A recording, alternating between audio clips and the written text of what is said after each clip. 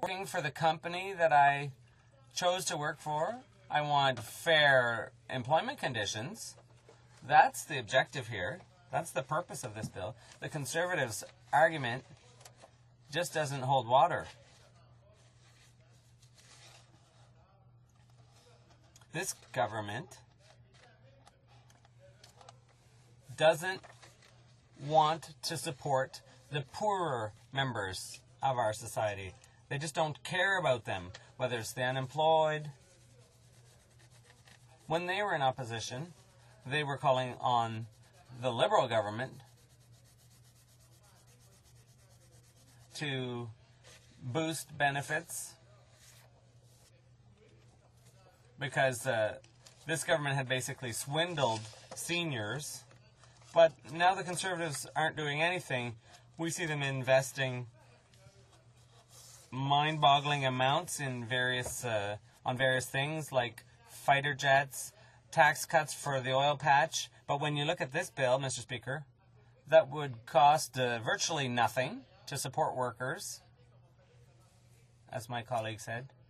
Maybe the Journal de Montréal is next, but there's no money available. They say we don't have any money for this. I think if you have any voters who are unemployed, you surely do. Think of them. Instead of investing huge amounts of money to support companies that are making huge profits, the banks, Mr. Speaker, that have tax shelters, we also have to support workers, of course. So I would ask the Parliamentary Secretary to recommend to his colleagues that they vote in favor of the royal recommendation for this bill C-395. Thank you, Mr. Speaker. Comme il est 12h02, la période réservée au débat est expirée. The time allocated for debate has expired. There is a requirement for a royal recommendation, and that has been met pursuant to Section 79 of the Standing Orders, Standing Order number 79. So there will be a vote, or rather, there will not be a vote. And this bill dies on the order paper. Come in.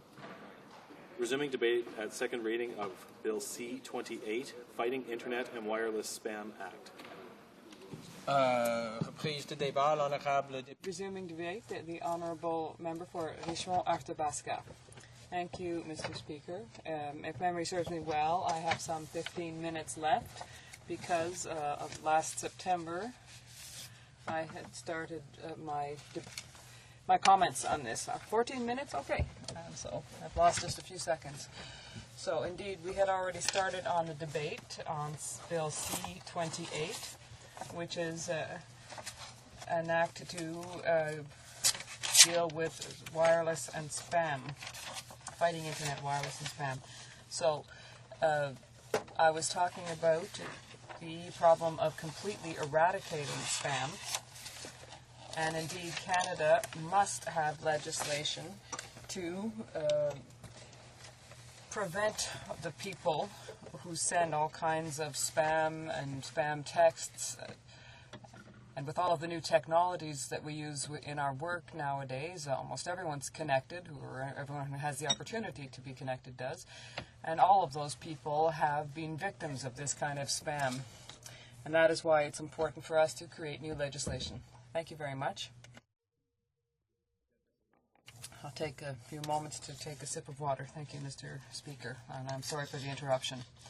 I was saying that when I began my speech, that this flood of spam affects offices and anyone who's in business. This bill, therefore, C-28, creates the new Fighting Internet and Wireless Spam Act. And spam, I repeat, is an electronic message, a commercial message that is sent without the consent of the recipient. And it could be a commercial electronic message that's a text message.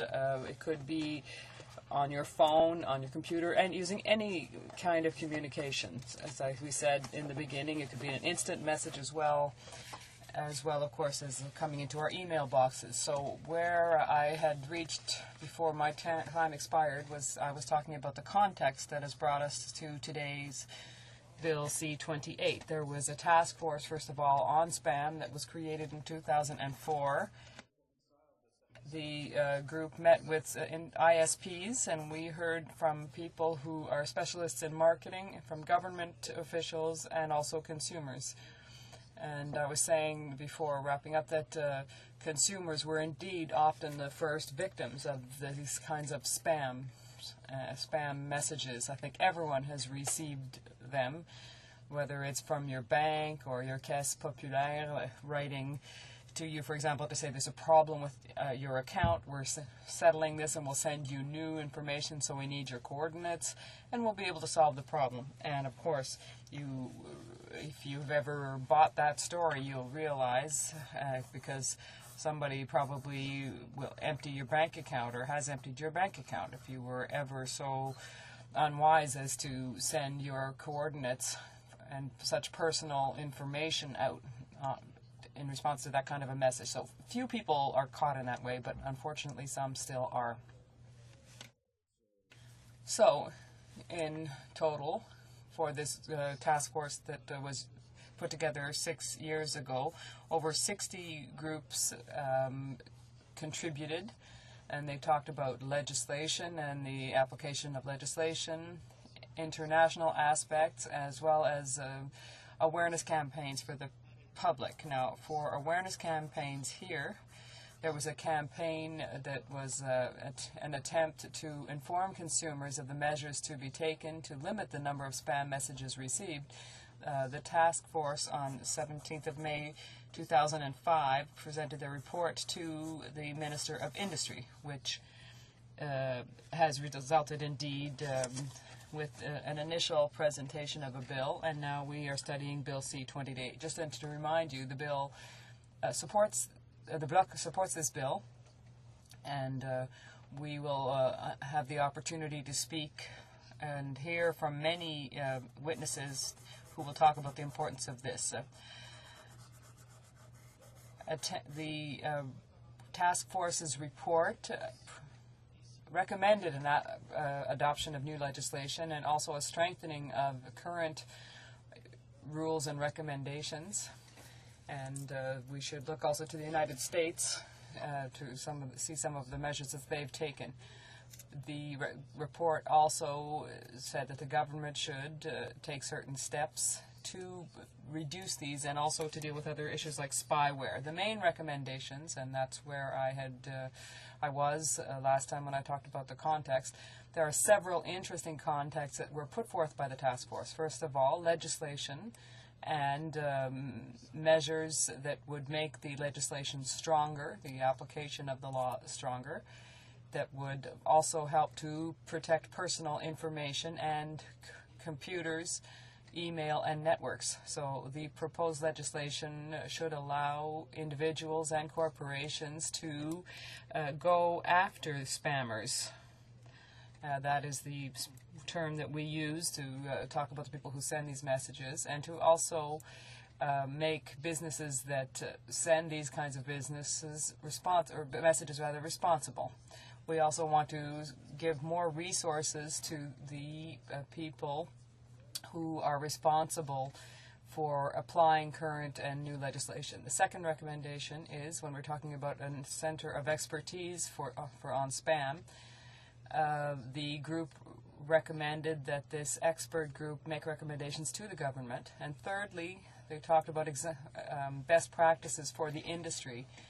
And what we are told is that people who send out spam would be obliged to obtain informed consent of the clients or customers for sending messages to people, and also to create a complaint system currently.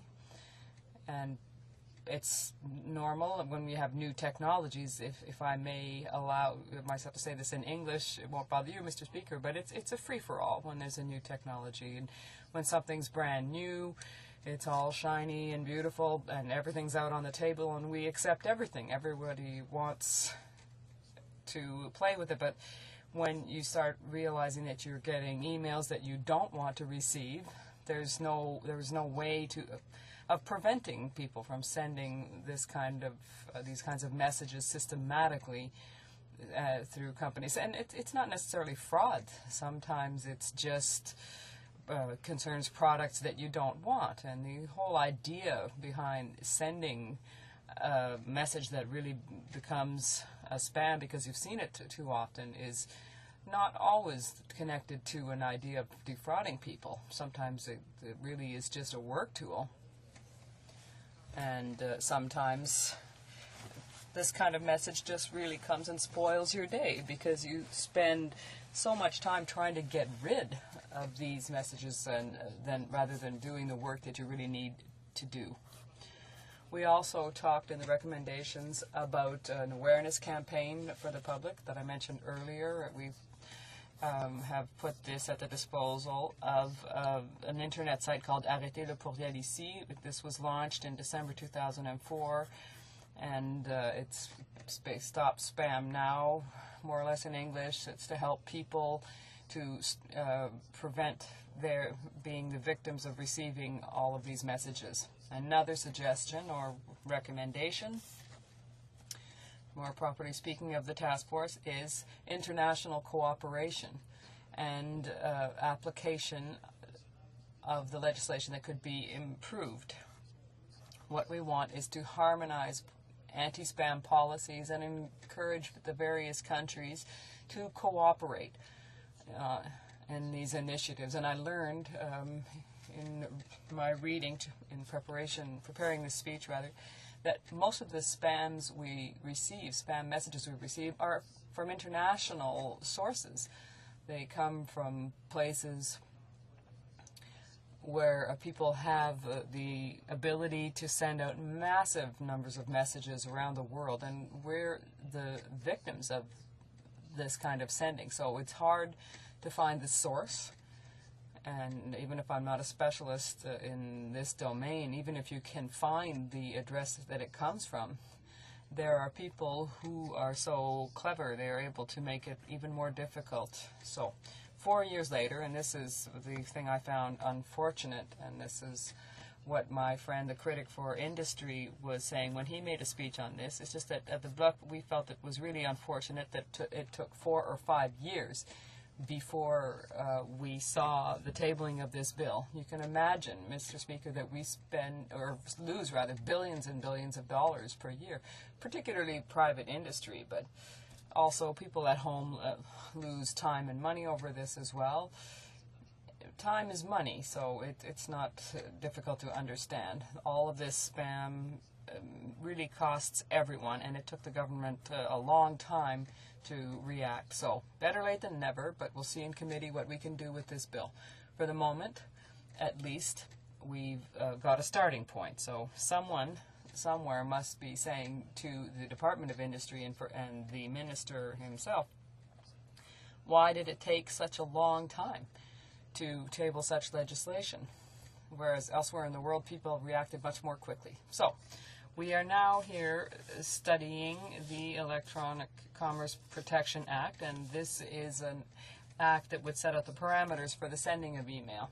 The only circumstances under which you could send spam messages out is if the person receiving the message either tacitly or implicitly agrees to the receipt of this message. And so there are requirements that are set out, and as I said, the person has to provide their consent. They opt in or they opt out. It's not always easy, as I said earlier on, to find where the messages are coming from, but hopefully we will be able to find that out and communicate with the person sending it. And finally, there will be an exclusionary aspect to this. So if you receive a spam message that you are not interested in ever receiving again from that person, you'll be able to click on it and get rid of it and never receive a message from them again. So as I was saying, in order to no longer receive commercial messages, the person has to provide their message or a hyperlink, and that's in Section 6 of the bill. The bill would allow that messages would not be able to show all of the addresses, and we're also trying to prevent the installation of programs on other computers. In other words, using such a message to install software onto another person's computers. And this is important when we're trying to avoid primarily fraud. So any offenses would constitute an offense that would leave the person liable to an administrative penalty, and when that would be when the computer of the recipient is in Canada. It could be $1 million for an individual and up to $10 million in other cases. So now that might seem like a great deal of money, but bring your attention to an article that I read in La Presse recently that talks about someone in Montreal who was found guilty of having trafficked through the Facebook site, and he was found guilty of a fine of $1 billion, and I understand that correctly, $1 billion. So this came from a court in California, and I'm not going to name this person because he's very proud of what he did on Facebook, and I don't want to give him any more publicity, but this person was found guilty in California. And why there? Well, because that is where Facebook's head office is. So this judgment was made applicable just recently. So this person used Facebook to send millions of emails out, and I know that Mr. Boisvert would know, or someone would know some of the people sending this, or they at least made it look that way, so they might be ads for Viagra or whatever. But this person found themselves in a tangle with the Californian justice system, which is very severe. Now, obviously, almost nobody would be able to pay $1 billion fine, but it sends a very clear message. So if Bill C-28 provides that kind of deterrence, particularly for businesses, if we can fine them to the tune of $10 million, I think that will have some effect. Thank you, Mr. Speaker. Questions and comments? Mississauga South. Thank you, Mr. Speaker, and I hope to get a chance to speak on this bill later because it is a very important bill. I mean, it's so important. If the members would look back at the minister's speech itself, he reminds us that we're the only G8 country, Mr. Speaker, that does not have this anti-spam legislation. He also lays out that the cost, as the member has also alluded to, the cost is very significant. I think on a worldwide basis, it's something like about $130 billion a year. Cost as a consequence of not having this legislation. And as well, Mr. Speaker, the privacy issues, which the minister didn't spend very much time on it, but the personal privacy information under PPIDA, another area in which personal information being collected by harboring addresses. This is so serious, Mr. Speaker, that when you consider that this bill was going very well, had the unanimous support of all the parties in the House for Bill C-27 in the last session. My question is why, if it's so important, why the minister had to introduce it again, Mr. Speaker, at second, start the process all over, rather than referring the bill straight to committee so that we could get this legislation passed in this place. L'honorable député. The honourable member for Richmond-Arthabasca. Well, if I recall exactly what happened, Mr. Speaker, I believe it was because of the prorogation.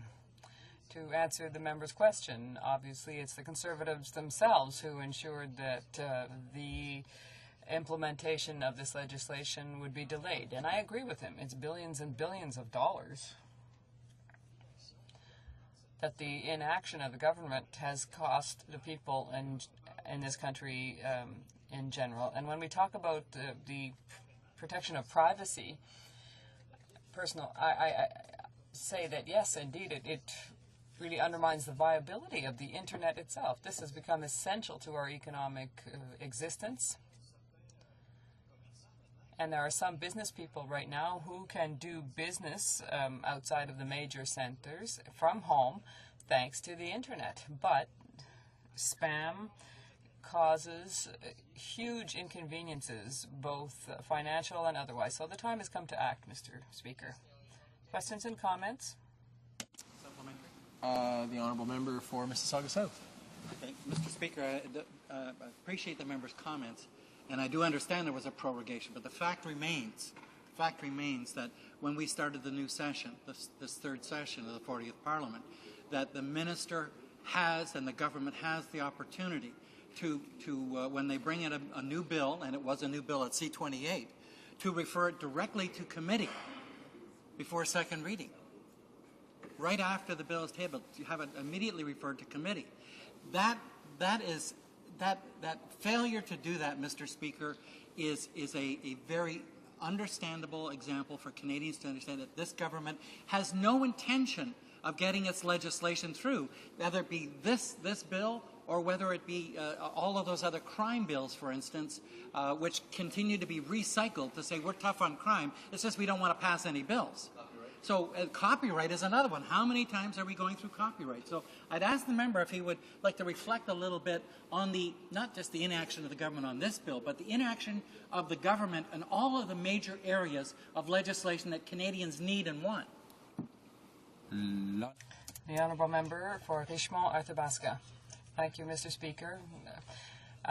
Like my colleague, I'm astonished to have seen this, and I saw that as soon as we came back, the Bloc was expecting that we would agree very quickly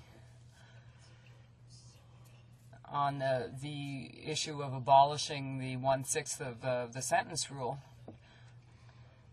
And for people, not just the people who are the white-collar criminals, but we've heard from the government who, even though they say they're very proud of their government and they're tough on crime legislation, we see what their priorities are. What they buy jet fighters that cost billions and billions of dollars, 16 billion, and there are some other priorities in terms of justice that are put forward and that are very controversial. But unfortunately, in this specific case, it was indeed very clear. All parties agreed on it. They all agreed on the need to avoid, at all costs, the economic losses that are tied to spam. Questions et commentaires? Questions and comments. The Honourable Member for Sudbury.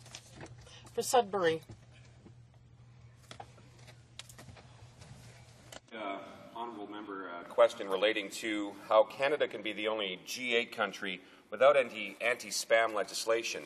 And when we look at the problems that spam cause, some of it can relate right down to crime, to spammers sending out emails that actually have seniors or other vulnerable people responding on the computer, which is something they see as valid. And so we know that, and you spoke to it a second ago, that this is actually impacting our economy. It's impacting, police services, and it just makes you wonder as to why we wouldn't have something like this in place sooner. So I'd like to hear the honourable member's comments on that. Thank you. The Honourable Member for Richmond-Arthabaska. Thank you, Mr. Speaker. Well, there is no excuse, Mr. Speaker, because as I said in my speech, as early as 2004, a task force was established. In 2005, that task force tabled its report. Awareness had already started being raised about spam with the establishment of a website on that subject. Then a Conservative government arrived in 2006, and here we are in 2010, and all the recommendations of the task force that we have been familiar with for a long time now have not been implemented through a bill. I don't know why we're discussing this only today, but better late than never, I guess. That's my only answer, is that the Conservative government had other priorities. And yet we know full well, and my Liberal colleague referred to that, he talked about the loss of $130 million. That affects everybody. Questions Conservatives keep saying that they want to protect people's privacy. That's their argument to abolish the mandatory long-form census, and we know that's bogus. But although there's no assurance that they will see this through, don't they have commercial interests to protect rather than privacy? That's what I'd like to hear from my colleague, the Honourable Member for Richmond-Tabasca.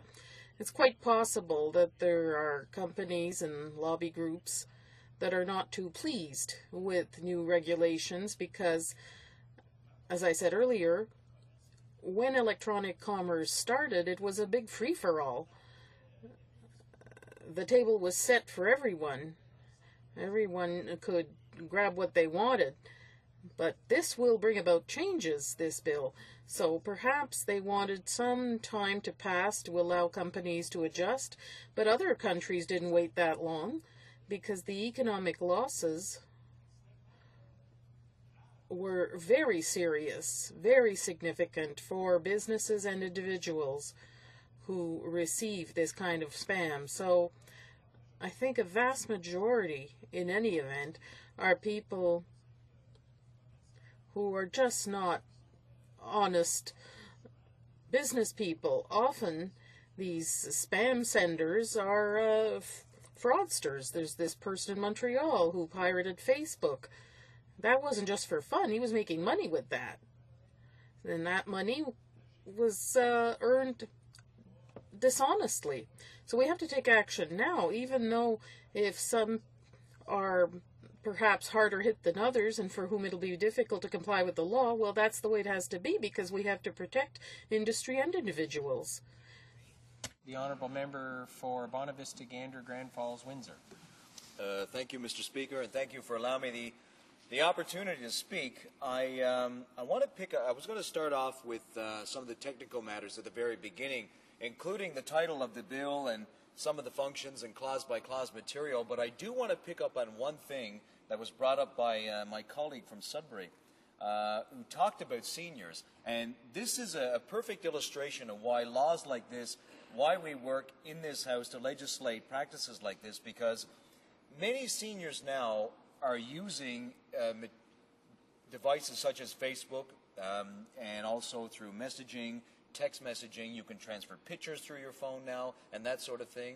And I noticed that a lot of them get these emails and a lot of them succumb to, they become victims as a result of this in many cases. And one of the reasons why is because it's hard for the public relations campaign, such as Crime Stoppers and others, to keep the pace going with the method by which that they are communicating and the method by which that they're getting their bad products, I'll say, out there. And it started out with just emails. Now we have the text messaging. Now we have things such as Facebook. So my honourable colleague brings up a good point, because we're looking at victims now, and because the seniors' ranks are becoming much more larger, because of what we call the baby boom effect, we do have to keep pace in legislation much quicker than what we've been doing thus far. So there is a fantastic illustration of just how I would have to say that we've been a little bit too delayed in this particular bill, but nonetheless we have it here, and it's nice to see that all parties are in support, and it's nice to see that we're going to do this exercise once again.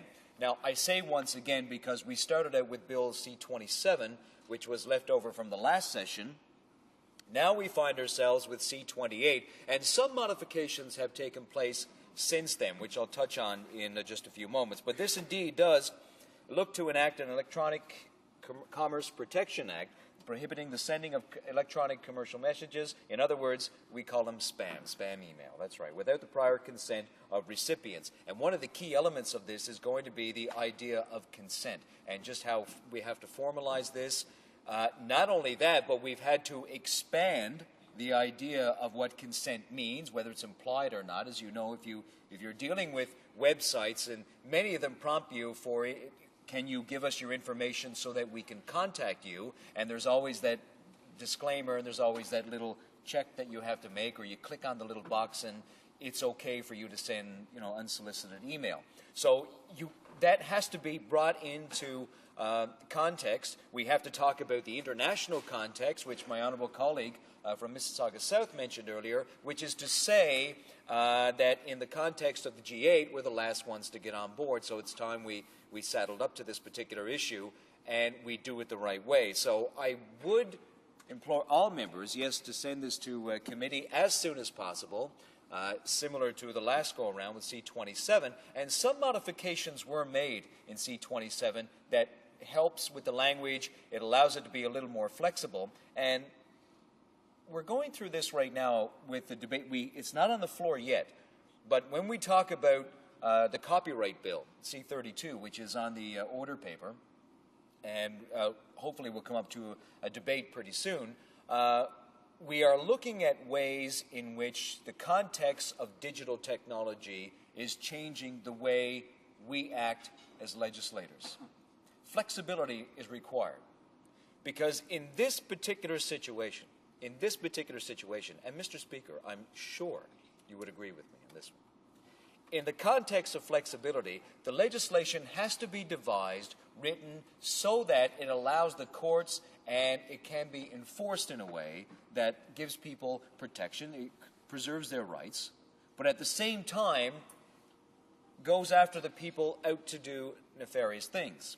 In other words, circumventing laws, whether it be about digital locks in C-32 copyright, or in this particular case, getting around the consent of people to receive this information. And sometimes these people are very deceptive. They pretend to be what they are not. So what they do is they shroud themselves into a realm of legitimacy, like whether they call themselves a bank or whether they call themselves a financial institution that, of course, they parade as such, and they become a part of that person's life, or they know that they can get involved in that person's life by pretending to be something that is that has a great reputation, and by the imagination of using emails, Facebook, messaging, they have ways of doing this that seems like they're advances every day in the criminality of this type of activity.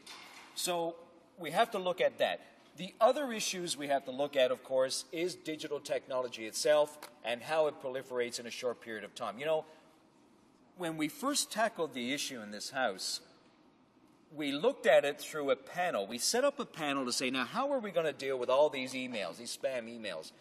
Billions of dollars every year spent on trying to cut down on spam emails. It constitutes now the majority of traffic around the world when it comes to e-commerce, when it comes to emailing in general, for that matter. So you can well imagine that back then, as it was becoming a problem, we set up a panel. Now, that was 2004 and 2005. And specifically, we were looking at primarily email. So there was just that one form of communication that we were focused on.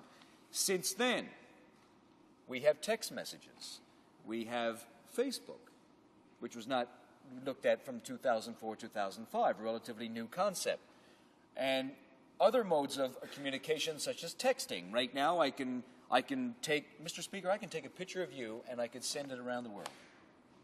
Now, how about that? Did we ever get, no, your colleagues are picking on you, but I'll pick up for you and say that would be a fine shot indeed to send around the world. But you know something? Did we ever think that even in 2004 or 2005, we never thought that we could take a picture and just send it instantaneously like that. When we can communicate, when people say, where are you now? Well, I'm in Newfoundland. They say, well, what does it look like? It looks like this, and you send it. It's incredible. But with that open opportunity for communications, which leads to an open opportunity for business, for those people seeking gainful employment, it also opens us to a realm of criminality, as we can only assume that the criminal element out there is just as imaginative as the people who make a lot of money doing it the right way. So that brings us to C-28.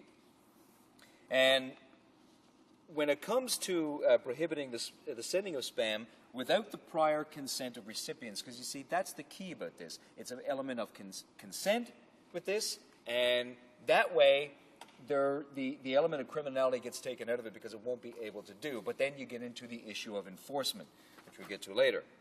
So Bill C-28 introduces legislation to enact all recommendations. And the recommendations, again, prohibit the sending of spam without the prior consent of recipients, the use of false or misleading statements that disguise the origins of true intent of the email, very true, as I mentioned earlier, the installation of unauthorized programs, which I'll talk about. That's the concept of spyware that we talked about earlier. I think the malware, I could never really pronounce it correctly. Malware, spyware, these sorts of things. What they do is they're like little bugs that crawl through either the air or through the wire. They get into your computer, and they do funny things to your computer while you sleep or while you're doing something else. The unauthorized collection of personal information or email addresses, same type of principle. It infiltrates your computer. All your material that is stored on your hard drive or whatever device you have to store memory, and therein, they not only can they take that information from you, they can manipulate that information to send it elsewhere and to do an all-out assault on other computers around the world. So it's quite fascinating how people have manipulated this system of instant communication over the past 4 or 5 years. Now, Bill C-20 introduces legislation to enact all the recommendations that I stated. Many flaws were exposed in the last bill, and there were quite a bit of feedback from people who wanted to say that things need to be fixed. Some of it major, some of it minor, that sort of thing. A lot of it was minor, and when the prorogation happened, then elements of what happened at committee, because it was already at committee, at the industry committee at that point, elements of what happened in that committee, as well as putting the bill back into the House, because of course when prorogation happens, the bill dies, and they bring the bill back into the House. Some of the changes were incorporated into the bill at that time. Now, God forbid that I praise prorogation for the sake of making one bill better than the other, or the new and improved bill. But nonetheless, there were a few changes made to it that certainly has satisfied a lot of people in this debate, which is a good thing for that measure. The other point is that as we monitor the legislation going through, some of these changes, a lot of these changes will be, I guess we'll realize then whether these changes were appropriate or not as we get to the regulations part of this, is when Governor and Council, of course, because of this legislation, triggers Governor and Council or the Cabinet to make the regulations involved. The task force that was done, I mentioned earlier the task force, 2004-2005 task force, as set up by the government of the day, decided to have a good look at this particular situation. They hired 10 people involved in this, and they received thousands and thousands of input from stakeholders around the world, not just in Canada. And certainly the recommendations came forward that involved themes of consent, and again involved themes of, doing specific tasks in order to specifically go after people who are up to no good. One of the issues that we came in contact with in the 4 years since, hither to now, we have to realize that the technology has changed. So the flexibility that we need in this particular legislation has been addressed to a certain degree, but I'm sure the committee will have a closer look at that as well. Now, did you know, and Mr. Speaker, I think you may have, but just for the sake of the House, for the sake, I'll repeat it, just so that you know, and I'm sure you're aware of it, 60 to 80% of all email traffic around the world, what is it? Spam. Spam email. 60 to 80% of the email around the world is spam. Now, how about that? Now, of course, I'm not talking about everyone's favorite lunch meat. I'm talking about spam of the type that you just don't want to get each and every day. And they're selling you everything. Some of the stuff I dare not repeat in this House for the sake of the wrath of you, Mr. Speaker, and others.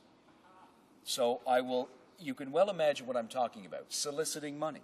Soliciting a product that doesn't measure up, as it were. Now, the other thing, the sheer volume of messages poses a challenge, and again, not just to the individual owner of a particular computer or a bank of computers for that matter, but For Internet service providers, or ISPs as we like to call them, legitimate businesses that conduct their activities over the Internet and email, and most importantly, consumers. But let me just stick to that first point. Businesses. There are so many businesses now that rely upon the Internet and the two-way communication between some consumer and themselves, that the presence of all this spam material basically erodes the revenue stream for them personally, and that is a huge issue, because if we don't address that, then a lot of small to medium-sized businesses, or SMEs as we call them, they will suffer and continue to suffer. I personally know some businesses who are spending thousands of dollars each month for software to get rid of the spam. And these are people that cannot afford this type of money. But their business models, vis-a-vis marketing, direct marketing at that, most of it goes through the Internet. Because we've become global in scale. Where I come from, Newfoundland and Labrador, look at our tourism ads. We get an incredible amount of response from across this country about those new ads that you see about Newfoundland and Labrador. But a lot of these smaller businesses, some of it's spam, some of it's legitimate. Some of the usages of spam, and personally I call it spam, some people in this country wouldn't, but I would, was people that, as you know, I come from an area that relies a lot on the seal hunt, the seal harvest every year. We get a lot of tourism operators get a lot of mail, junk mail, spam, things to take them down, we'll say, from animal rights groups, not just in North America, but around the world. And they're using these techniques to go after these small businesses. See, this is the type of activity we're into where we need to cut down on this. If it is a legitimate form of protest, I understand. It is an email from one individual to a business saying, I don't like your product, I don't like the way you think about a certain issue, therefore I am not, as a consumer, going to frequent your business. But what they do is they use these methods that put out there by spam in certain cases, and they try to block their own computer data banks, and I mean, we're talking about a small, medium-sized enterprise. So you can well imagine that these groups, these protest groups with larger amounts of money, can actually gum up the system, as it were, very easily. So hopefully some of this legislation will cut down. At least I feel it will. The spam is also a large component of computer viruses, and I have yet...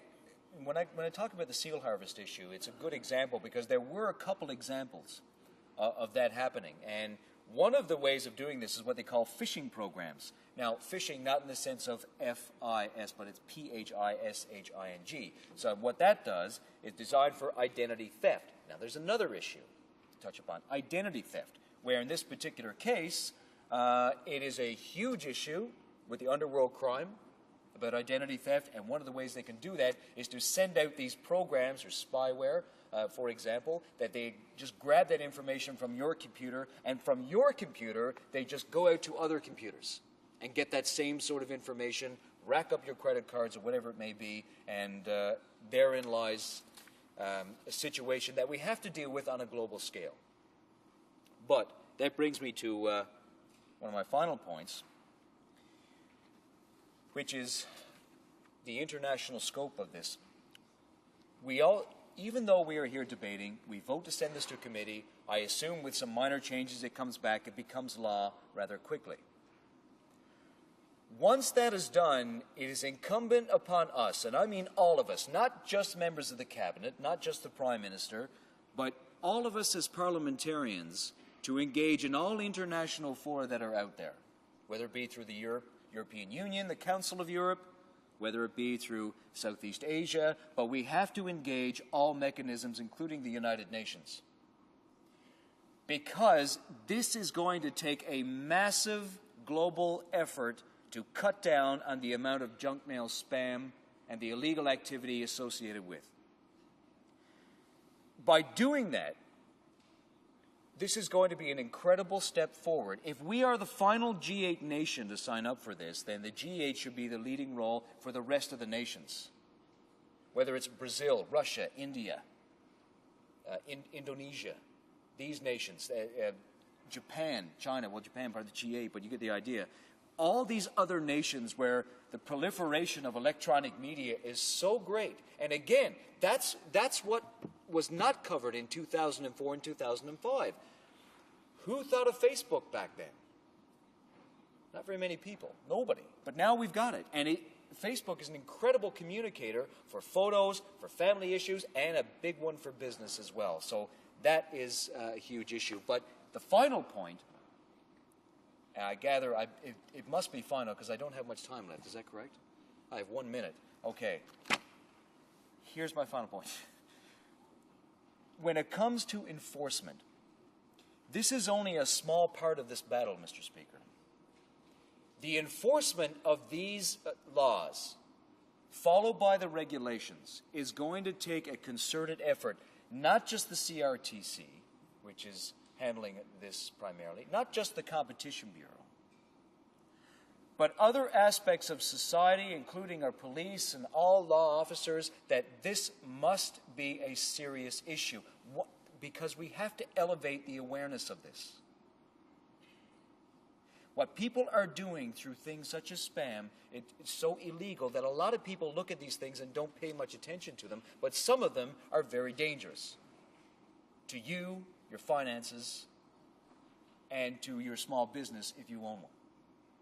So the enforcement part of this bill, C-28, is going to be a massive effort. And I thank you for the time you've given me on this issue. Thank you. Questions and comments? The Honourable Member for Mississauga South. Thank you, Mr. Speaker, and I want to thank the Honourable Member for his thoughtful input into this bill. As he knows, I'm concerned that we have waited so long. As a matter of fact, this bill was, C-28 was introduced in the House on May 25th. We had first round of debate on September 27th. Here we are about a month later, and now we're continuing on with that debate at second reading. It's an indication of how the process is being dragged out by the government on important legislation such as this, and I think the member laid out some interesting points. I was looking at the bill in a little more detail, Mr. Speaker, and looking at the regulatory requirements. As the member knows, when we pass legislation at all stages and it goes through the whole process, there's one thing that we have not seen. One thing that we have not seen with regard to the bill, and that is the regulations. And so I thought that, Mr. Speaker, in regard to this, because of the importance of the regulations and how they can have a significant bearing on either in the interpretation of the application of the legislation or in terms of the impacts that we should assess as legislators, I wonder if the member would agree that maybe the government should consider presenting to the committee draft regulations before the committee completes its work. The Honourable Member for Bonavista, Gander, Grand Falls, Windsor. Yeah, that's a very valid point. And I remember in another issue, when we dealt with the Fisheries Act, it was the same sort of thing. One of the things that we wanted to get to was to bring some recommended regulations into the process. And I think he makes a very good point because I mentioned in the final part of my speech about enforcement, this could go a long way towards fleshing out the type of enforcement that we need, and it also gives a greater signal to the rest of the world just what it is that we're measuring up to, and that we should come together as, as a global force on this particular one. Because as he mentioned, and others have mentioned here in the House, we're talking about a massive global effort to put this out there. You can instantaneously if you're up to nefarious things, and not you personally, Mr. Speaker, but I'm just using you as an example because I have to address you. So, if you were up to no good, then you could do it on a global scale like that, just like that. Now, I don't know how you spell that in Hansard, but nonetheless, you get the idea. In a snap of a finger, you can go global in any nefarious activity you wish to do. I commend what my honourable member just suggested. I haven't thought it before, but I think he's got a valid point. Questions and comments? The Honourable Member for Sudbury. Thank you, Mr. Speaker, and I'd like to commend my honourable colleague for a great speech on this subject. That's something we all seem to agree that we need to address. One of the things that I asked previously, and he spoke about at the beginning of his speech, was how the vulnerable, how those who are seniors, who not necessarily are so astute at our new technology, but are using it. And they're coming into this, and you talked about it, how quickly something can go global.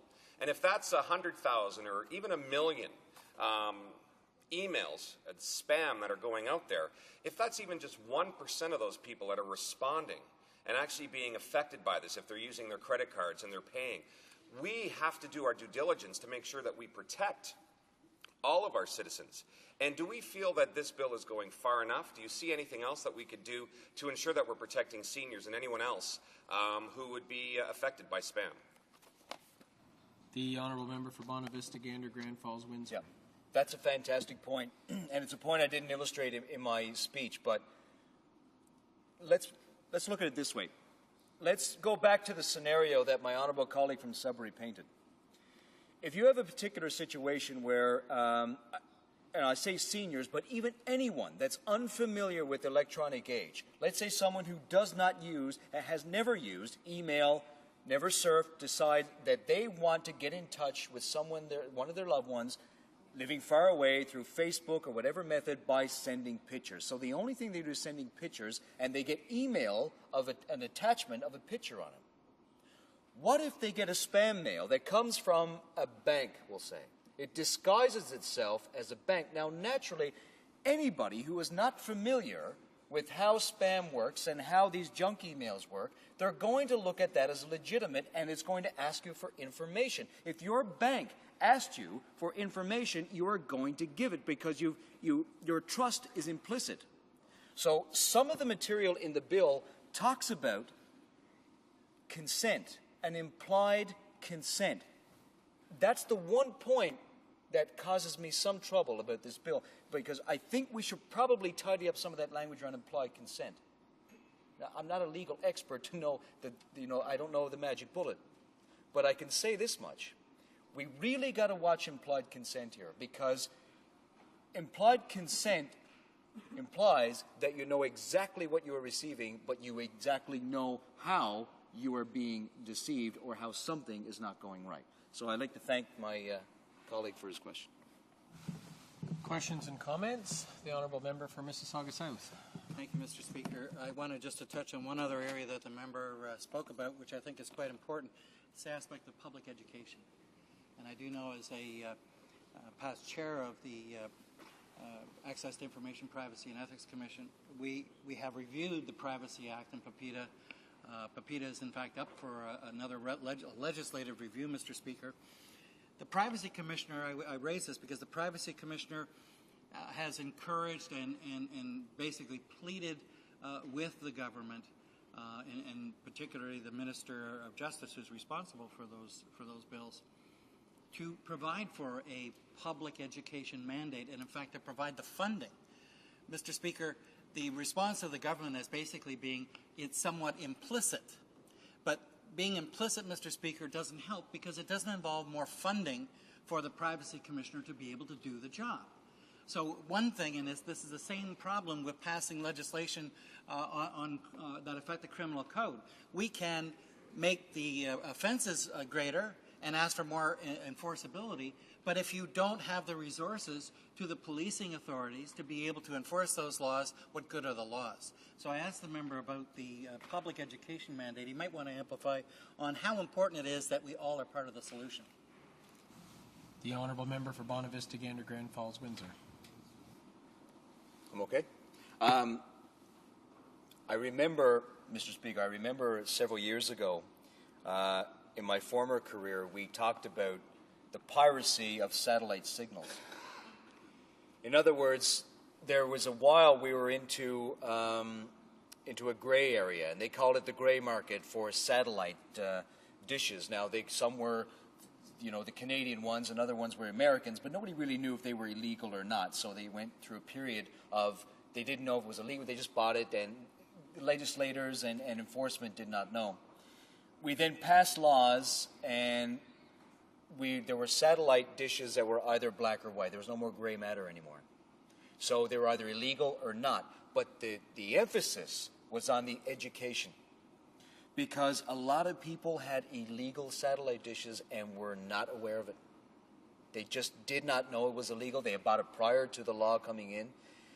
But it took a public campaign by the satellite providers and the cable companies and the TV networks and their associations to let people know that certain dishes were and were not. Now, I only bring that up as an illustration is because it was an important aspect for piracy of satellite signals, which now most of us know what is illegal and what isn't. But it was a very important campaign, and I suspect after this, following regulations, following this legislation being passed, we should look at, through the resources available, through the Privacy Commissioner's Office, through the CRTC, through the Competition Bureau, whatever it may take, the stakeholders involved in this issue should be engaged fully to fully engage the public as to what to look out for. And I compliment the organizations like Crime Stoppers and Phone Busters, I think is the other one, who basically do a fantastic job elevating the amount of awareness needed for people who are inundated with bad phone calls, spam emails, and the like. So again, I thank my honourable colleague for his question. Resuming debate, the honourable member for Sudbury. Thank you, Mr. Speaker. I'd also like to mention that I'll be splitting my time with the member from Ottawa Centre. Mr. Speaker, I'm pleased to rise in the House today to speak to Bill C-28, the Fighting Internet and Wireless Spam Act. The bill is an updated version of Bill C-27, which incorporates items that were added as government amendments during its original passage through the House in 2005. And it's fair to say that ordinary individuals are being overly inundated with unwanted spam in their email inboxes on a daily basis, as spam currently accounts for more than 80% of global email traffic and around 90% of Canadian email traffic. In addition to the nuance that spam poses, make that nuisance that spam poses, as well as the decreased productivity and efficiency with spam entails, thus the issue of spam is not solely connected to economic and individual efficiency and productivity, but also to the increased rate of identity theft and other forms of illegal activity, which has grown alongside the rapid increase in the online shopping industry during the beginning of the 21st century. Mr. Speaker, what is spam? Spam is identified as the abuse of electronic messaging systems, including most broadcast media, digital delivery systems, to send unsolicited bulk messages indiscriminately.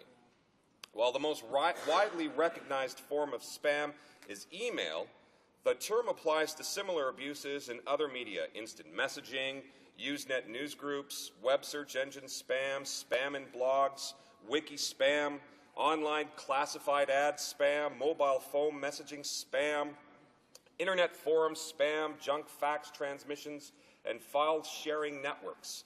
This isn't a Monty Python skit, Mr. Speaker. It's actually a very serious issue. Spam seems to infiltrate every single aspect of our lives these days, and it is extremely important for the Canadian government and Parliament to take this on.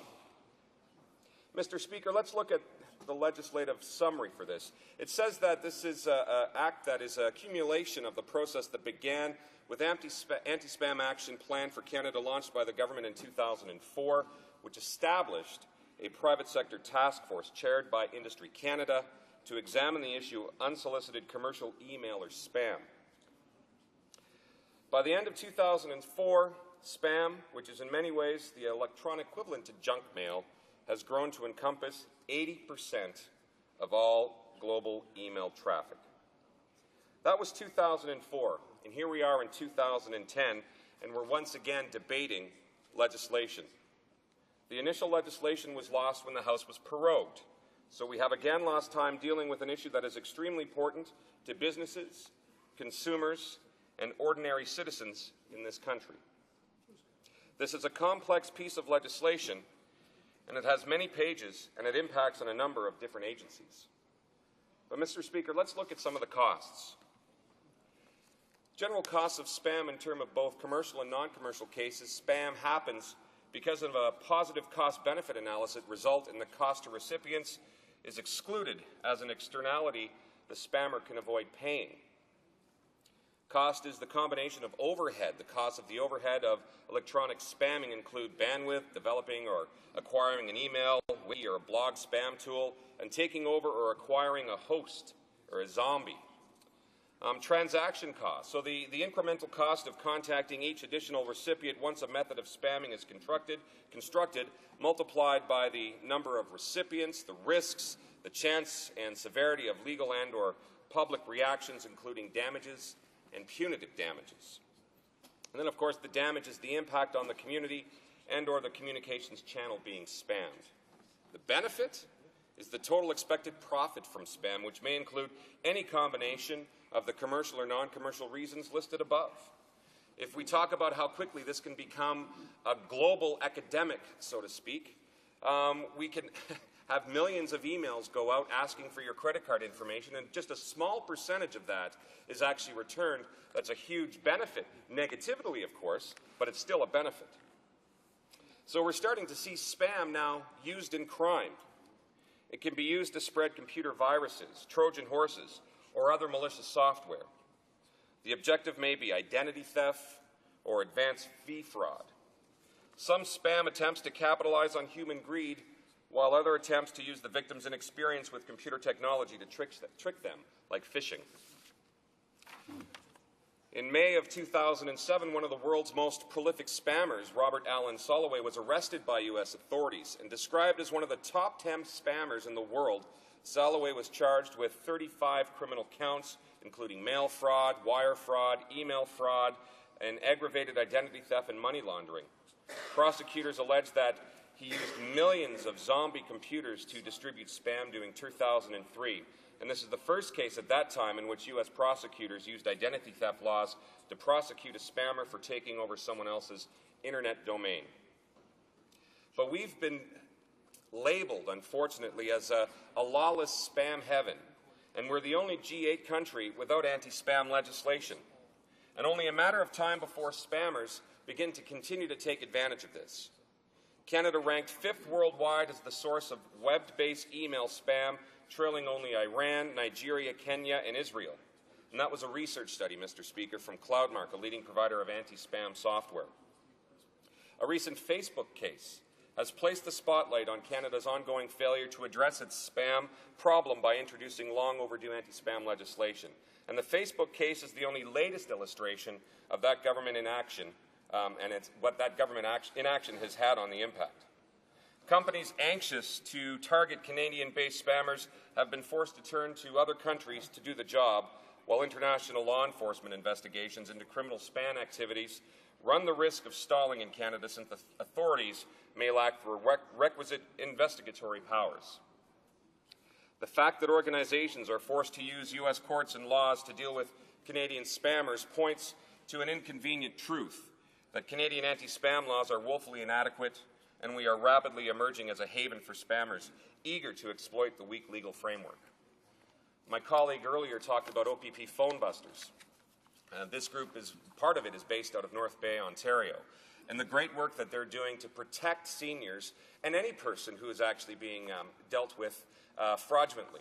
And many times the phone busters are putting out announcements in my great riding of Sudbury to advise seniors to watch for an email campaign coming from some country that's asking for their credit card information. And again, I think we're in the right direction here if we're able to start protecting our seniors and those who are infrequent users of electronic media.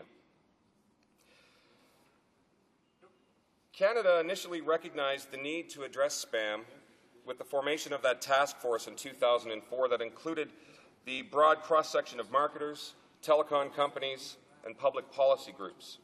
And the task force unanimously recommended that the government introduce anti-spam legislation.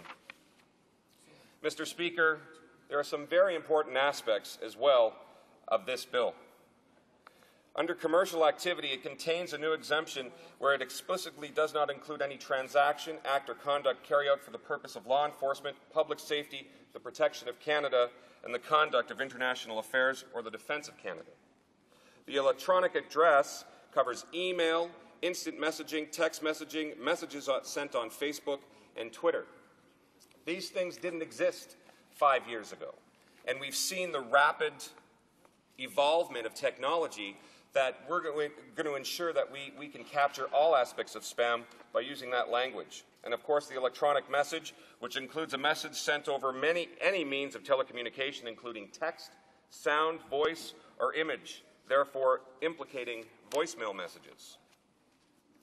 Commercial electronic message based on the type of content contained in it, including contain links. Thus, if for commercial purposes in any way, it qualifies under this definition.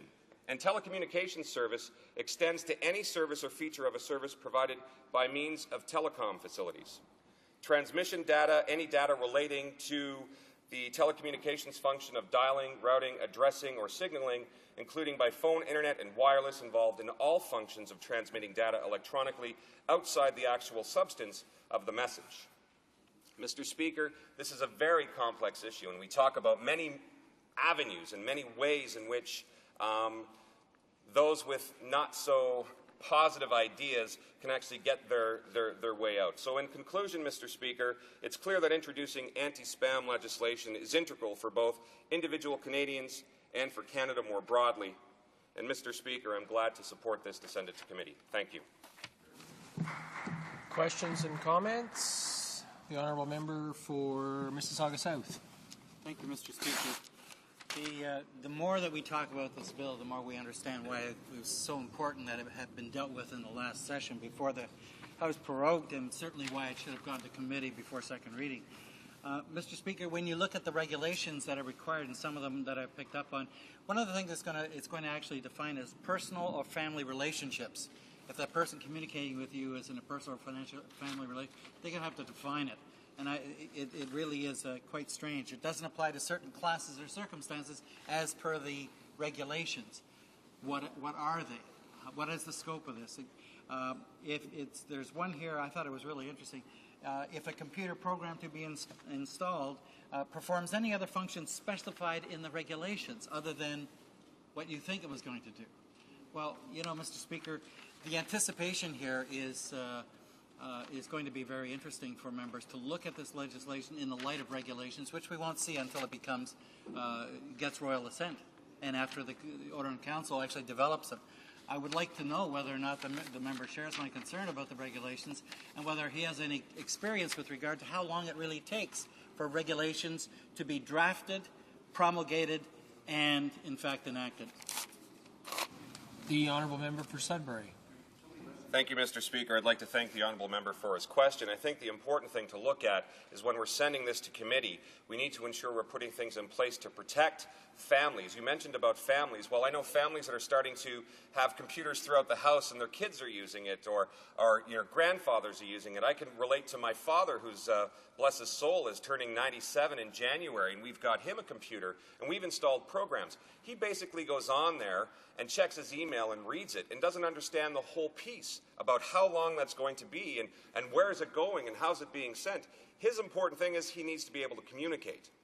He takes the legislation, or he takes the email as face value.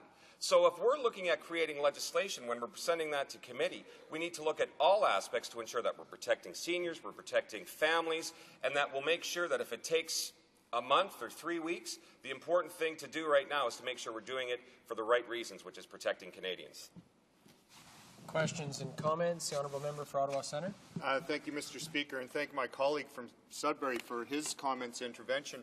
Mr. Speaker, I think you know the work he's done on consumer protection for Canadians and people right across the country from coast to coast to coast. My question to him is regarding the enforcement of this and the role of net providers. We've seen net providers often be the ones who grab the money and often just run, and their role here to actually help regulate this.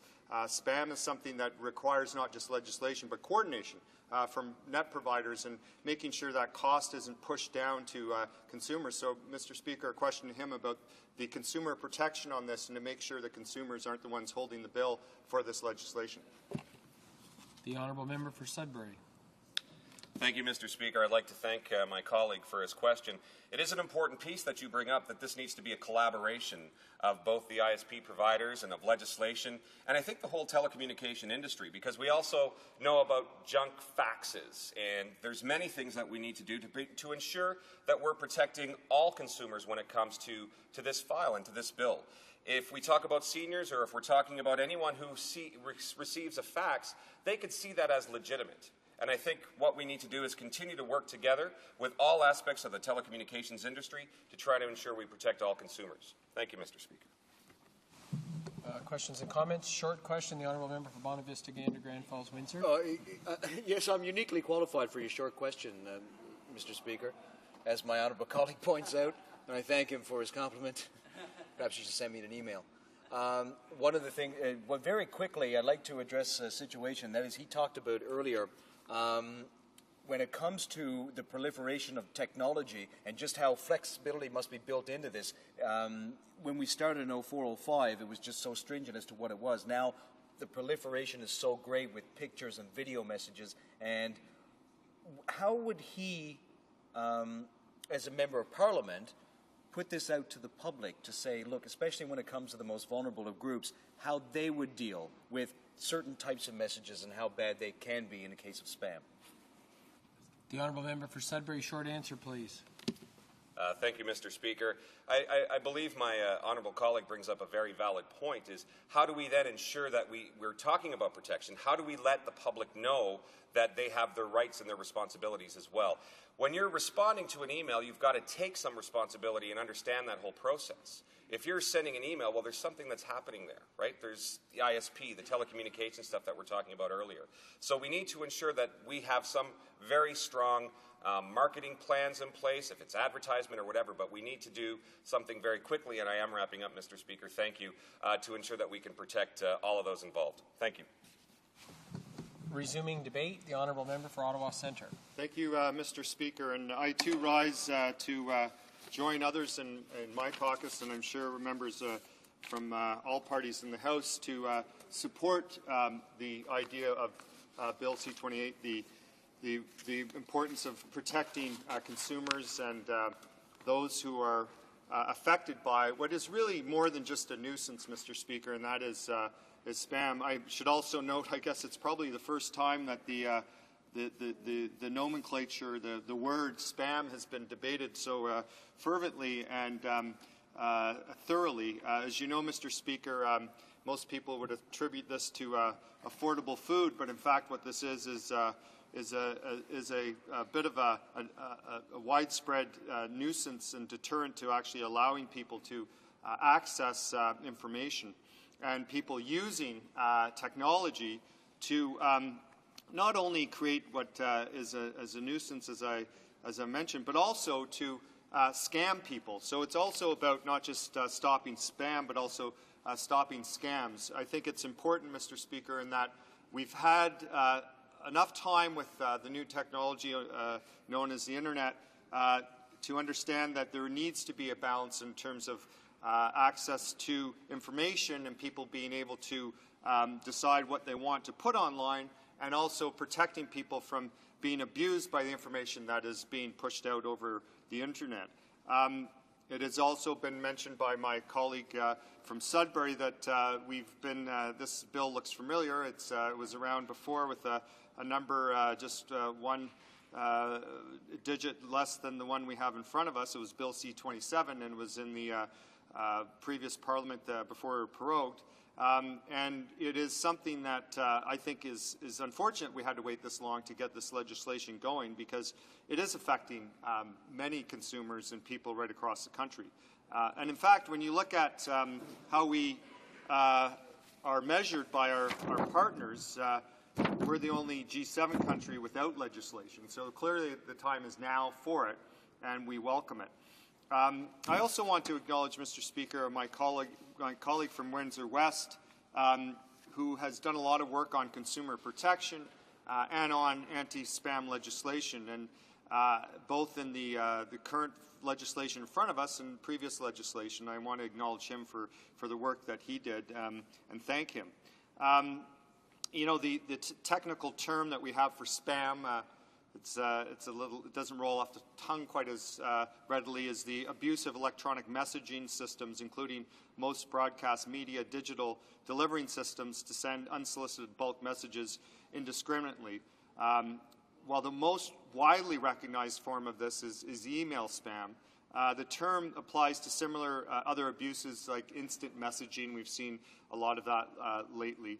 The news groups that throw out spam, web search engine spam, which is probably one of the most ubiquitous in that it actually is able to take the information from your surfing the net, Mr. Speaker, and actually synthesize it and throw the history of what you've been surfing back to you with advertisements and spam. And yes, you can find software to block it, but that costs you money, of course. But also is spam in blogs, and there's actually something called, of course, wiki spam. So there's pretty much spam for every kind of form that we have in our online culture these days. And it has been noted, we did have this challenge before, and I see it from time to time with our faxes. And the need to have proper regulation is not only to protect consumers, but it's also to ensure that people who are looking globally now, this isn't just a domestic problem, but globally, trying to scam people is curtailed, and that people are held to account. Often what these spam organizations do, and these kind of boiler rooms they set up, they are looking for low-hanging fruit. They're looking for jurisdictions where there isn't sufficient regulation. And I need not tell you, Mr. Speaker, that Canada is wide open for this. And so it's a matter of, analogous to looking at how people use tax havens, because we haven't regulated enough, to look at making sure our regulations are actually in the 21st century. And it is, in fact, just not a real problem, but it's a costly problem, that the longer we have fewer or less regulation when it comes to spam, the more it costs business, individuals, institutions to deal with it. Just think of the cost overhead for major corporations to small businesses having to deal with the spam equation. That is your bandwidth. Looking at the kind of concept we've seen last number of years, and the net throttling that goes on. I mean, there's less capacity for businesses, homes, and institutions to actually receive information because of the spam that is being carried through the bandwidth. And that means that you actually get traffic jams, if you will, on the internet. Well, why? Because there's all this extra traffic on there that need not be there, and that is spam, of course. Transaction costs, the incremental cost, and it is incremental, of contacting each additional recipient once some of the spam has been constructed and multiplied and et cetera, it proliferates, and trying to get to the source of it is a cost for people. It's an opportunity cost. If they don't have, instead of chasing down who's spamming them, they could be doing something else. And generally, there's also a social cost, if you will, when you consider some of the spam that is put out there. Some of it is offensive to families. My colleague from Sudbury talked about having homes that are wired up and everyone's has access to a computer. And some of the spam that actually is getting out there is offensive either because of the nature of the spam, the visual content, pornography, etc., or the kinds of messages that are on there as well from groups that might have a message that is contrary to our values.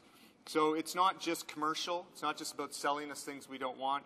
It's also about offensive material that costs not just us financially, but social as well.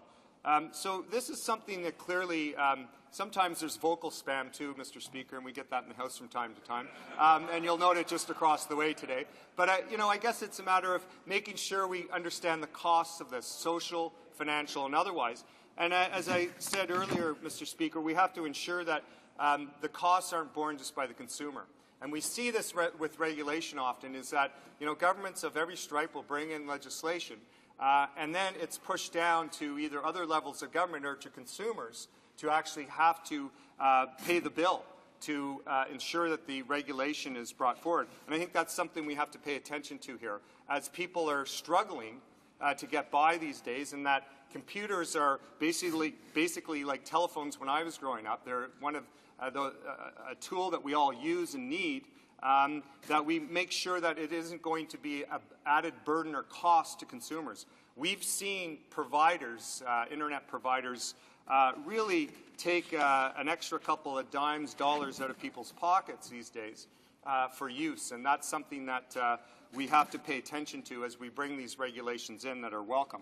Ensure that this isn't just an opportunity for providers to actually ding the consumer more. So when we look at this at committee, we'll want to ensure that we have the criteria of making sure this covers what concerns consumers, businesses, and institutions, so that we get rid ourselves of spam, that the costs aren't going to be borne by consumers, and that we get this right so we support the enforcement of this regulation, so it's not just another added burden on other levels of government or consumers, and that the CRTC is at the front of this to make sure that happens. Thank you, Mr. Speaker.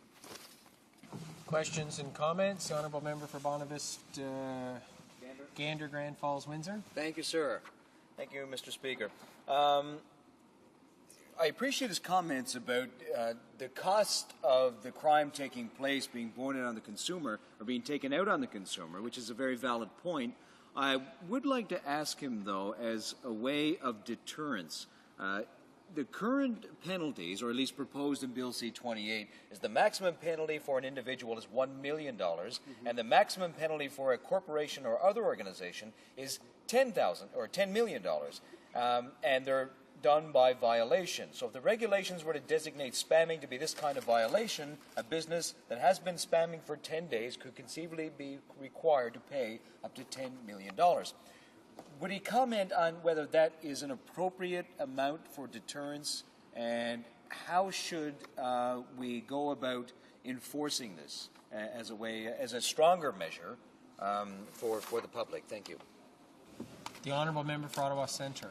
Thank you, Speaker, and Mr. Speaker, and thank you to my colleague for the question. I think it's an absolutely critical question. Is if you have the notion of deterrence embedded in legislation, you want to make sure it's going to be effective. And so I would suggest it should be, I think the numbers are fine, with the exception of, let's look at the industry itself. And what's the evidence? And I think this is an important study for committee. What's the evidence of how much money is being garnered from corporations and these outfits that are actually in the business of spamming? They are many very lucrative, and I think it should be. Sometimes assigning arbitrary numbers is difficult. I think it should be looking at ability to pay as well, and that should be. I think a sufficient deterrent, along with perhaps assigning numbers, but not just be straitjacketed by that. Because some outfits actually make a lot more than what is put into the legislation contemplated. And I'd hate to let them off scot-free, and we've seen that before. If it's something that isn't seen as a major cost, they'll continue. And so we want to make sure we get this right. As to the numbers, I think that's something that committee should hear from, particularly from other jurisdictions who have similar legislation, if it's the right mark or not. Questions and comments? The Honourable Member for Mississauga South. Thank you, Mr. Speaker. Mr. Speaker, just to follow up on the theme of regulations, if I'm not sure if the member is familiar, but in section 11, I guess we're under clause 5G. It includes one of the issues when someone sends you a communication and it's going to have to install some information or a program on your computer, and it lists the number of items which they shouldn't be able to do, like changing or interfering with the settings or preferences, etc. But G says performing any other function specified in the regulations. Very simplistic, Mr. Speaker, but in my experience on the Scrutiny of Regulations Committee, this is very, very close to what would be qualify as an inappropriate clause, because it does not have the items that would be in the regulations would not, in fact, have an enabling provision in the Act. So this one here, I'm not sure if the member shares my concern, but I hope that the committee members will certainly raise this when this gets to committee. The honourable member for Ottawa Centre. Thank you, Speaker, and I thank my colleague for the question. I appreciate his acumen in the area of regulation oversight, because, in fact, that joint committee of both the Senate and the House is very important for ensuring that what we think we've passed and enacted actually happens. And I think what he's pointed out here is something that needs to be looked at. I mean, there are three key requirements around the legislation, you know, the consent and jurisdiction that really are important in the form. And according to what the law contemplates, it establishes form requirements for those who send commercial electronic messages, which include ID of the person sending the message, and then secondly, contact information of the sender. And then in the area of unsubscribe mechanism described in Section 11, must allow for an easy opt-out. So I guess that's the part. Is it too general? I think he's probably onto something we should look at in committee. Thank you. Resuming debate, the honourable member for Davenport. Well, thank you, Mr. Speaker. I'm pleased to stand in support of this bill, Bill C-28, that was put forward by the Minister of Industry. It's an important legislation that I also, before I continue, Mr. Speaker, I'd like to split my time with my colleague, the member from Don Valley East. Mr. Speaker, this is an important issue. This particular bill that looks to enact the Electronic Commerce Protection Act will prohibit the sending of commercial electronic messages, in other words, spam emails, without prior consent of recipients. Now, we have spoken in this House quite a bit about the spam in this particular legislation. I'm not sure if anybody has spoken to the origin of the word spam, but according to what I managed to look it up on the internet, it seems that the origin of the word spam comes from, as we sort of traditionally know it, as maybe Monty Python could be, but it's shoulder, pork, and ham.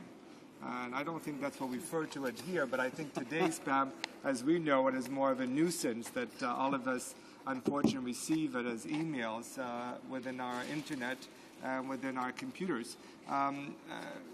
20 years ago, Mr. Speaker, this was not an issue. Today, our lives are controlled, are ruled, in many ways are guided by what we see on the net, what messages we get. I don't think any of us could survive or manage our day-to-day affairs without having a computer at our side, and certainly all members of this House probably using the internet, if not them, then certainly their staff. And without a question, it's impossible, almost next to impossible, to communicate with our constituents effectively without the proper means of the internet. And so spam is, like I said, is a nuisance. It significantly affects individuals, governments, and companies. And we must look at this legislation very seriously. I think today there's been a series of members who've raised some legitimate issues about this legislation and what needs to be changed in order to get this legislation to be more effective. But the proper place to do that, Mr. Speaker, is at the committee level. So I think all of us are probably going to be supporting sending this to committee so that it can have a look and call on the different stakeholders out there to make sure that they're able to come forward with legislation that is in fact appropriate and timely and will in fact address this very serious of spam. And it is not only just a nuisance that we're talking about. Spam is also used by criminals to wreak havoc for people and for their companies. Recently, a Quebec judge upheld the United States award of $1 billion against a spammer who used Facebook to send over 4 million spam messages. It is important that the courts and government get serious on this issue. Now, the bill also looks at to prohibit the use of false or misleading statements that disguise the origin of true intent of the email. It installations of unauthorized programs, unauthorized collection of personal information emails. The legislation also, there's also going to be, as introduced, there's also be fines for violations of these acts up to a maximum of 1 million for individuals and 10 million for businesses, establishes rules for warrants for information during investigation, and injunctions on spam activity while under investigation. This Bill C-28 also established the private right of action, allowing individuals and business the ability to seek damage for the perpetrators of spam. So this is a bill that is long overdue, and we're happy to support it. For information of members, we've been told that up to 80% of email traffic globally is spam, which means that only about 20% of legitimate communication between individuals and business are taking place. So clearly, Mr. Speaker, these numbers show that spam is not only a small and insignificant problem, it is a growing menace to everyone who uses the internet or email. While this bill is a good start, we must also work with other countries to address this problem. The internet is international, and the only solution to spam is internationally as well, Mr. Speaker. The leading source of spam this year has been the United States, with almost 19% of the spam sent around the world. India is second with 8%, and Brazil with almost 6%. It is obvious that along with these nations, Canada must try to work with all countries to address the spam-related issues.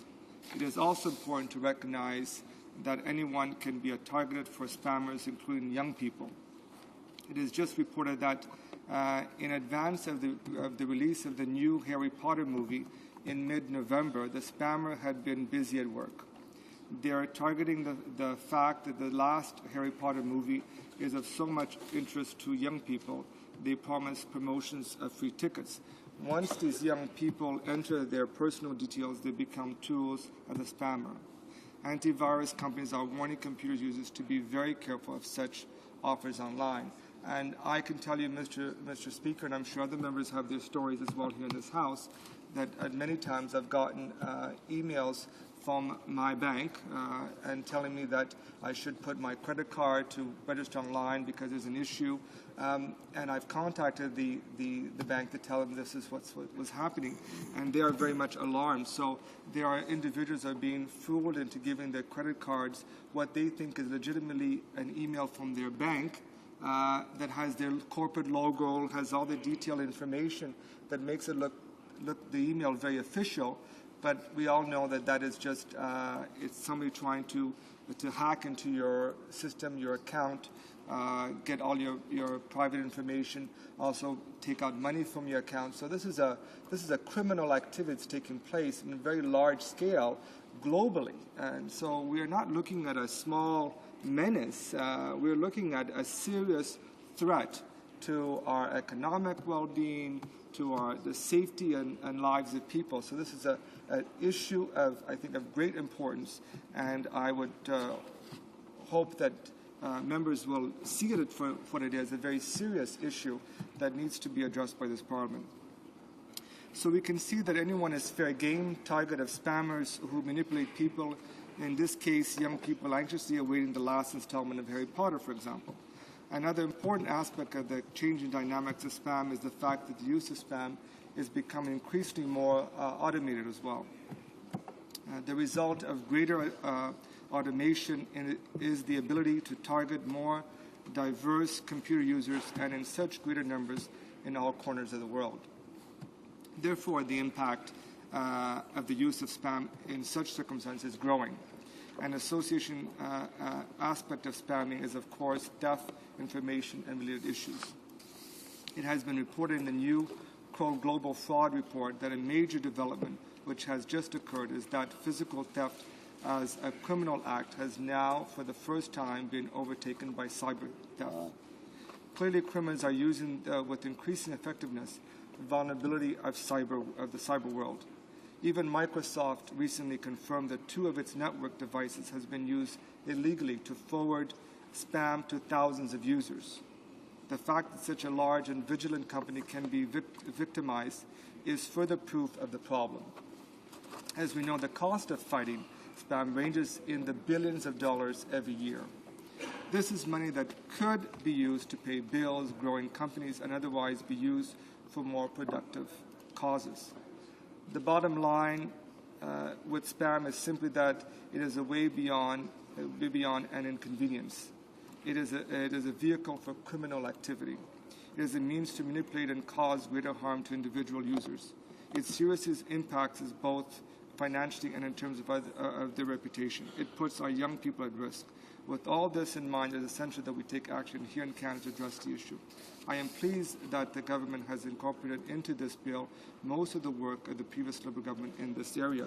And, Mr. Speaker, we in the Liberal Party back in 2004 and 2005, the Liberal government established an anti-spam task force with recommendations to take actions. Some of these recommendations are here, but some of the recommendations I want to point out would prohibit the sending of spam without the prior consent of recipients, the use of false, misleading statements that disguise the origin and true intent of the email, the installation of unauthorized programs, and the authorized collection of personal information or emails addressed. So we will support this bill now and hopefully make as we need changes in the committee. It is important for Canadians that we take action to challenge this growing problem. It is also important for people of all countries that we work together in order to hold those who commit these acts responsible for the action, no matter where they live and operate. Thank you, Mr. Speaker. Questions and comments? The Honourable Member from Bonavista, Gander, Grand Falls, Windsor. Thank you, Mr. Speaker. And by way of illustration, my colleague has brought up some very good points, especially concerning a theme that we've touched on earlier, regarding the public perception of what is spam and how some people, especially those in the most vulnerable situation, those not familiar with this spam material that comes through emails, Facebook, and other type of media, just how to recognize what it is. And he brought up a great illustration about a bank and his credit card.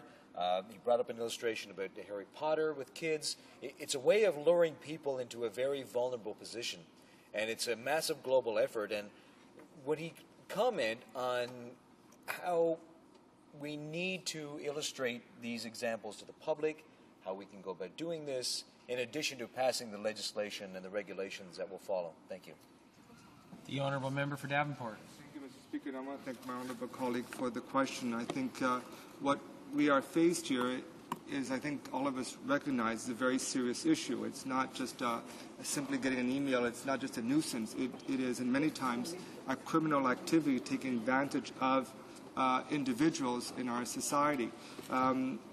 What we need to do, and I agree with my honourable member, that we need, no question, more awareness of this issue, this problem, and to make sure that the government is doing everything possible as well to get the message out to individuals, not just with tough laws as well, but also what are we doing about also the enforcement of it. And I think that what needs to be done, and we had some of that in the task force that the Liberal Party had put in forward, is also resources. We need to have resources in places to make sure that we're able to deal with this issue effectively. The law enforcement also has resources, not just from the legislative perspective, but also from the financial perspective, to deal with this very troubling menace that is affecting and causing havoc in our society.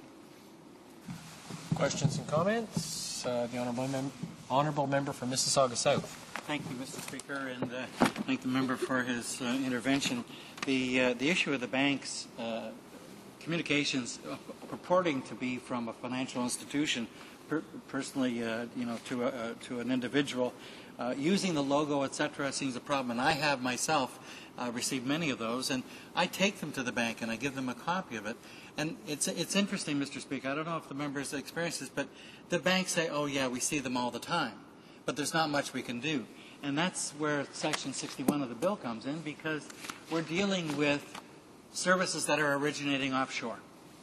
A lot of them are offshore, and in fact, that's the problem. And if we don't have this integration of laws between Canada and our foreign jurisdictions, then our laws are not going to be worth very much in terms of dealing with the real problems and the real threat to personal information and the security of information.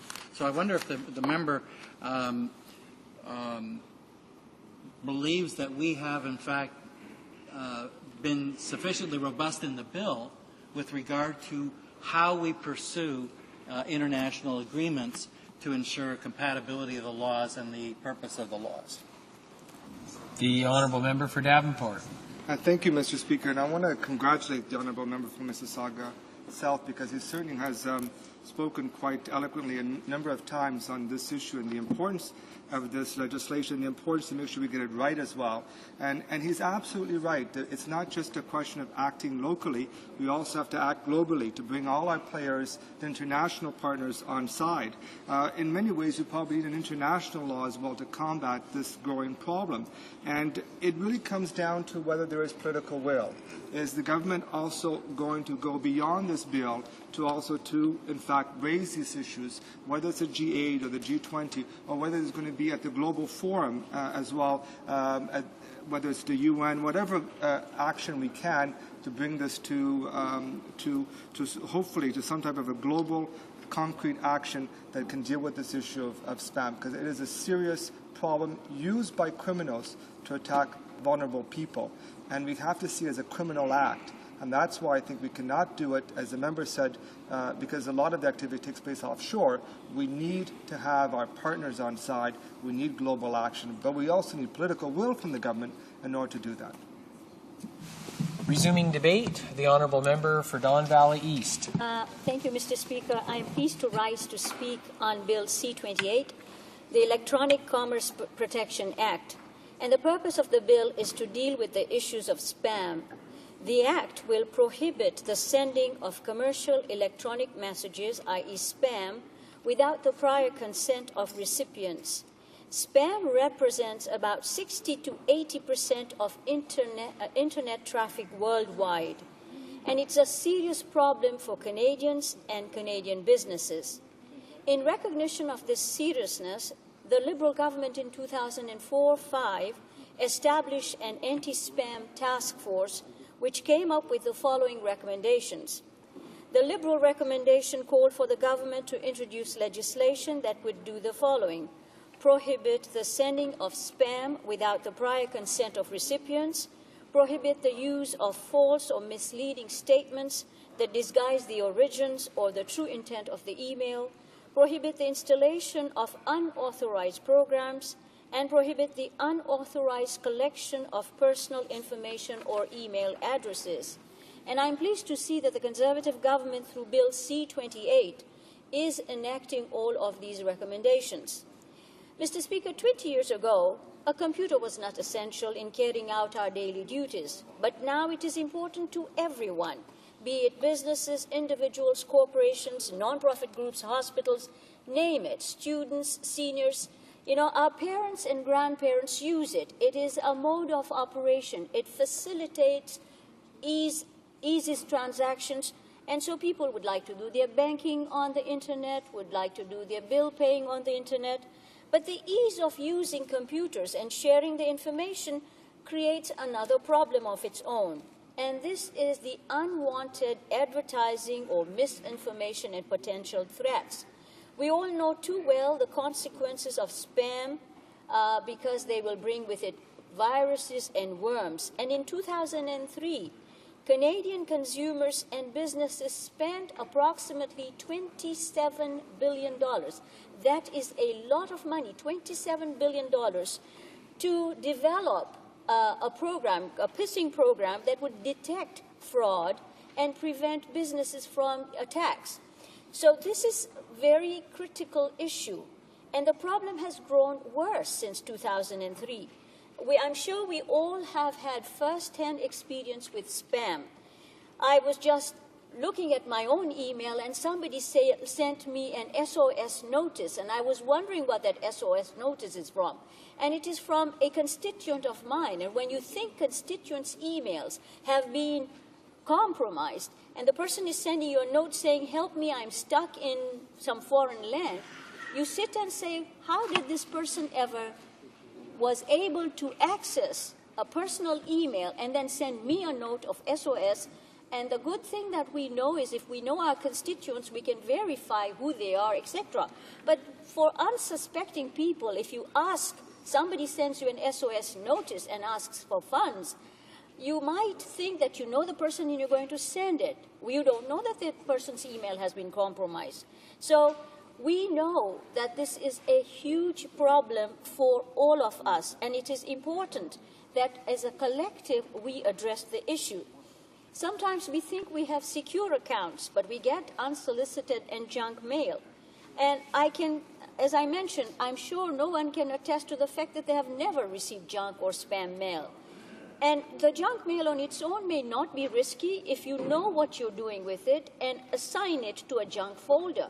But there are people who don't know what to do with it, and people respond to it. And when people respond to it, I'm sure there's a classic example. You're told your internet is compromised, so download this program, and you download the program and your computer is frozen. And the reason it is frozen is because a virus has now gotten in, and those people who have done that to you want you to pay for a service that you didn't need in the first place. So there is a lot of problems going on. And the worms and the viruses that enter your system are problematic for Canadian businesses, for Canadians, for banks, for just about everyone. And I'm sure we just heard that people tend to receive emails which appear to be from a banking institution or a financial institution or from your insurance company asking you to verify information. And if you are naive enough to respond to it, you are now giving information to the person, to the thief, to the person who is hacking your system, and you can get into a lot of problems.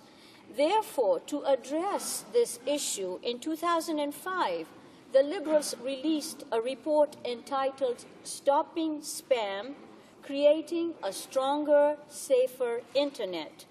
And as mentioned earlier, the task force made many recommendations, and among these were the prohibition of sending of unsolicited email or the use of misleading statements and, funny titles or products, etc.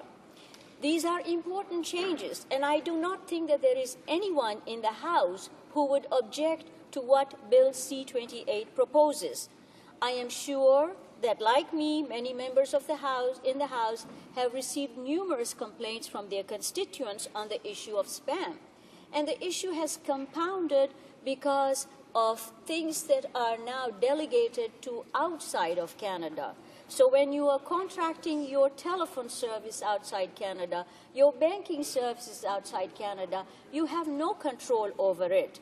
So the government's ability to control or combat spam is not just about introducing legislation, but it is working with world governments, world organizations to develop an international strategy for reducing this ongoing burden of spam.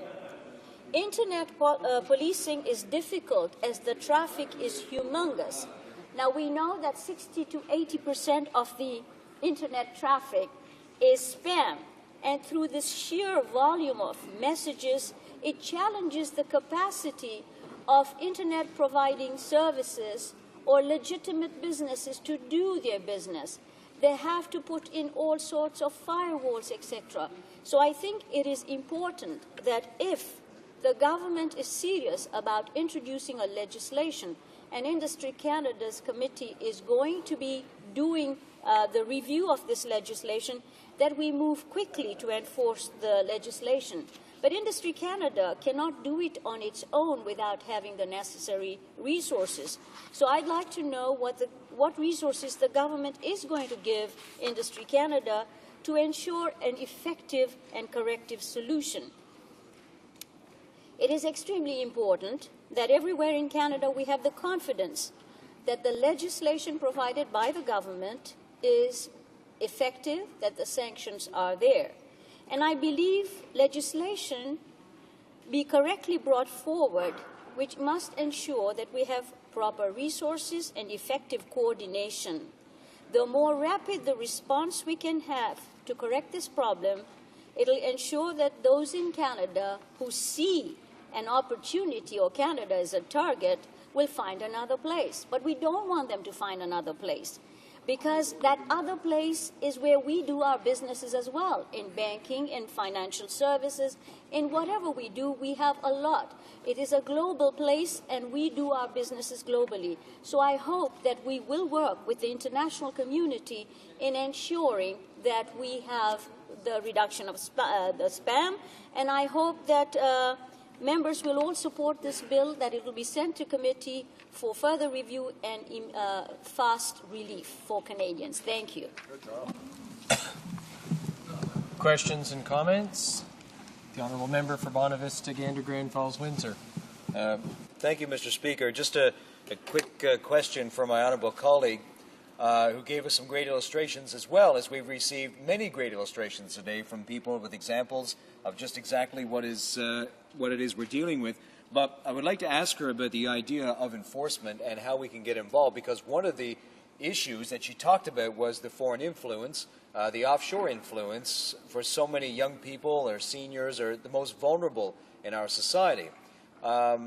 Would she be the one to encourage our nation, once this is adopted and regulations are put into place, that we should be engaging the rest of the world in this? And how do we go about doing this? And of course, us being now as the G8, the last nation of the G8, what are some of the countries that should be brought into this discussion and engaged in the matter of spam emails? The Honourable Member for Don Valley East. My honourable colleague, for a very good question. Yes, the world is getting small. It's becoming an island, and we are connected through the internet. You could actually go on the internet and speak to somebody from China, from India, from the faraway lands, and get your work done. And it is important that we take the lead. We in Canada have the resources, we have the intelligence, we have the educated staff, we have people like RIM here, for example, and we need to take the role. Now, which countries we should engage in, and my other honourable colleague whispered Nigeria, we have to get countries like China and India on board, because they are the ones where our subcontract is going to. So I hope that we do take the lead and that we move forward very quickly on the international cohesion. Questions and comments? The Honourable Member for Mississauga South. Thank you, Mr. Speaker. When you think about what we're trying to achieve here, certainly the international requirements make it problematic. I wish I had all of the legislation from the other G8 countries and had the comparatives to find out whether or not we've covered them all. But you know, Mr. Speaker, I still think one of the most important progressive things that we could do is to promote the public education part of the equation. I don't know how many members here have ever read the licensing agreement that they have to read when they install a piece of software or it is going to be downloaded, and to fully appreciate it. It's like reading an insurance document with the small letters. This seems so fundamental to me, and yet I don't see, in terms of the government's approach, that commitment to a public education mandate for the Privacy Commissioner, so that we, Mr. Speaker, as Canadians, can be part of the solution to protect our privacy. Member may want to comment. The Honourable Member for Don Valley East. I thank my honourable member for his question. And, you know, when we looked at financial crisis, for example, and we realized that the problem was financial illiteracy, in the similar way, the internet has been given to us and everybody accesses it without reading the licenses, and it becomes too cumbersome and you think nobody's taking you for a ride. But it's in the fine print that we have a problem. And I think he brings in a very, very important point, that we should have internet usage literacy that would allow us to understand what we are downloading, and that education the government should implement in its when the committee is looking at the issues around literacy. Reprise du débat. Resuming debate, the honourable member for Brome, Missisquoi. Thank you, Mr. Speaker. I'm pleased to join the debate today on Bill C-28, the anti-spam legislation. As we'll see later, the term wireless will be very important because there have been developments in that area with the G3, which is a growing issue. The Bloc supports this bill in principle. In fact, it's a rehash of Bill C-27, which died on the order paper at the last prorogation. It seems the government is dragging its feet, taking as much time as possible in dealing with this problem. But this new act, with a few small changes, attacks unsolicited emails. This has been called for a long time by all of society, both governments, internet service providers, and I'll come back to them later, ISPs,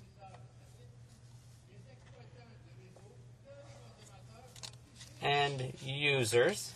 All are affected by this problem of spams. Mr. Speaker, in a bill like this, I think it's important to define the terms. So what's meant by spam? It's a commercial electronic message sent without the consent of the receiver.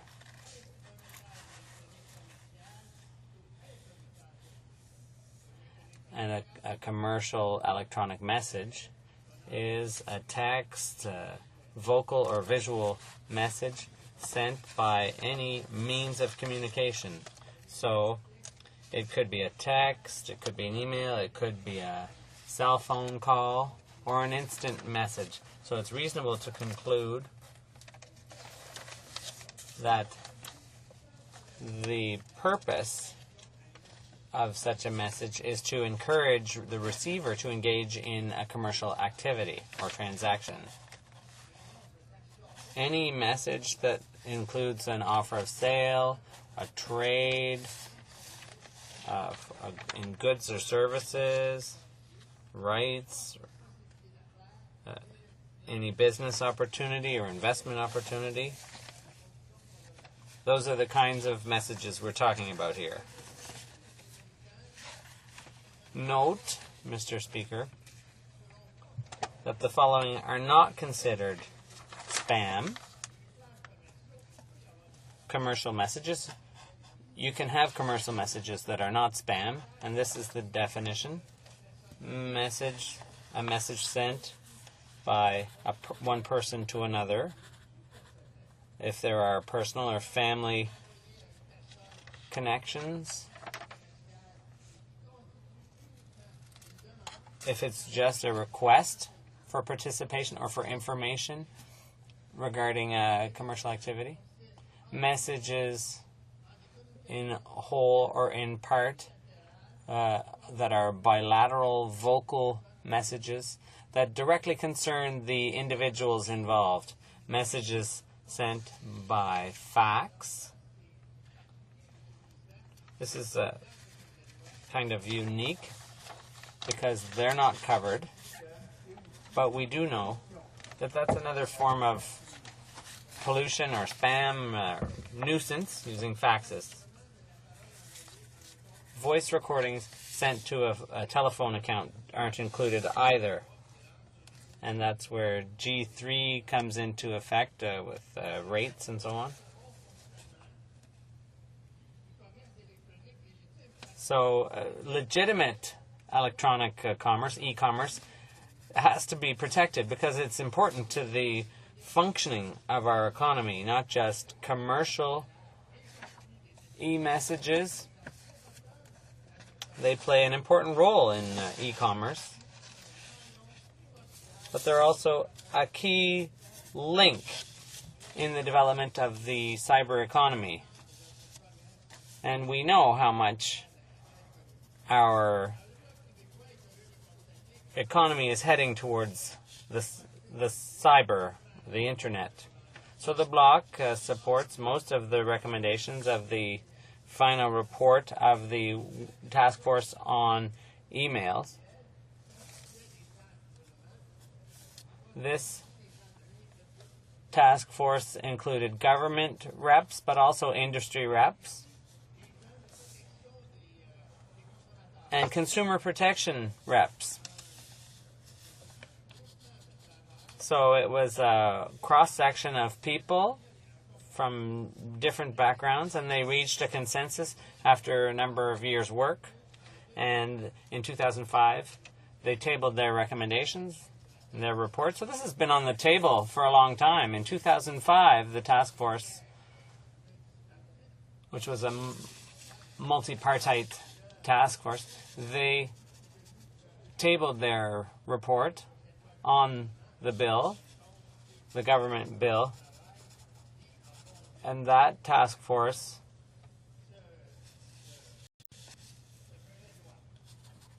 led to the creation of this bill. It's the legislative process that's really taken a long time. It was tabled in 2005, and here we are in 2010, still dealing with it. So, of course, there was prorogation, but, Mr. Speaker, it's not clear even now that the government actually intends to move this forward. In fact, it's quite likely that it'll be left to flounder further. So, study at committee should enable a number of stakeholders to come back and update their observations, and I'm talking about people from consumer protection agencies. So, I'm sorry, the honourable member for Brown-Missisquoi will have 13 minutes remaining when debate resumes. For Abbotsford.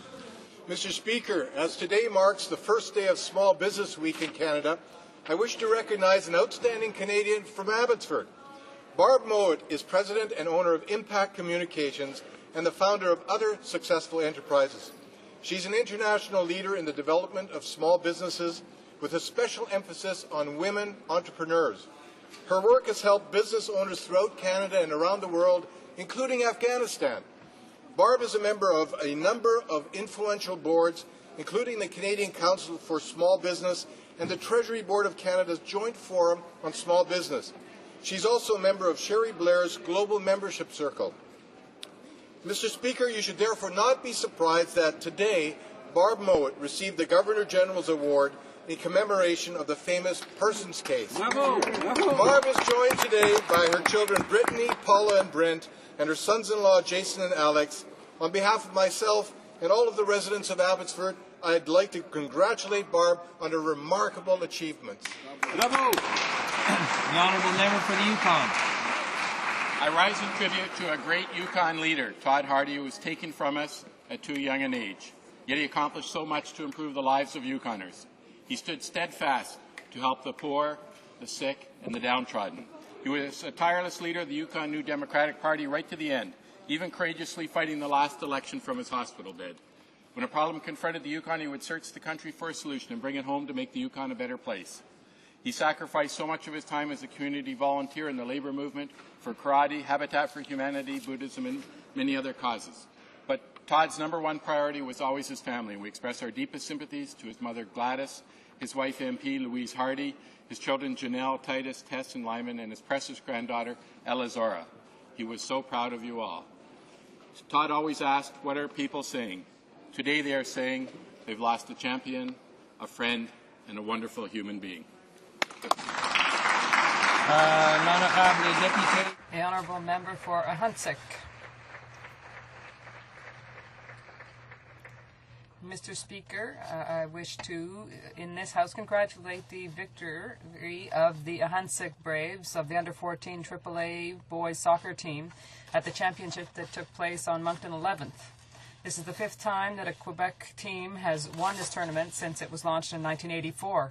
Our Braves won the tight final 1-0 over the NSD Soccer Club, which is in the Calgary Southeast riding, whose representative here in the House I cordially congratulate. This tight final reflects the hard work over several years that was contributed by all of the players in this tournament. Let me also mention the remarkable and ongoing work of the organizations, and particularly the parents who helped these young people.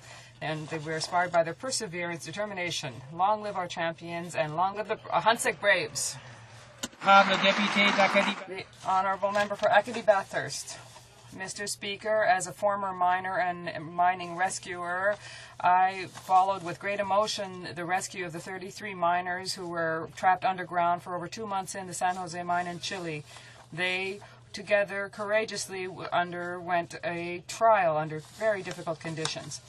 I would like to also emphasize the exceptional work of the rescuers, engineers, doctors, and all of those who work together to free these men. This event reminds us of the dangers that miners face every day around the world.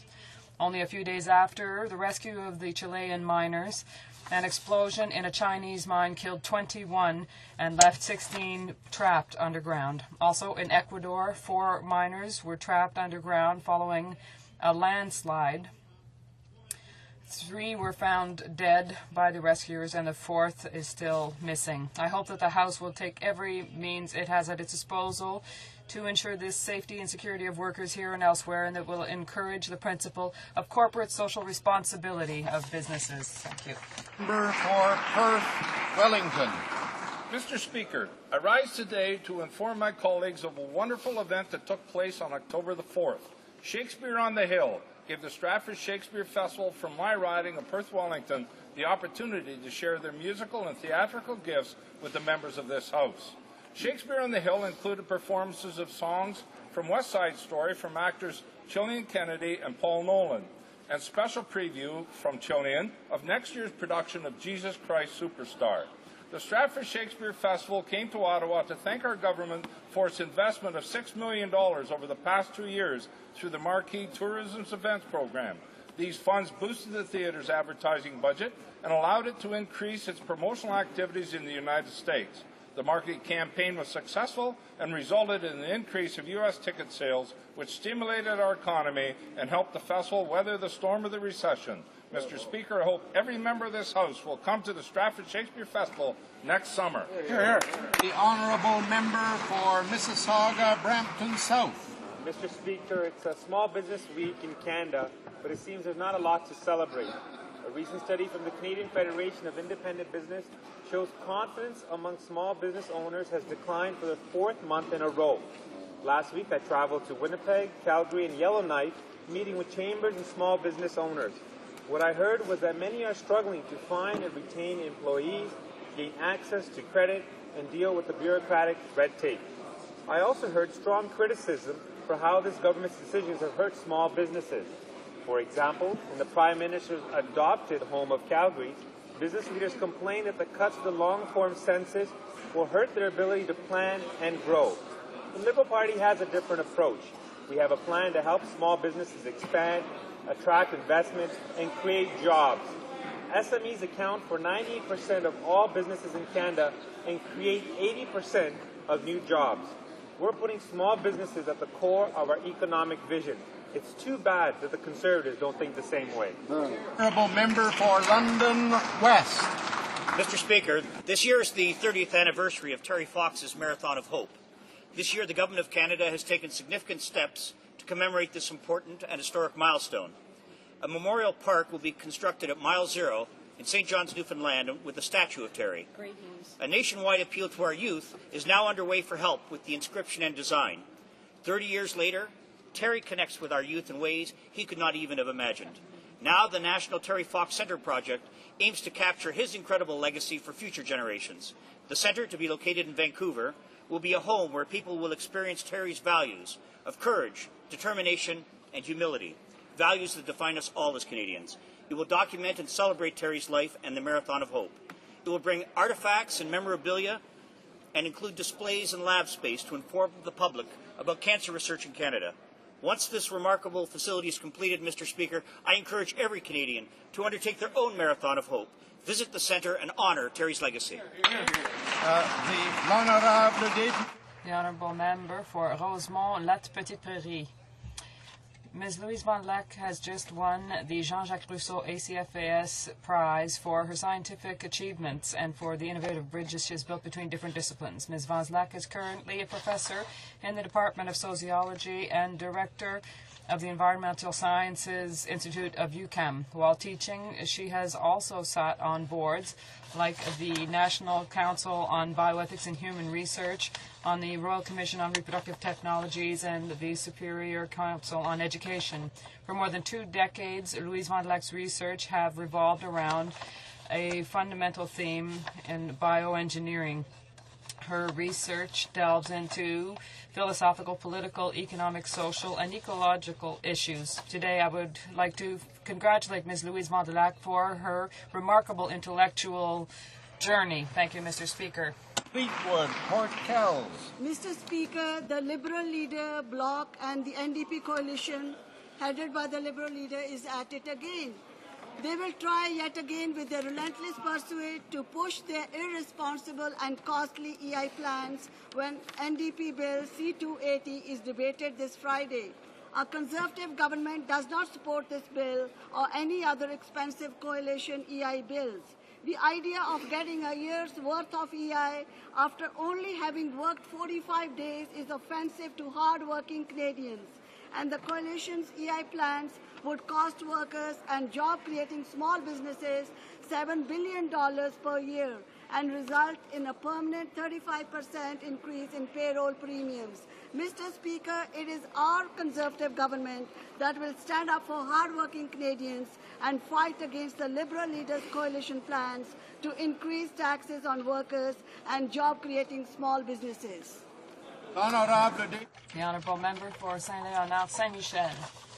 Thank you, Mr. Speaker. As we saw yesterday morning, the canonization of Brother Andre represents a moment of great joy and pride for the Catholic community of Quebec, of Canada, and also for the countless pilgrims around the world. His legacy, which is not only material but also human, is reflected in this tremendous monument that is the Oratoire Saint-Joseph. Brother Andre embodies faith and perseverance. He was able to convince everyone of the importance of charitable work with the poorest and most vulnerable in our society.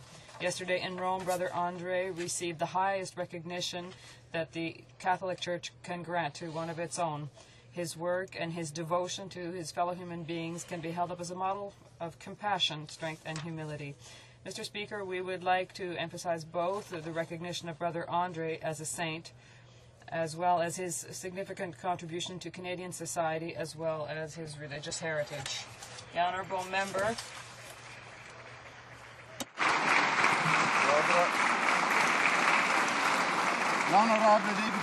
The Honourable Member for Montmagny, Lille-Kamouraska, Rivière-du-Loup. Mr. Speaker, the week of cooperatives began on the 17th to the 23rd of October. It's an important opportunity to remind ourselves of the significant contribution of cooperatives here and around the world. In order to recognize this contribution, the General Assembly of the United Nations has adopted a resolution concerning the role of cooperatives. This resolution encourages governments to create an environment that would encourage the development of cooperatives, and made 2012 the International Year of the Cooperative. Cooperatives are a precious tool for both urban and rural development. This model is well proven and is an effective way to meet all kinds of personal and community needs, particularly in rural and far-flung communities. They provide services that are essential to improving the quality of life. The Canadian government intends to cooperate with the cooperative movement during International Cooperative Year. Fanshawe. Mr. Speaker, today marks the 81st anniversary of a landmark achievement in the battle for women's equality, the day that women were recognized as persons under Canadian law. Our famous five were dedicated to women's equality and fought for the right of Canadian women to have a voice in Parliament. These women led the way for the appointment of Corrine Wilson to the Senate in 1930. Senator Wilson is honored with a statue in the Senate lobby. I'd like to express my profound gratitude for the hard work and dedication of my fellow sisters who are being recognized with the Persons Governor General Award today. Marie-Louise Fish, Lucille Harper, Erlene Joseph, and Michaud, and Barbara Mowat. They have sought to make a difference in the lives of women. Shamefully, women still make up only 22% of the members of the Canadian House of Commons. Governments across our nation must make the equal representation of women in the places of power, influence, and decision-making a priority. Our failure to do so fails women's right to equality. The honourable member for Oxford.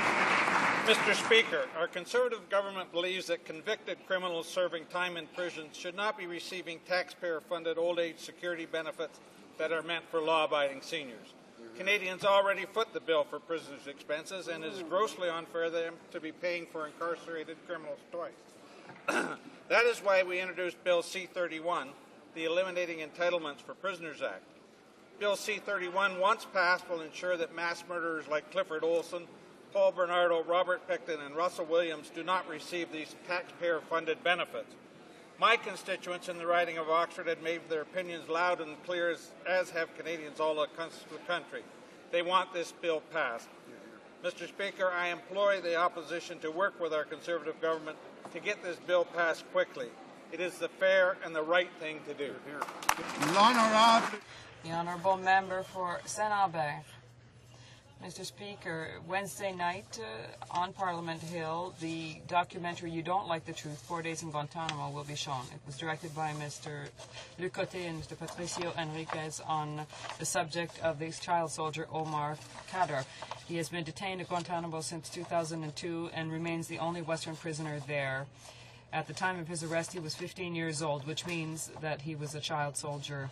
Completely abandoned by the Canadian government, Khadr could plead guilty to charges against him following the negotiations that are currently underway between his lawyers and American authorities. The Conservative government must immediately meet its obligations to young Mr. Khadr, whose rights are currently being violated, as the Federal Court of Appeal, and then the Supreme Court have reminded them, and ask immediately for his repatriation. I've asked all of my colleagues, as well as the general public, to come in great numbers and see this documentary. The Honourable Member for Scarborough Southwest. 81 years ago today, the Judicial Committee of the Privy Council officially declared that Canadian women were legally defined as persons, thanks to the hard work and tenacity of 5 extraordinary women: Emily Murphy, Nellie McClung, Irene Pearlby, Henrietta Muir-Edwards, and Louise McKinney, the famous 5. The historic precedent set by the Persons case established that women could hold any political office and marks a milestone achievement for women's rights in Canada. Despite the advances that have been made in women's equality since the success of the Persons case, there is still much work to be done. The Liberal Party of Canada is leading the way in the fight for women's equality. This past May, despite government opposition, the House of Commons voted in favour of a Liberal private members' bill on pay equity. Today, on Persons Day, I salute those fearless women who came before us and reaffirmed the Liberal Party's commitment to equality for all Canadians. Honourable Member for North Vancouver. Order. Mr. Speaker, Small Business Week runs from October the 17th to the 23rd. Small business owners are entrepreneurial men and women who have put their dreams into action. Through their hard work, dedication, and vision, small business owners are generating the jobs and economic growth that are making Canada a competitive and modern economy. They are helping to ensure that our economy emerges from the global economic recession stronger than ever. Small businesses are the backbone of the Canadian economy, accounting for 98% of all businesses and nearly half of all jobs in Canada.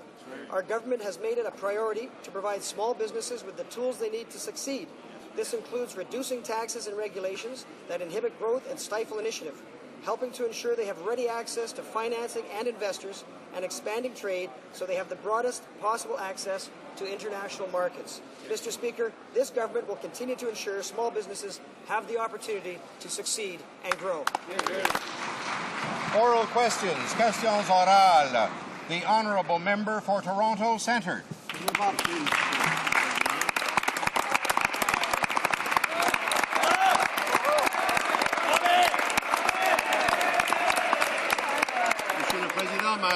Mr. Speaker, my question is for the government.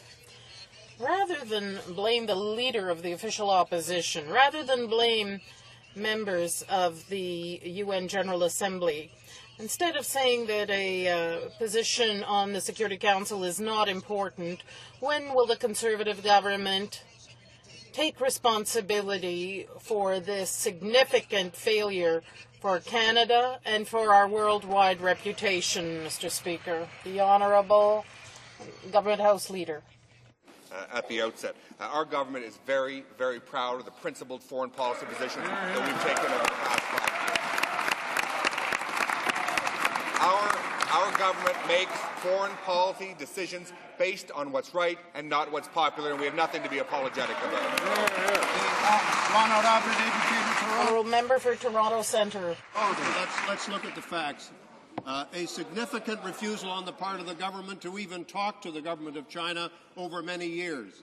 A decision to exclude a number of African countries from being recipients of aid, and now freezing our entire CETA budget into the indefinite future. A complete abnegation of responsibility with respect to climate change. When will the government take responsibility for a major diplomatic failure on the part of Canada, Mr. Speaker? The Honourable Government House Leader. You know, Mr. Speaker, right from the outset, the Prime Minister and this government have taken principled foreign policy decisions. We have nothing to apologize for. We're incredibly proud of the great leadership that the Prime Minister has exhibited, particularly in this year, where we were able to host both the G8 and the G20, Mr. Speaker. Again, we make foreign policy on this side of the House based on what's right and not what is popular. The Honourable Member for Toronto Centre. Mr. Speaker, since when was incompetence a matter of principle? That's what we're faced with. We're faced with sheer incompetence. And when you add to it ideology and you add to it neglect, that's what you have. It has nothing to do with principles. It has to do with incompetence. There's no finer example than what you've allowed to happen with the government of the United Arab Emirates. How could we have sunk so low in our diplomatic capacity that you would have allowed these negotiations to go completely off the rail, threatening, Mr. Speaker, our entire operation in Afghanistan? That's what we're faced with. It's incompetence. It has nothing to do with principle, Mr. Speaker.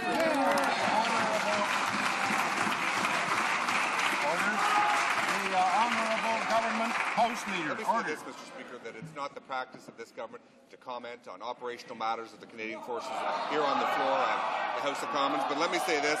The government always chooses arrangements that are in the best interest of Canada and provides value to our men and women in uniform. This government has shown an unprecedented commitment to our men and women in uniform, and I can say to my friend from Toronto Centre, thank goodness the dark decade, the 10 lost years under the previous Liberal government is over. Thanks to the leadership of this minister. The Honourable Member for Willowdale. Mr. Speaker, we now know that the deficit is even worse than what the minister himself stated about a week ago. Once again, he made a mistake. This Conservative government has the greatest deficits in the history of Canada. Why? For more prisons? For jet fighters?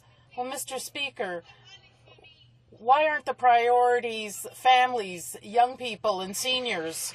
The Honourable Minister of Finance. Well, Mr. Speaker, the priority is the Economic Action Plan. In fact, our deficit this year, and I need to correct the member opposite, our deficit this year is lower than anticipated in this fiscal year. We also have the lowest deficits in the G7, the best overall fiscal record in the G7 as well. Since July 2009, with the Economic Action Plan, we created about 420,000 new jobs. Here's what they would do opposite, Mr. Speaker. They would raise business taxes and kill about 400,000 jobs in Canada. The Honourable Member for Willowdale. Mr. Speaker, this is the biggest borrowing, biggest spending government in Canadian history. And it's done so 4 years running, and it started before the recession. And what for, Mr. Speaker? Where are this government's priorities? Biggest spending, biggest borrowing for what? For more prisons? For stealth fighter jets, Mr. Speaker? Why aren't this government's priorities, if they're going to spend money on families, on learning, on home care, on pensions? Let them answer that, Mr. Speaker. The Honourable Minister of Finance. Order, please. Well, I know, Mr. Speaker, the member for Willowdale and her colleagues like to badmouth the Canadian economy. The performance of the Canadian economy is actually the best in the entire G7. Who says that? The IMF says that. The OECD says that. Here's another opinion, Mr. Speaker. Everybody looks on Canada with envy in terms of our economy, our stability, the fact that we have the room to spend because we paid down debt. Our debt-to-GDP ratio is the envy of the rest of the G7. Who said that, Mr. Speaker? The Liberal Deputy Prime Minister, formerly John Manley. The Honourable Member. Order, please. The Honourable Member for Laurier-Sainte-Marie. Mr. Speaker, a few days after the abject failure of Canada in obtaining a non-permanent seat at the UN, the Prime Minister has the gall to state that his government maintained its principles and that getting a seat at the UN was not a popularity contest. Does the Prime Minister not realize that his government is not learning any lesson from this failure at the UN, but persists with policies that go against the orientations of the UN? The Honourable Minister of Natural Resources. Indeed, we are proud of our positions that are founded on principles when it comes to foreign policy. And in foreign policy, our government does what's right for Canada, what's right abroad, and not just what's popular. The Honourable Member for Laurier-Sainte-Marie. Mr. Speaker, Canada's track record is hardly glowing when it comes to UN priorities, when it comes to the environment, for example, Aboriginal rights, fighting poverty, to name but a few. This government has been opposed to all UN initiatives. Will the Prime Minister admit that he only has himself to blame for the UN fiasco? The Honourable Minister of Natural Resources. As I said earlier, our government has principled positions in foreign policy, not just what's popular. If for the first time, major emitters will have to help combat environmental problems. Our government has shown leadership to ensure that all major emitters are involved in that debate. The Honourable Member for Joliette. Mr. Speaker, another example of how little the Conservatives care about human rights is the case of Omar Khadr. While all other Western countries have patriated their citizens, this government has stubbornly refused to help them, despite rulings by the Federal Court, the Court of Appeal, and the Supreme Court, which all pointed out that the Government of Canada violated the rights of Omar Khadr in Guantanamo. Does the Prime Minister understand that such unprincipled conduct has torpedoed Canada's candidacy at the UN Security Council? The Honourable Minister of State. How many times this House has been told that Omar Khadr faces serious charges in the United States. These charges include murder. The serious charges, Mr. Speaker, must be addressed in the United States. Honourable Member for Joliette. Mr. Speaker, Omar Khadr was 15 years old when he was captured by the Americans. That means he was a child soldier who should be protected by the UN Convention on the Rights of the Child, period. Will this Conservative government finally understand why it was defeated at the UN and make honourable amends by respecting the Convention on the Rights of the Child as well as the court rulings and immediately demand what is principled, that is, the patriation of Omar Khadr to Canada? The Honourable Minister of State. Canada recognizes the independence of the U.S. proceedings, and we aren't going to speculate on the outcome of the process. He faces charges in the United States. These charges will be resolved in the United States. The Honourable Member for Outremont. Mr. Speaker, in 2006, 5 companies placed a bid for $600 million contracts. In November 2008, the bids of 3 companies on the shortlist are deemed ineligible by Public Works. In January 2009, the Minister met Joseph Broccolini during a fundraising activity. In 2009, Mr. Anthony Broccolini complained to the Canadian Foreign Trade Tribunal, but his complaint was not acted upon. The winner was Broccolini. Why? The Honourable Minister of Public Works. In relation to these particular contracts that the member is referring to, they were overseen by a fairness monitor that deemed them to be managed openly and transparently and fairly, and he's welcome to look at the website for the fairness monitor's comments. The Honourable Member for Outremont. Mr. Speaker, we're talking about the minister who stayed seated, not the one who rose to speak. On August 4th, 2009, Mr. Jason Downey was appointed a member of this same tribunal for foreign trade. Who is Jason Downey? None other than the chief election organizer for the minister in his riding. Does the minister understand that appearance of conflict of interest in this file are his responsibility and that he's the one who has to assume the consequences? The Honourable Government House Leader. The opposition parties want to insinuate things about what happened with these contracts. The answer is no, nothing happened of the sort. Mr. Speaker, the Minister of Natural Resources has achieved a rare trifecta of sleaze. First, tampering with access to information requests, then shaking down contractors for juicy plum contracts on our own Parliament buildings, and now pure patronage pork in appointing his very campaign manager to the very trade tribunal that oversees the very government contracting that got him into trouble. That's 3 strikes, Mr. Speaker. Surely the Prime Minister knows he's got his next ambassador to Denmark right here. Maybe even Hans Island. Why is that minister still in cabinet? The Honourable Government House Leader. Order. Mr. Speaker, it won't come as any surprise to my friend from Winnipeg Centre that I don't share his views on this matter. But what I can say this is the Minister of Natural Resources has always conducted himself with a high ethical standards. Canadians can be very proud of the record of this government, bringing in the toughest ethics reform in the history of Canada to clean up the mess that we found before we arrived, Mr. Speaker, and those reforms have worked, and we're very privileged to have this minister contributing to Canada, contributing to Quebec, contributing to his constituency. The Honourable Member for Hull-Aylmer. Mr. Speaker, the Minister of Natural Resources changed his version of events 3 times. First of all, he had not discussed contracts during his fundraising cocktail party with main players in the construction industry. Secondly, he'd only congratulated the entrepreneur who had organized the fundraising cocktail party for his contract.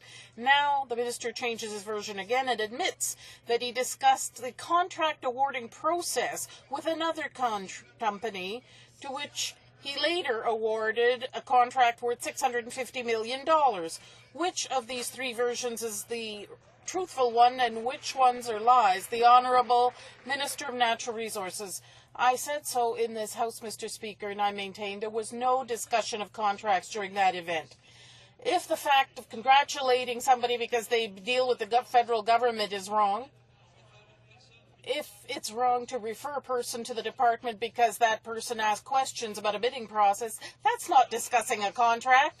And if the opposition is insinuating that there were irregularities that resulted from these government contracts, well, Mr. Speaker, the answer is no.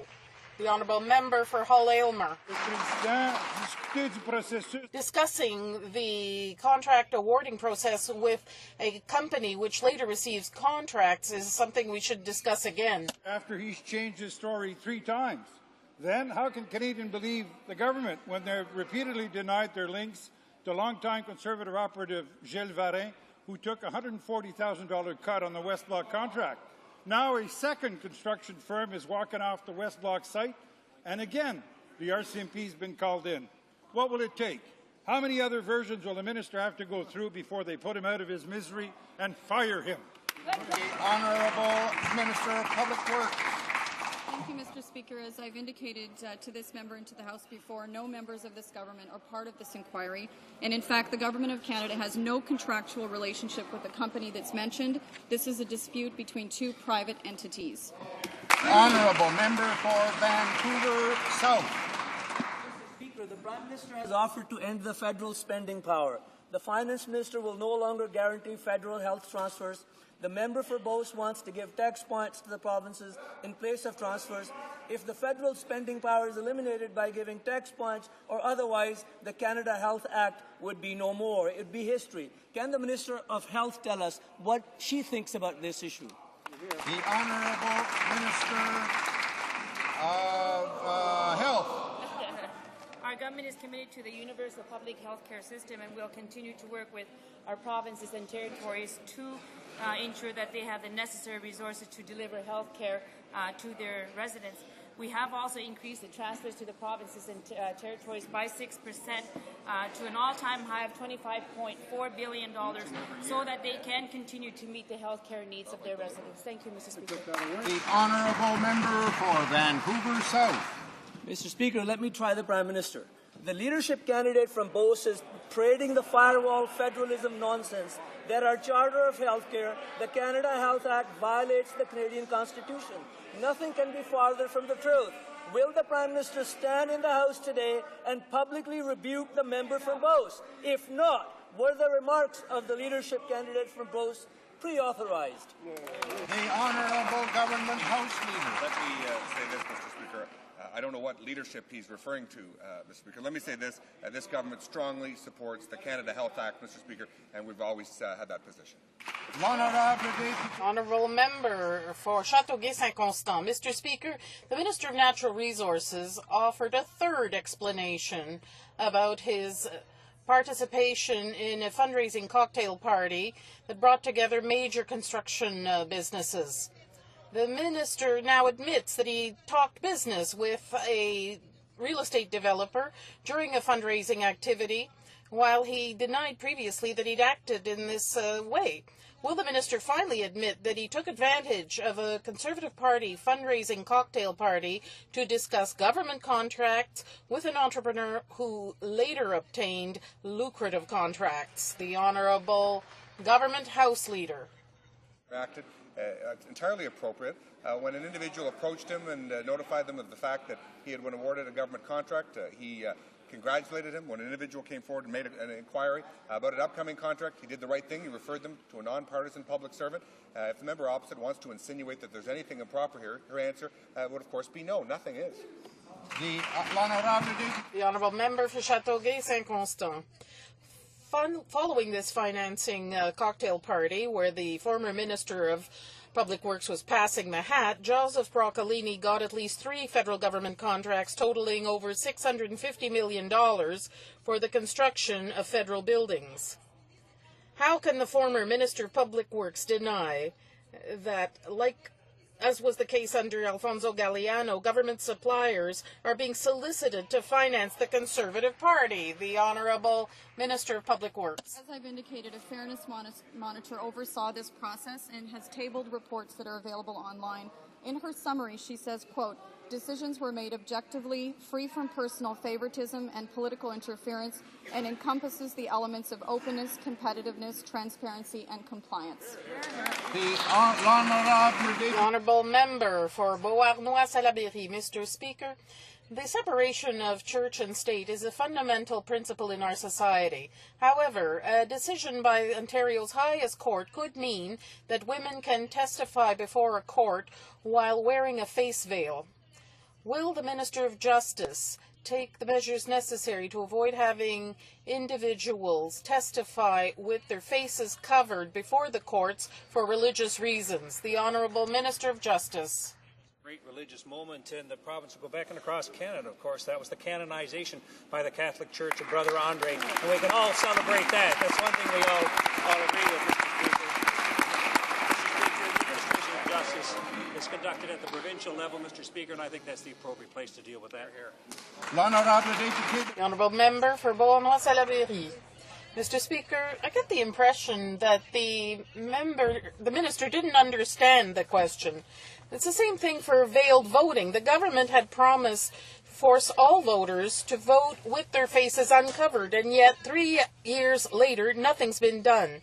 During the next federal elections, people can vote without their identity being verified. When will the government admit that this makes no sense for an individual to testify before a court or vote without one being able to identify them by their face? The Honourable Minister of Justice. It's very interesting coming from the Bloc Québécois, Mr. Speaker, in as much as the administration of justice is within provincial jurisdiction. If I understand the honourable member correctly, she wants the federal government now to take over that. That would come as a surprise in her province, Mr. Speaker. The honourable member for Beauséjour. Mr. Speaker, the secrecy around the fighter jets raises many questions and no answers. Canadians want to know, what role did the government play, and what are the capacities of these jets? What we get is a table of contents, of needs, but the rest of the document remains hidden on the National Defence Minister's desk. When will the government announce an open competition and make the specific needs public? The Honourable Defence Minister. On the contrary, Mr. Speaker, members had many opportunities to ask questions at committee. For some time. In fact, Mr. Speaker, this entire process goes back to 1997, when the previous Liberal government, of course, entered into a process to replace what will be a 40-year-old aircraft by the time we get to the year 2020. But in addition to the importance of supporting the military, it also supports Canadian aerospace.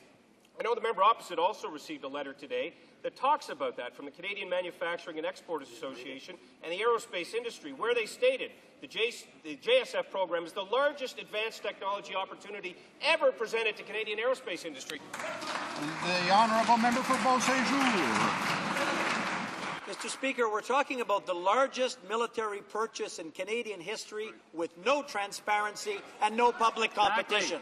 The parliamentary secretary falsely claimed that Boeing, for example, was unable to lower its price, when everyone knows that an open, competitive process lowers the price across the board. Right. What proof does the government have that the F-35 provides the lowest cost at the best value to Canadian taxpayers, when even the Pentagon thinks the costs are out of control? Why won't they make any of this information public? That's right. That's right. Honourable Minister of National Defence. Well, Mr. Speaker, of course that was a fact-free question. This process goes back many, many years. It goes back to a time when the member opposite was, wait for it, the parliamentary secretary to the Minister of Defence. And in 2003, he had this to say: our cooperation with the United States, for example, on Joint Strike Fighters has earned Canadian companies substantial industrial benefits. So at that time, he was for the process, wanted to replace the aircraft. Now he's changed his position. We won't play politics on the backs of the military, Mr. Speaker. We're going to replace this aircraft. The honourable member for Halifax West. Mr. Speaker, taxpayers will pay the price for this government's insistence on sole sourcing the $16 billion stealth fighter contract. A lack of competition will result in billions being squandered and lost business opportunities. That's the evidence of expert Alan Williams, who contradicted every falsehood the government's used to defend this sole source contract. Why not hold an open competition so we can get the best plane for the best price? Minister of National Defence. Well, putting aside some of the rhetoric, Mr. Speaker, we are doing just that. We are getting the best aircraft at the best price. We are, in fact, ensuring that by the year 2020, the brave pilots and the men and women of the Canadian Forces will have a fifth-generation fighter aircraft to help them do their jobs. But let's listen to a real expert, not the member opposite. Let's listen to top Canadian Forces pilot Andre Deschamps, Chief of the Air Staff. In summary, the F-35 Lightning will provide Canada with the greatest possibility for mission success and the greatest probability for our men and women in uniform to survive and return safely from their mission. That's my concern, Mr. Speaker. The honourable member for Halifax West. Mr. Speaker, Canadians have had enough of the Prime Minister's attempts to smear anyone who questions the F-35 contract. Alan Williams was in charge of defence procurement for 7 years. He wrote the book on it. On October 7th, he testified that, quote, undertaking sole source deals leaves the procurement process more vulnerable to fraud, bribery, and behind-the-scene deal-making, unquote. Maybe that's why they're afraid of a fair and open competition. But who are we supposed to believe? A defence expert or defense of Prime Minister and Minister of Defence? The Honourable Minister of National Defence. Or we could listen to the lecturing and the harping of the member opposite, who was part of a government that cancelled the maritime helicopter program, and 17 years later, we're still flying that aircraft. Mr. Speaker, let's listen to a current expert, Dan Ross, who's the Assistant Deputy Minister for Material. He says officials looked at that end with our colleagues in the Public Works, said it was sufficiently transparent. Was that sufficiently rigorous, fair, open, and obviously did it deliver us the solution that here in 2010 was the most appropriate solution? That's what the current Assistant Deputy Minister for Materials is saying. I'll take his word, Mr. Speaker. Thank you. The Honourable Member for Medicine Hat. Mr. Speaker, this week is Small Business Week, which recognizes the entrepreneurial men and women who put their dreams into action and help grow our economy. Can the Minister of Industry please let us know what this government has done for Canadian small business? Thank you, Mr. Speaker. The Honourable Minister of Industry. Mr. Speaker, first I'd like to thank the Honourable Member from Medicine Hat for all that he does to defend the interests of Canadian small business. And I'd like to also thank those Canadian entrepreneurs who, through their hard work, dedication and vision, generate the jobs and economic growth that is making Canada a competitive, modern economy. And our government is there with them. We're lowering taxes and reducing regulations. We're making it easier to access financing. We're increasing the international trade opportunities. And we're doing that, Mr. Speaker, we're doing all of that with the lowest deficit of the G7 and the best fiscal position. The Honourable Member for Ottawa Centre. Mr. Speaker, in Canada's campaign for a Security Council seat, the government, the Conservatives, snatched defeat from the jaws of victory, and they have no one to blame but themselves. This government failed to make an impact on G8, G20 for the world. They went to Copenhagen and actually worked against climate change. They turned their backs on Africa, abandoned their own citizen in Guantanamo Bay, and failed on foreign aid. So the question is, what are they going to do to rehabilitate Canada's reputation on the world stage? The Honourable Minister of State. Well, Mr. Speaker, as this House has heard today, this government is proud of our principled foreign policy positions. We were disappointed last week, but we ran and are proud of a principled campaign for the Security Council. I will say Canada will continue to demonstrate its strong and constructive leadership on the international scene and our commitment, Mr. Speaker, to the United Nations and to the Security Council. The Honourable Member for Ottawa Centre. Mr. Speaker, the first thing you have to do is admit you have a problem. Every day they campaign, we lost support for a Security Council seat. For almost a decade, the United Arab Emirates has hosted our troops on their soil, but the government has now squandered this important relationship with a key Middle Eastern ally. Mr. Speaker, have they even met with the ambassador to work this out? Or are they content to play amateur politics? Or what are they going to do to deal with this problem? And what are they going to do to deal with the problem of global representation for Canada and the UAE? Honourable Minister of State. Well, first let me say, Mr. Speaker, the honourable member is either deliberately or naively misinformed on our campaign for the Security Council. But with regards to the United Arab Republic, the Government of Canada always chooses arrangements that are in the best interest of the people and the taxpayers of Canada. And let me say, Mr. Speaker, the deal offered by the UAE was not in the best interests of Canada. The Honourable Member for Montmorency, Charlevoix, Haute-Côte-Nord. Mr. Speaker, when it comes to the Quebec City multi-purpose arena, the inconsistency of the Conservatives is pathetic. The member for Lévis-Bellechasse says advanced ticket sales meet the government requirement for private sector involvement, but the finance minister and the minister responsible for the Quebec City area are now saying the private sector has to make a major contribution. Instead of looking for a way out, what's the government waiting for? Why not join with the government of Quebec and Quebec City in announcing how much they're going to chip in? The Honourable Minister of Natural Resources. The minister responsible for the Quebec City area had a positive, constructive meeting with the mayor of Quebec City on the 18th, and they talked about the importance of public sector involvement in this arena. We'll look at this with a global context, given demands from other places in the country. The Honourable Member. Precisely, Mayor Lebaume needs an answer by December 31st. After that, Quebec City's bid for the Olympics could be compromised.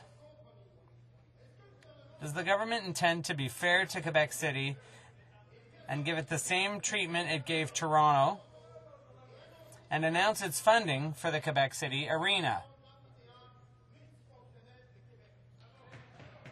The Honourable Minister of Natural Resources. There are applications for funding from all over the country. We have to process those applications in context. The federal government, if it's going to play a role, it has to do so fairly, taking into account budgetary limits, and it has to be done in a way that's affordable. Buren St. George's. Mr. Speaker, the United Arab Emirates have given the Canadian Conservative government the boot out of Camp Mirage, leading the Defence Minister scrambling to find an alternative location to serve Canada's operations in Afghanistan. Moving the base on 30 days' notice, less than a year before the Canadian forces withdraw from Afghanistan, is an expensive logistical nightmare. The Minister has indicated discussions are underway for a new location. What is the cost to move out of Camp Mirage and into a new base on such short notice? Honourable Minister of State. Well, I'd be glad to answer the honourable member's question, Mr. Speaker, but I will remind her, as she may have heard earlier during question period, the government does not comment on operational matters concerning the deployment of Canadian Forces personnel abroad. The Honourable Member for Random, Buren St. George's. Mr. Speaker, this is another embarrassing example of this government's incompetence and inability to negotiate with our international partners. The Canadian forces have been guests of the United Arab Emirates since 2001. The Prime Minister cut the Minister of Defence out of negotiations, giving preference to the opinion of a government House leader. Not surprisingly, Canada is now in a foreign policy debacle entirely of this government's making. Why is this government creating obstacles for our soldiers and enormous costs for Canadians instead of being competent and negotiating with our international partners? Honourable Minister of State. Well, let me remind the honourable member again, Mr. Speaker, that the Government of Canada always chooses arrangements that are on the best interests of Canada and the best interests of Canadian taxpayers. And I will say again, the deal offered by the UAE was not in the best interests of Canada. The Honourable Member for Hamilton Mountain. Mr. Speaker, the Minister of Finance is clearly not in touch with reality. 2 years ago, he denied the looming economic crisis. Now, in his fiscal update, he says the crisis is over, even though 1.5 million Canadians are still out of work. The Minister's friends on Bay Street may be doing better, but the crisis isn't over until there's a recovery for the middle class. When will this government quit hiding behind part-time job numbers and get serious about creating full-time, family-sustaining jobs? The Honourable Minister of Finance. Well, again, Mr. Speaker, I hate to correct the member, but there were 37,000 net new full-time jobs in Canada last month. The Economic Action Plan continues to work. We continue to implement the Economic Action Plan, the tax reductions in that plan, the EI measures in that plan, as well as the stimulus measures in ridings all across Canada, including the riding of the Honourable Member opposite. The Honourable Member for Hamilton Mountain. Mr. Speaker, those lines don't fly here and they don't fly in Hamilton. In just 2 weeks, 1,000 steelworkers are likely to be locked out by a company whose purchase of Stelco this Minister of Industry approved. The Minister said that he had a lot of sympathy for the workers, but that there's nothing his government can do. Steelworkers don't need sympathy. They need a steel sector strategy that will protect Canadian production and Canadian jobs. Will the Minister admit that signing off on the foreign takeover by U.S. Steel was a mistake and apologize to the hardworking men and women of Local 1005 for bungling this file? The Honourable Minister of Industry. Well, Mr. Speaker, as fate would have it, I was actually in Hamilton on Friday announcing a wonderful new initiative for McMaster University and for local researchers and local workers, where McMaster and Hamilton will be at the forefront of the automotive research sector when it comes to better cars, better composites, better batteries for cars. That's how we're supporting the people of Hamilton, Mr. Speaker. New jobs, new opportunity, something for our kids and our grandkids. That's what this government's all about. Honourable member for Burlington. Thank you, Mr. Speaker. Canada is an open and generous society. Every year we welcome hundreds of thousands of immigrants from around the world. They work hard and play by the rules for the opportunity to live, work, and raise a family in our great country. Unfortunately, our immigration system has been under attack. Human smugglers are treating our country like a doormat. The problem is growing and must be stopped. Can the Minister of Citizenship and Immigration tell this House on how our government is going to prevent this abuse of our immigration system? Thank you. Minister of Citizenship and Immigration. Thank the member for his question, Mr. Speaker. First of all, would like to commend the Thai authorities for their recent successful action, which to help interdict apparent human smuggling. We do know that that country has been a transit point for the very dangerous exploitation that is represented by the criminal syndicates running the human smuggling business. Mr. Speaker, Canada is open. We resettle more refugees than any other country in the world on a per capita basis. We receive more immigrants than any other developed country. But we will not tolerate the systematic violation of our immigration laws or the fairness of our immigration system by exploitative human smugglers. We will take action against them, Mr. Speaker. Honourable member for Vancouver Quadra. Speaker, this government promised recreational infrastructure, then turned down thousands of qualified projects across Canada. In BC alone, almost half of the proposals were rejected. Instead, this government wasted millions of dollars in BC for expensive action plan signage that they forced communities to install. This minister obviously considers self-promoting signs more important than inner-city playgrounds for kids. Why?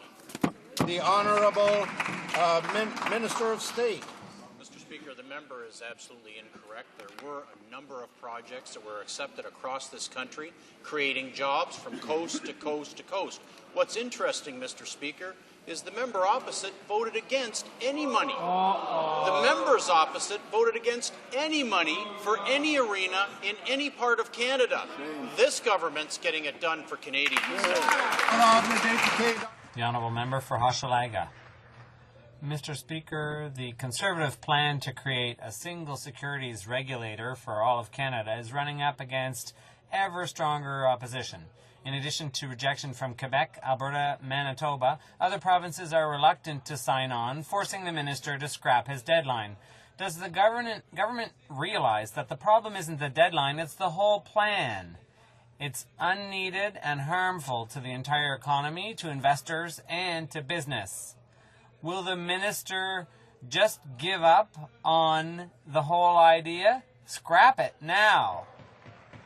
The Honourable Finance Minister. No, thank you. This is a voluntary initiative. It's optional. We've always respected Quebec and the other provinces' jurisdictions. We're going to continue in the same way in future.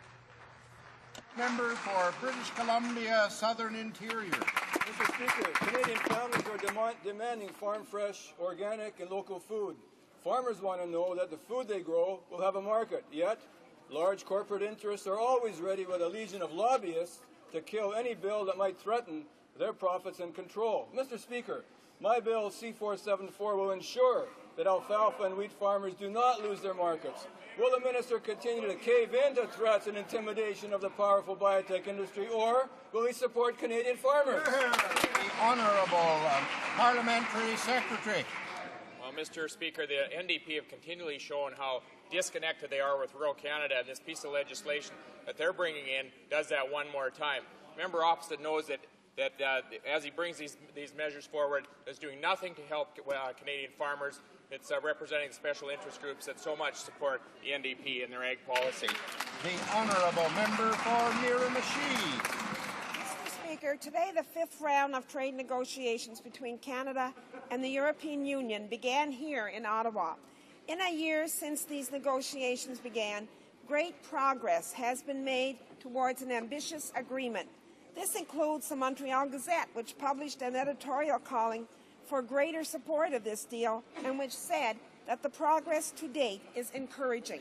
Could the Minister please inform the House how Canada's trade negotiations with the European Union will benefit Canadian workers and businesses? Honourable Minister of International Trade. Thank you very much for that question. The Honourable Member is interested in jobs and opportunity, and of course jobs and opportunity in Canada depend greatly on trade. We are a trading country. Our government's working to create jobs and opportunity by negotiating trade agreements right now with close to 50 different countries. This is in addition to 8 trade deals we've already concluded. Our negotiations with the European Union promise to lead to a trade agreement that will deliver a $12 billion annual boost to the Canadian economy. The Montreal Gazette did put it well when they said nothing should be allowed to forestall the promise inherent in more open trade. The Honourable Member for Vancouver Quadra. Speaker, what the Conservative government is actually getting done for Canadians is to abuse their taxpayer dollars at a time of record deficits. Citizens in my riding of Vancouver Quadro wonder why they wasted a record $130 million on shameless self-promotion while rejecting applications for playgrounds, for seniors' recreation facilities, for soccer and ball fields. Why is this government wasting millions of dollars on partisan billboards rather than investing in the badly needed recreation and fitness facilities that Canadians actually want? The Honourable Minister.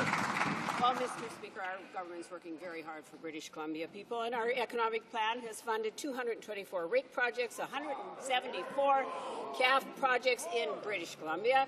Our government believes that creating jobs and opportunities is a priority, and that's why we're helping all families in all communities across the country. Honourable Member for Jeanne-Lebert. Mr. Speaker, according to Ruth Frontenac, most of the decisions of the Appeal Division of the Immigration and Refugee Board in Montreal last year were issued in English. After the IRB refused to translate the documents into French and to provide adequate French language interpretation services, we now learn that 2 board members in Montreal are unilingual Anglos who can't hear cases in French. When will the Immigration Minister stop putting obstacles in the way of claimants who want to be heard in French? The Honourable Minister of Citizenship and Immigration. Mr. Speaker, any refugee claimant can indicate the language, which official language they want their hearing in. If it's French, the hearing will be in French. Perhaps the member doesn't know that, but there are, in fact, some Anglophones who live in Montreal. Mr. Speaker, despite the fact that it's been 81 years since women were recognized as persons, gender equality in Canada has not been achieved.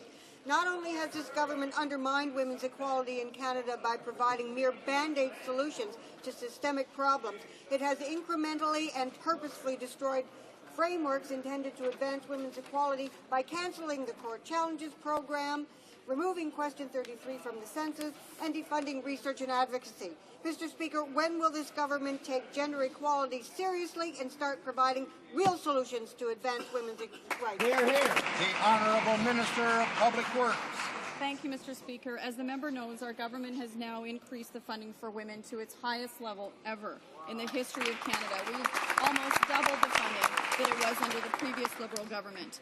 We are supporting now projects for women in every province and every territory. And in fact, today, Mr. Speaker, it was my honour to be with the Governor-General at Rideau Hall to honour the 5 recipients of the Persons Award who are in the gallery today. And I ask her to congratulate them with me.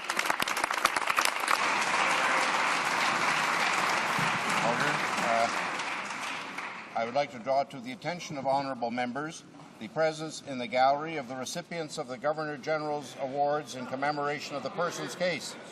Marie-Louise Fish, Lucille Harper, Caroline Joseph, Anne Michaud, and Barbara Mowat.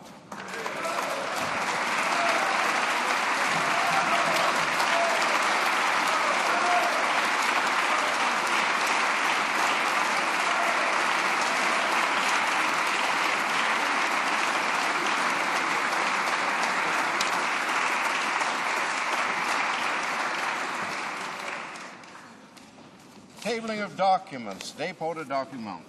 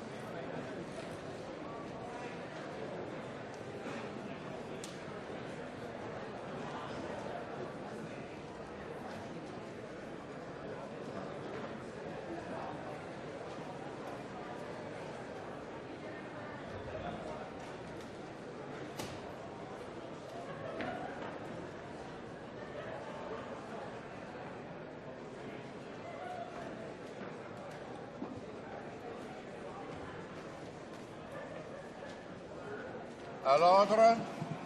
Order, please. Tabling of documents. Parliamentary Secretary to the Government House Leader. Thank you, Mr. Speaker. Mr. Speaker, pursuant to Standing Order 36.8, I have the honor to table in both official languages the government's responses to 25 petitions. Oh. Dépôt de documents. Tabling of documents. Déclaration de ministre. Statements by ministers. Reports from interparliamentary delegations. Présentation. Presenting reports from committees. Honourable Member for Elgin, Middlesex, London. Mr. Speaker, I have the honour to present in both official languages the 17th report of the Standing Committee on Procedure and House Affairs regarding the use of electronic assisted voting devices. If the House gives its consent, I intend to move concurrence in this report, in the 17th report later this day. Presenting reports from committees. The Honourable Member for Vancouver Centre. Mr. Speaker, I have the honour to present in both official languages the third report of the Standing Committee on the Status of Women in relation to the tone of the debate in the House of Commons. The committee unanimously endorsed the initiative by Equal Voice on October the 19th to elevate the tone of debate in this House in order to attract and retain more women in politics and to showcase the good work that's being done in Parliament, and that this endorsement be reported to the House as soon as possible. Présentation de rapport de... Presenting committee reports. Introduction of private members' bills.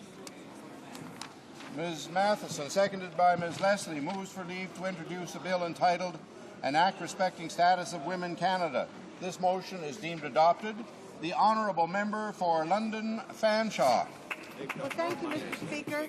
I am pleased to bring forward my private member's bill, an act to establish the Office of Status of Women Canada.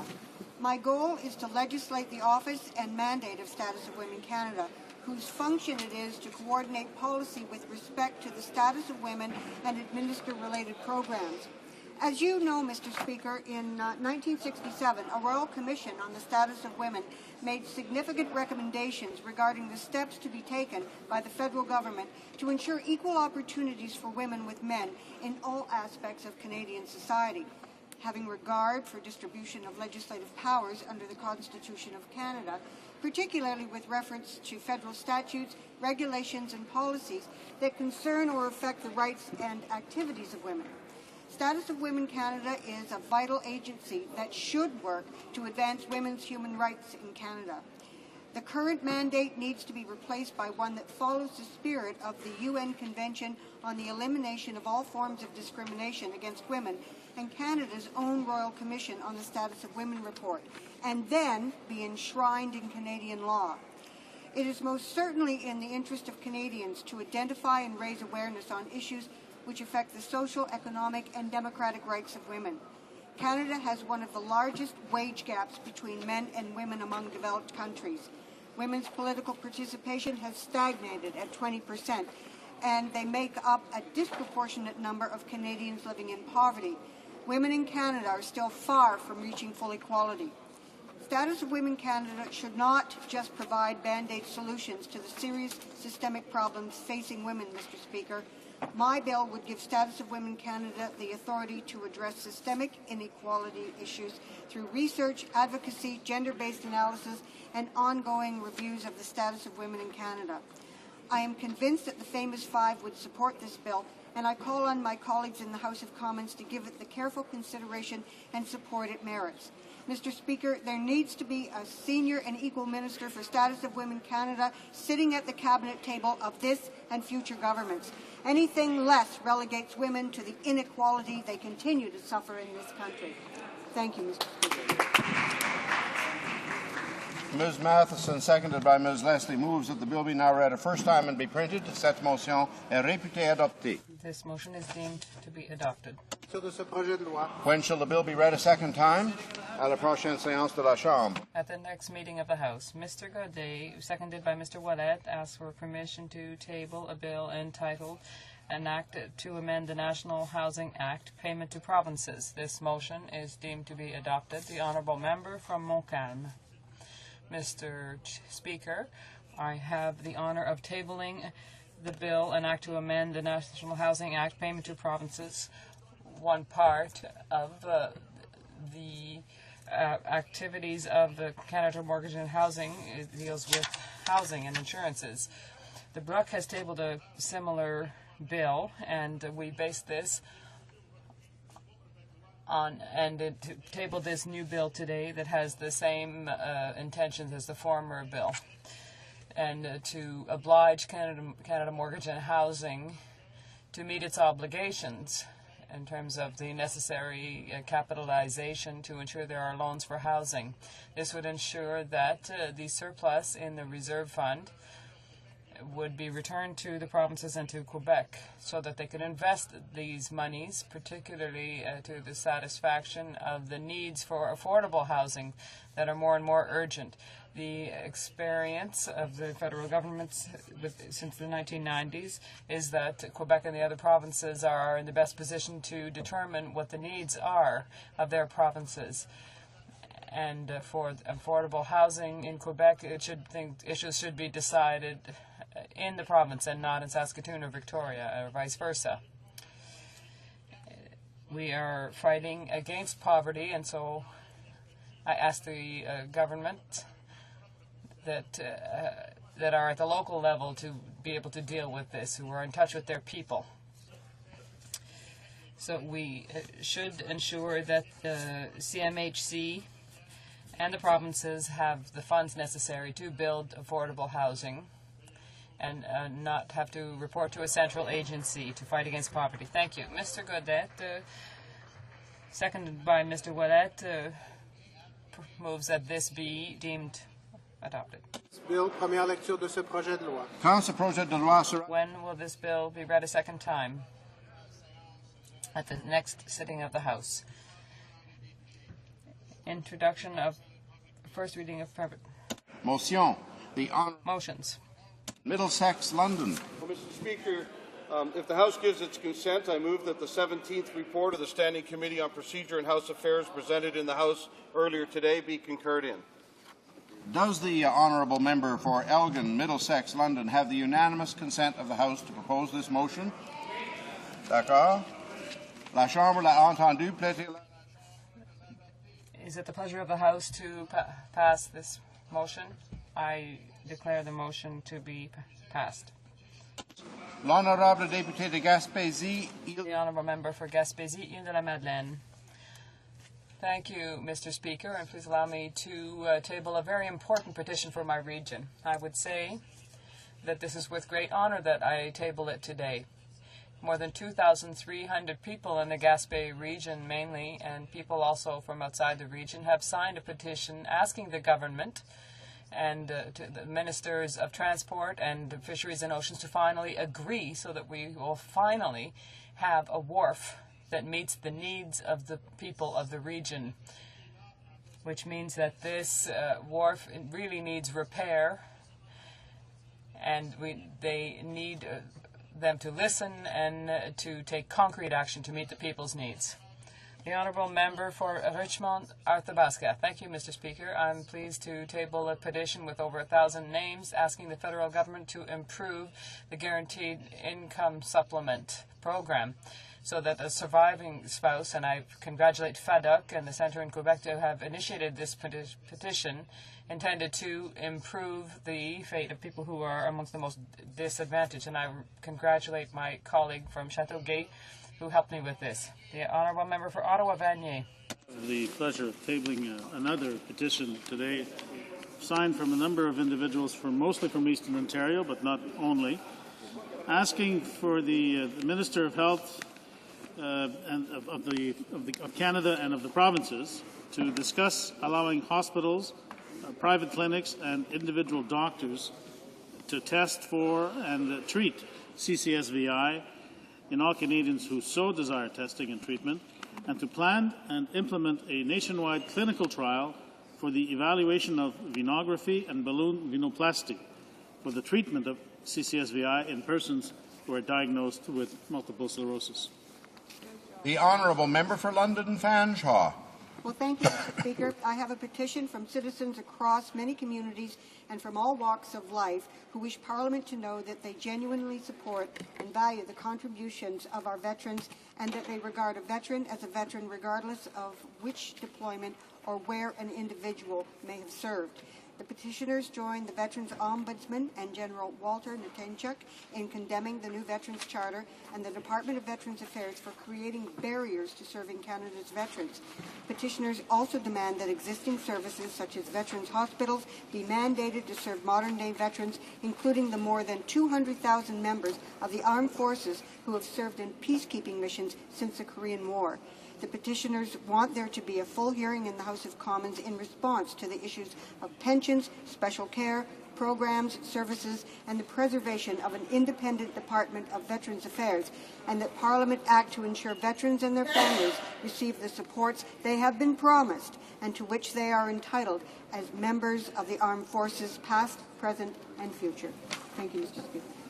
The Honourable Member for Bonavista, Gander, Grand Falls, Windsor. Thank you, Mr. Speaker. I have a petition here from 2 weeks ago concerning the EI extension, the pilot projects. Now, there was the 8-month extension, but this is a petition that was left over from them, and I want to present this in the House because even though there is an 8-month extension, expiry now in June, a good deal of this petition deals with the permanent nature, or should be permanent nature, to these pilot projects. I mean, how long can pilot projects last? 5.5, 6 years before you realize whether it's good or whether it's bad.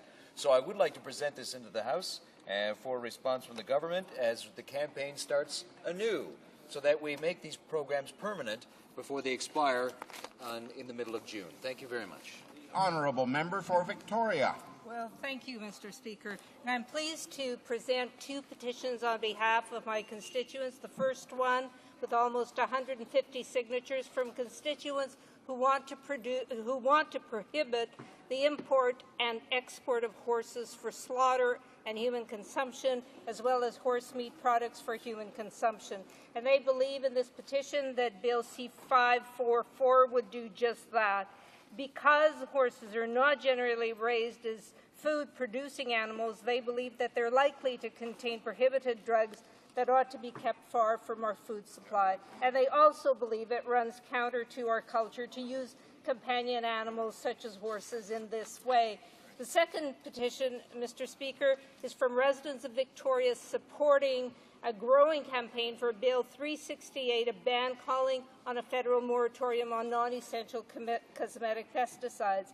In this petition, they express concern that the autonomy of governments closest to them, their municipal and provincial governments, is being eroded by the gradual transfer by the federal government to corporate transfer of authority to corporate interests, as in this case to the chemical industry. And they worry about the way that American chemical giants are using NAFTA's Chapter 11 to challenge such pesticide bans across the country. And they want to be heard, Mr. Speaker. Thank you.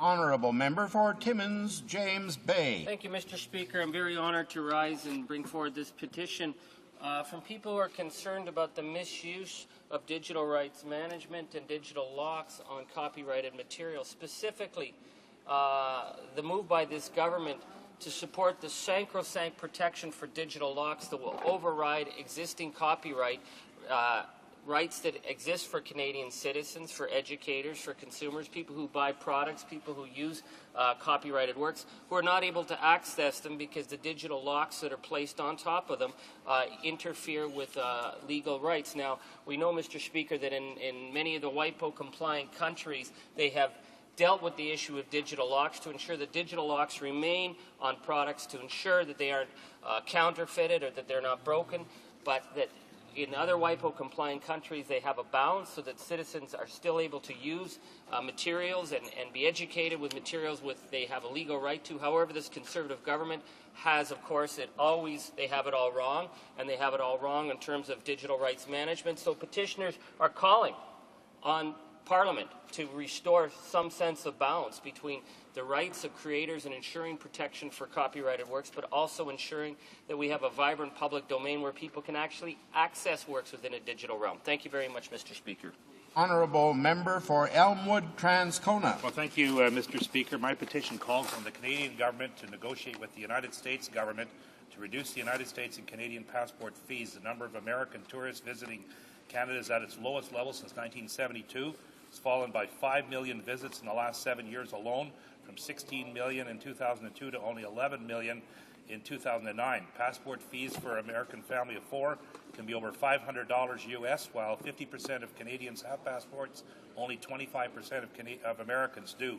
At the recent Midwest Legislators Conference of the Council of State Governments, attended by myself and over 500 elected representatives from 11 border states and 3 provinces, the following resolution was passed unanimously. It reads, resolved that the conference calls on President Barack Obama and the Canadian Prime Minister to immediately examine a reduced fee for passports to facilitate cross-border tourism, and be it further resolved that the conference encourage the governments to examine the idea of a limited 2-for-1 passport renewal or a new application. And to be a fair process, Mr. Speaker, passport fees must be reduced on both sides of the border. Therefore, the petitioners call on the government to work with the American government to examine a mutual reduction in passport fees to facilitate tourism, and finally to promote a limited time 2-for-1 passport renewal for new application fees on a mutual basis with the United States. Présentation de pétitions. Presenting petitions. Questions on the order paper. L'Honorable Secretary. The Honourable Parliamentary Secretary to the Government House Leader. Mr. Speaker, I ask that all questions be allowed to stand. Agreed, and so ordered. Orders of the day. Order du jour. Government orders, government bills, Commons. Resuming debate at second reading of Bill C-28, an act, the Fighting Internet and Wireless Spam Act. Before question period, the Honourable Member for Brome-Missisquoi had the floor. He has 13 minutes left to complete his remarks, so I now recognize the Honourable Member for Brome-Missisquoi. Thank you, Mr. Speaker. Regarding C-28, I was saying that spam is something important, and I was defining them. Now, I'd like to place this in the current context, because it's nothing new to have intrusion in our private lives. For many decades now, we've been receiving mail from companies that want to sell their products through a publication we get in the mail. It was an intrusion in private life, but it's one that could be considered mild compared to getting email directly on your computer in your home. Because on the one hand, one could find ways to eliminate the former type of invasion of privacy, and it only represented a small number of pieces of mail. It was a small part of your mail, whereas spam can become, or in often cases is, the most mail you ever get in your home. May I also point out, Mr. Speaker, that things change over time. When we only had regular mail, we had this intrusion or the fear of intrusion in private life, but it came almost only from the government. You can remember great writings such as that of George Orwell, who wrote 1984, others of his ilk. Now, intrusion through email, through spam, comes from the commercial world. It's a new type of danger. I'm not saying that it eliminates government, but it adds to possible intrusion in your private life. We see recent cases, especially with Facebook. That's more than the government. It's now your neighbor who can intrude into your private life, your friends, your family. They can enter into your private life. So I bring that up to express how quickly things are evolving. And the committee I was talking about earlier, the working group, was started in 2004 and tabled its report in 2005. Since 2005, there's been a great deal of change, and that's why I think that the work that has to be done in committee on this particular bill has to be done in an open manner in order to improve the bill. We get the impression that this bill is almost already obsolete if we don't update it now. So it will be very important to take into account the huge evolution going on in the world of computers and the way they are used, so that the law can be a valid and useful one. So let me get back to this group that brought together representatives of suppliers, internet service providers, e-marketing experts, representatives of government, and consumers. So this was an excellent group that had a wide range of knowledge. There were 60 groups from various sectors that came together, and their work was admirable. However, let me get back to this point. This work has to be put in the context of 2010-2011, because things have evolved a great deal and has to be taken very seriously.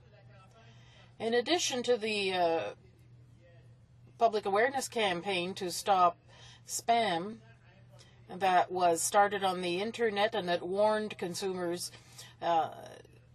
of the way to eliminate or limit the amount of spam they get, the working group or task force tabled its report in May 2005, which was entitled, and I want to point that out, Putting the Brakes on Spam, Create a More Unified and Stronger Internet. Why create a stronger and more unified internet? Because it's a significantly important economic tool. It's not a matter of saying there can be no more communication of a commercial nature or of an economic nature. There can't be any sales representations by email, because that would limit the freedom of certain people who want that. So the new legislation has to allow people to receive these emails if they want them, if they've identified which companies they accept or group of companies from whom they wish to receive communications. On paper, we receive catalogs. I, in particular, have enough experience with this because I am a handyman. I get very specialized catalogs on woodworking, and they're absolutely enchanting to me. When you get this on the internet, the same is true. They have my permission to send me this material, and they have permission to solicit my business. So one can't say automatically, let's eliminate any kind of commercial correspondence over the internet. This will be legislation that will have to be very specific. If you look at Facebook, people were confident in placing things on Facebook without understanding or knowing that their neighbors or family could get into their private lives that way. So if we use the same type of procedure or program on a computer, one can end up with ways of circumventing the legislation if it's too simplistic or too simple, quote unquote. So this legislation has to be very refined. The main recommendations contained in the task force report have to be included, even though they must be upgraded, updated. One of those recommendations was that the proposed legislation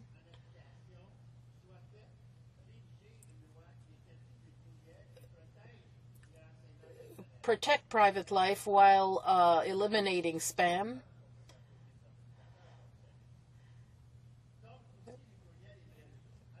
As well as networks. This legislation allows corporations and individuals to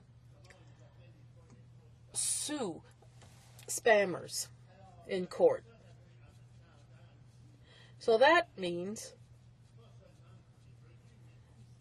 not just advertising for products, but also services that are being promoted. And then you might say, well, there are advertisements on television. It enters people's homes, yes. But we all have a choice of not watching television. So if at some point the Chamber of Notaries, let's say, decides to advertise to show how necessary notaries are, you don't want to listen to that. You just don't have to listen to it. But if you get 10 or 15 emails that take up space on your computer to tell you that the Chamber of Notaries is a wonderful institution, the best on earth and absolutely necessary, well, you're going to find that that's intrusion in your private life, and you will be right. So, another recommendation made by this committee was that there be a center for expertise on spam. This kind of center of expertise would be a clearinghouse for initiatives within the government to fight spam, a new organization, therefore. This center would be responsible for coordinating policies, awareness campaigns, and support for organizations that execute these measures. Would also compile statistics on complaints about spam. So that would be important, Mr. Speaker. Have one place where people could complain. People who get spam don't all have the capacity of directly pursuing that company. So the government must keep up to date on the companies that do this and take direct action. One thing that's important is the educational campaign I just mentioned. Mr. Speaker, I don't think that it's possible to implement legislation that can be considered modern or new, because this is a phenomenon that didn't exist a short while ago. So we need new legislation. We can't have that without a public awareness and education campaign, something in depth addressed to the public. That would also apply to companies, because there are small businesses who cannot directly solicit through email without this creating a problem for them. So awareness has to take place at various levels. Companies that market goods and services as well as users. Well, you have all kinds of users, Mr. Speaker. You even have young children. You know, today, at 10 or 11, children often have their own laptop. That means they can be inundated with spam. If it's not a laptop, it could be an iPad or something like that. You see how things are changing so quickly. So when this type of bill gets to committee, it is absolutely necessary to take into account the future, the near future. Given the rapid evolution, we can't always predict what will happen in 10 years, but at least we can look at what's going to happen in the next couple of years. Thank you, Mr. Speaker. You're telling me that I have to wrap up, and I would say that among the recommendations of the task force, there also was best practices for the industry. So it has to be demonstrated that the industry has some way of acting where there will be no misleading information. And lastly, there needs to be international cooperation and measures to implement the legislation that is clearly known worldwide. France is one example. France already adopted its legislation in 2004, but I would warn the committee that 2004 is already far back, so we can't copy a country like France. Maybe the U.S. is evolving as well, but it's an subject of international interest, and our law has to join up with the laws of other countries. Thank you, Mr. Speaker. Questions and comments? For Timmins James Bay. Thank you, Mr. Speaker. My honourable colleague spoke very well on this issue, and yet we filled up significant amount of time in this Parliament already dealing with this issue, and yet the government felt that this was such an unnecessary bill that they allowed it to be flushed along with all of last year's legislation. We are the only country in the G8 without anti-spam legislation. This government continues to play petty personal vendettas in the House of Commons, and so they take important legislation that we need to have on the international stage, that we're seen having some legislation, and they flush it down the political loo, and then we have to go through this whole process again. I'd like to ask my honourable colleague why he thinks it is that it takes in this House of Commons, thanks to this government, up to 2 years to debate something as simple and straightforward with spam. We should have had this bill done long ago, but we had to be prorogued to allow the government to escape whatever political heat they were feeling at the time. L'honorable député. Honourable Member for Brome-Missisquoi. Thank you, Mr. Speaker. I thank my colleague for that question, because that's almost the same question I had put this morning to one of our Conservative colleagues, saying, well, why did you take so long? Why are you taking so long? Is it because you want to flush this issue away? Are there hidden commercial interests behind this that are hiding the truth and preventing us from seeing why we don't have anti-spam legislation? As my honourable colleague stated, all G8 countries have such legislation except us.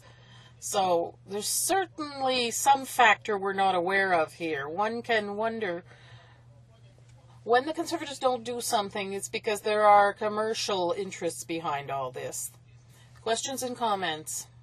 Resuming debate, the honourable member for Timmins James Bay. Thank you, Mr. Speaker. I'm honoured, as always, to rise in this august chamber and speak on behalf of the wonderful people of Timmins James Bay who sent me here to represent them. Mr. Speaker, I will say at the beginning that I've already spoken on this bill. I've already been through the entire rigmarole about this spam legislation, and yet, like spam itself, it seems that we never seem to get anywhere with this government with their own legislation. Last session, we had a mere 3 bills actually get through the process. I don't think in the history of this Parliament there's ever been such a pitiful output by any government. Legislation that needs to be addressed is always deep-sixed for whatever needs of the PM's war room. In this case, all the work that was done on the anti-spam legislation had to be tossed aside, had to be flushed so that the government could prorogue, because they were starting to feel heat about the Afghan detainees, and they were figuring that people would just not notice if they turned out the lights on the democratic institution of Canada. And of course, Mr. Speaker, we know that the Canadian public were rightfully outraged at this government's decision to knock off work for 3 months in January and hope nobody would notice. But in doing that, Mr. Speaker, millions of dollars of time that was spent in hearing testimony and developing legislation and debate was lost. So here we are again dealing with the issue of spam. Mr. Speaker, I've watched this government for the last 5 years, and they treat the House of Commons as a sideshow. The real work of this government is behind the scenes and putting their buddies into key positions, in stripping and vandalizing the public institutions of Canada, like the long-form census, of stripping the tax codes so that their friends and big banks and big oil are getting massive breaks while we are going into deficit. And whatever happens in this House, Mr. Speaker, we have one crime bill after another that's waved out, and the government jumps up and down, but they don't ever seem all that serious about actually coming through with anything. I think because, Mr. Speaker, there is a fundamental contempt for the important work of this House, and I think it's very clear when you see something like the anti-spam legislation. Mr. Speaker, we're the only G8 country without anti-spam legislation, and it wouldn't be all that hard to move on it, and I think it would be very important to move on it, because we're not just talking about an inconvenience. We're not just talking about the fact that on any given day my personal email has all kinds of offers for Viagra for me, all kinds of offers for trips to the Cayman Islands, all kinds of dodgy email requests that I have to flush and erase and erase and erase. We're talking about a new form of fraud that works on such sheer levels of numbers that they only have to have 1 in 10,000 or 1 in 100,000 to respond. Mr. Speaker, I'm sure back in the fax machine days you used to receive the famous Nigerian 419 fraud, and it's known from that because actually the frauds originally came out of Nigeria, and now they're centered in Eastern Europe as well. But back in the days when the old Nigerian 419 scam was being run, and Mr. Speaker, I'm sure you've had them, it's you get a request from somebody who's trying to get money out of Sierra Leone, someone who's trying to get money out of Nigeria, someone who's trying to get money out of Serbia after the Bosnian War, and they will transfer the money into your account, and it's set up, and the only thing you have to do, of course, at a certain point you have to put up a little bit of cash, and that's when you get caught in the fraud. But the old 419 fraud actually took a little bit of effort, and it cost the fraudsters a fair amount of time because they had to get on the fax machines, and it was random, and it wasn't all that effective. However, the 419 frauds are internationally known as one of the largest international fraud schemes.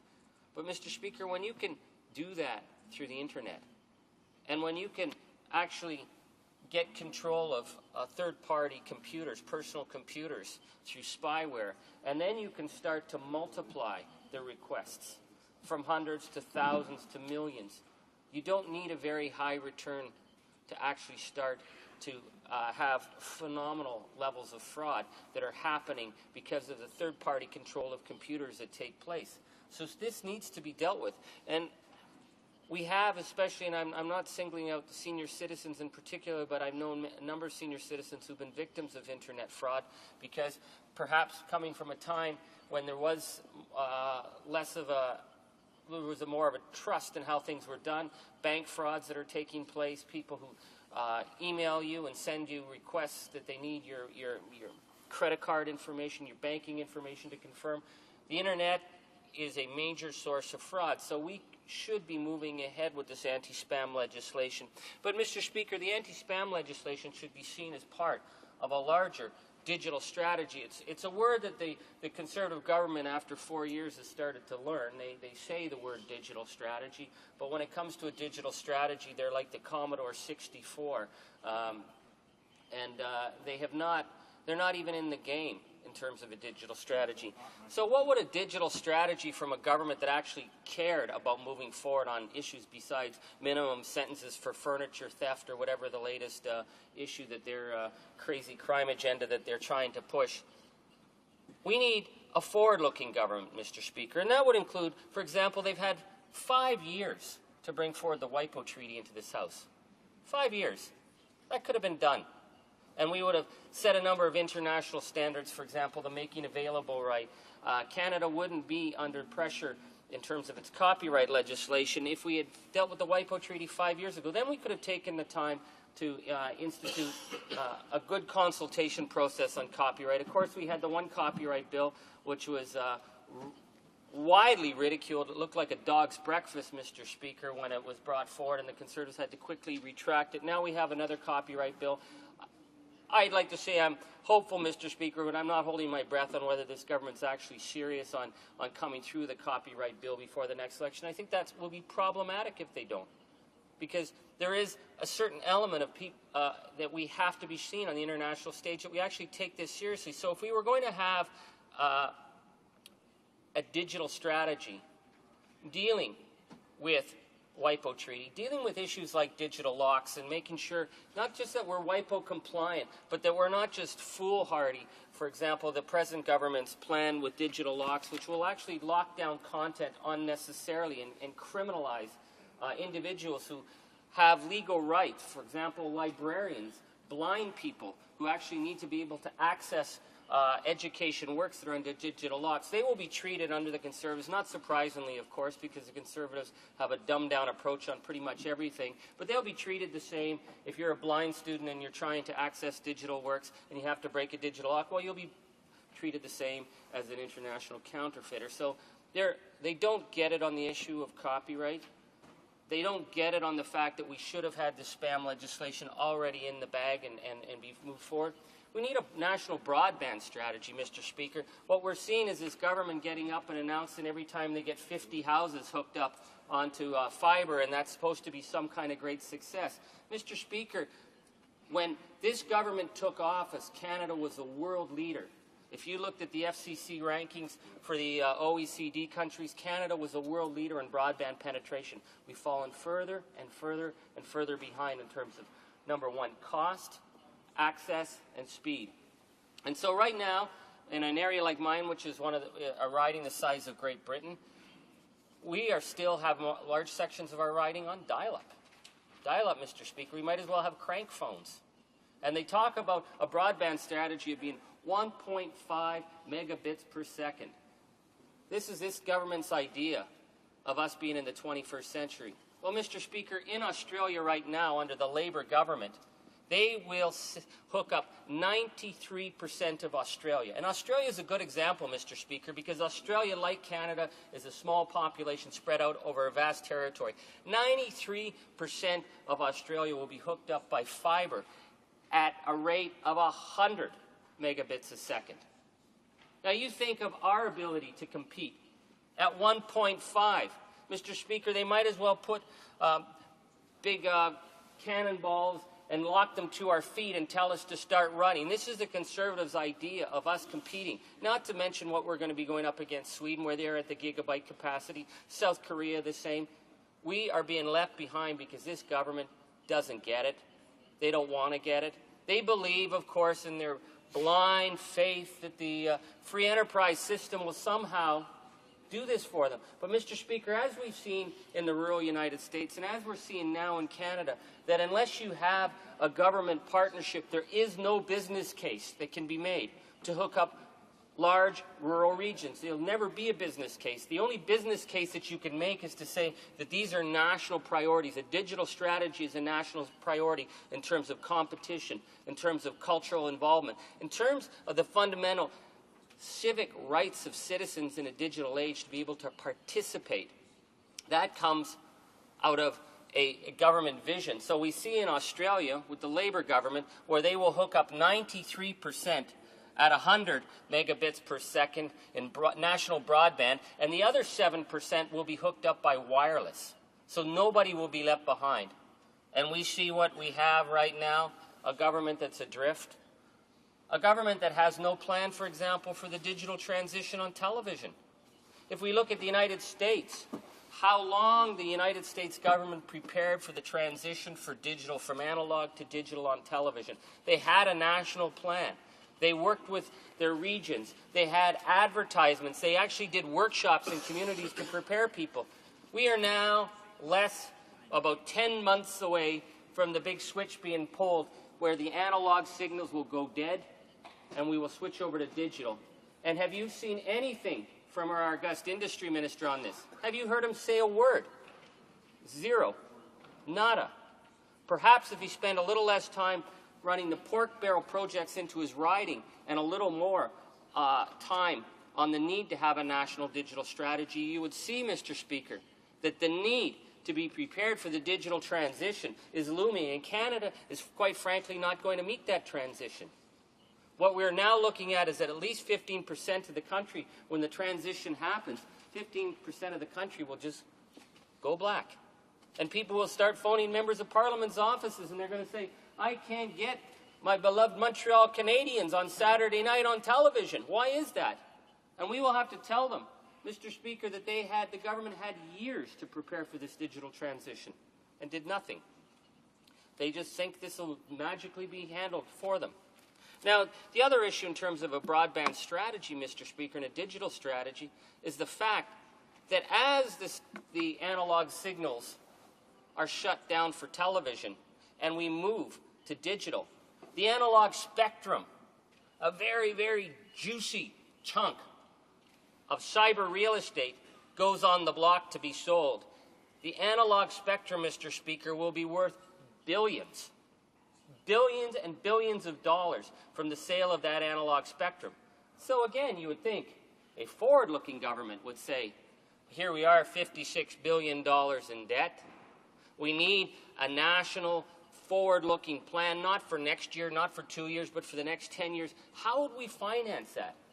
Well, if we sold off the analog spectrum and we took those billions and we committed it to a national broadband digital strategy, people would say, well, there would be a forward-looking government. But you haven't heard a peep from this government about what they're going to do with the money, have you?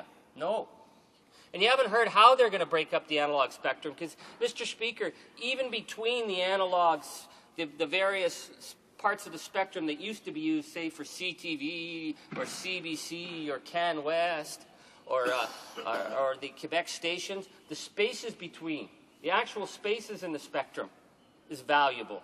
You could put that for public use, for innovation, for new project ideas, to reserve part of the analog space that actually belongs to the people of Canada for innovation, for new ideas, because, Mr. Speaker, there will be many, many new forms of communication that are on the verge of being discovered, and having access to those that spectrum band could put Canada in the lead where we need to be. We do need to be in the lead. But, Mr. Speaker, you're not seeing anything from this government on that at all. Zero. So you have to ask yourself, if this government had billions of dollars that should be spent on ensuring that Canada and rural Canada and northern Canada can participate and compete against competitive countries that are going up to gigabyte per second download speeds, the analog spectrum would be a great place to put that. But what do you think they're going to do with that money? Now, I've got my own personal bets, Mr. Speaker, and I'm not a gambling man, and I'm not offering to take anybody's money here. But I think you'd have to be quite the old backwoods rube not to think that they're going to look at that money and say, you know what we could do? We could build prisons. Wouldn't that be great? That would be a forward-looking strategy. We could take the billions from the analog spectrum and we could build prison cells with it. Because, Mr. Speaker, the cost of building prisons under this government is going to be $270,000 per cell. They don't even have people to put in it. Never mind, they'll just keep bringing up enough private members' bills to find new ways to arrest more of the Canadian public to put them in there. But, Mr. Speaker, we need a plan. Besides this government's ideological, bizarre focus on blowing $10 billion in prisons at a time of the largest deficit in history, we've seen nothing, zero, from this government in terms of a forward-looking digital strategy. So here we go back to the issue of spam. Spam should be a fairly straightforward issue to deal with. It's inconvenient. Nobody likes it. Nobody likes it, of course, except for the lobbyists who are always going and talking to the government, because hidden in the spam is a lot of useless electronic sales ads that most of the Canadian public don't need. But nevertheless, even with the lobbyists, I'm sure we could deal with the spam. The question is where is the vision? This government brought forward spam legislation. The House debated it. We went through the whole process, and the government decided it was more convenient to take all that legislation and flush it down the political loo, to suspend the democratic work of this House, to shut everything down, to lay waste to their whole legislative agenda, and set the clock back to zero, which isn't the first time they've done it, Mr. Speaker. This is something that they do on a regular basis. Whenever they seem to get bored with actually almost succeeding and almost actually getting something done, they seem to get restless. So they can't go forward, so they're stuck in the bills they have, so they erase them all and they start all over. So here we are now, and what? October 2010, remaining the only country without spam legislation. Now, Mr. Speaker, I've been saying how this government doesn't like to move on anything unless it's part of their ideological agenda, how they have no forward-thinking vision in terms of copyright, in terms of balancing the needs, in terms of an innovative agenda, in terms of issues like net neutrality and open source and open data, issues that could really excite the Canadian public to move forward. But I have seen this government, in all fairness to them, I have seen them move dramatically, once or twice. And the times I've seen them move dramatically in terms of where their agenda is going have been, well, usually protecting the tar sands or protecting whatever ideological hacks who are working and supporting the party. Now, Mr. Speaker, I point to you, remember the Copenhagen Environmental Conference back in December 2009, when Canada was once again embarrassed on the international stage by our horrific standards on the environment. Now, of course, the government would say that that was a principled stand, just like I'm sure that Harold Ballard thought that the Leafs losing every year was a principled stand. But in the Copenhagen Conference, there was a group called the Yes Men. Now, I don't know if you've seen that documentary. The Yes Men are international political pranksters, and they set up a fake website. And then that fake website said that Canada was actually going to reduce greenhouse emissions in 2020 40% from 1990 levels, and that they would be down to 80% by the year 2050. Of course, that was a total fraud. Canada wasn't going to do that, but they were trying to make a political statement about Canada's, the Conservative government's defense of the tar sands and how they embarrass us politically. The Canadian government moved against that website immediately. They went after the ISP in another jurisdiction, and they ended up shutting down 4,500 websites were shut down because this government didn't want to be challenged internationally on the tar sands. 4,500 websites were shut down by this government. I think even Red China would have been kind of awe-struck by that. The willingness of this government to shut down democratic sites because they don't like what they have to say. This government will do nothing about the fact that we have international fraudsters on the spam, but they will shut down democratic websites. Mr. Speaker, this government has failed, they failed again, and they continue to fail on an international innovative agenda. Questions and comments? The Honourable Member for Elmwood-Transcona. Well, thank you, Mr. Speaker, and I want to thank the member for his speech regarding this bill, and he hit a very solid topic in dealing with the whole broadband strategy, the lack thereof, I guess, from this government. But I'm noting in the bill that the violations are not criminal offenses under this bill. And just recently, we had a situation where I believe Facebook got a judgment against a Canadian spammer. I believe it was Facebook, and I believe it was for $1 billion. And all he did was declare bankruptcy and got out of the problem. So the question is, if we're going to be passing bills like this that simply offer a fine, in essence, and if the spammer simply declares bankruptcy, then what have we really accomplished? Perhaps some sort of a jail time, a threat of jail time anyway, might have a better effect in forcing these spammers to pay attention. I only say that just on the basis of what happened recently with that court case. The Honourable Member for Timmins James Bay. Well, thank you. My honourable colleague raises an excellent point. again, when we're dealing with spam, we're not just dealing with irritating emails that you have to spend a lot of time flushing. And the fact that it does intervene and impede competitiveness, it intervenes and impedes the ability of businesses to work, but it's also become very much tied to cases of international fraud on a massive scale through the use of phishing, through the taking over of third-party computers. If we don't have some real clear punishments for shutting down spam sites, then Canada will continue to be seen as a spam haven.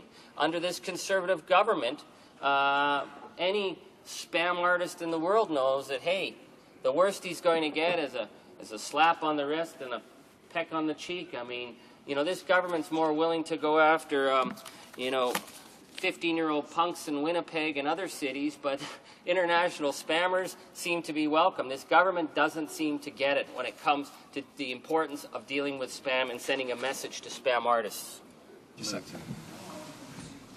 Questions and comments? The Honourable Member for London Fanshawe. Well, thank you, Mr. Speaker, and I would like to thank my colleague for his very interesting remarks. He enlightened, I think, a number of us in regard to this situation.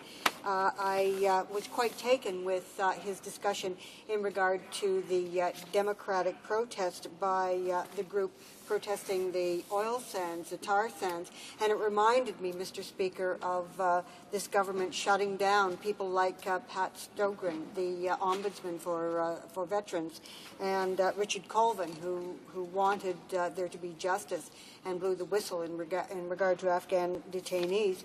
And I'm wondering, I'm thinking about democracy and the peril that democracy has faced with this government, and wondered if the member could comment on those 4,500 legitimate websites that were closed down, the impact of that, and what it says about the state of our democracy.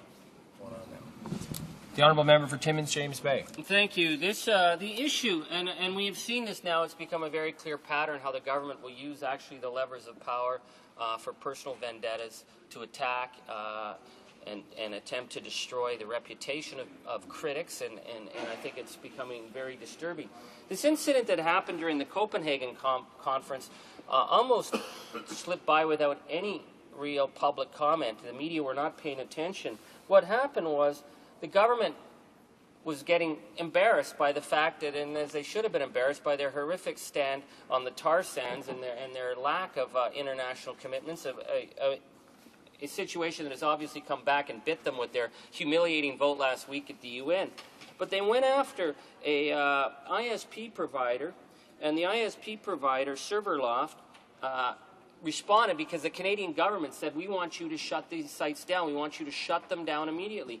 And in order to do that, they had to actually interfere with a wide block of ISP server addresses, and they shut down 4,500 websites.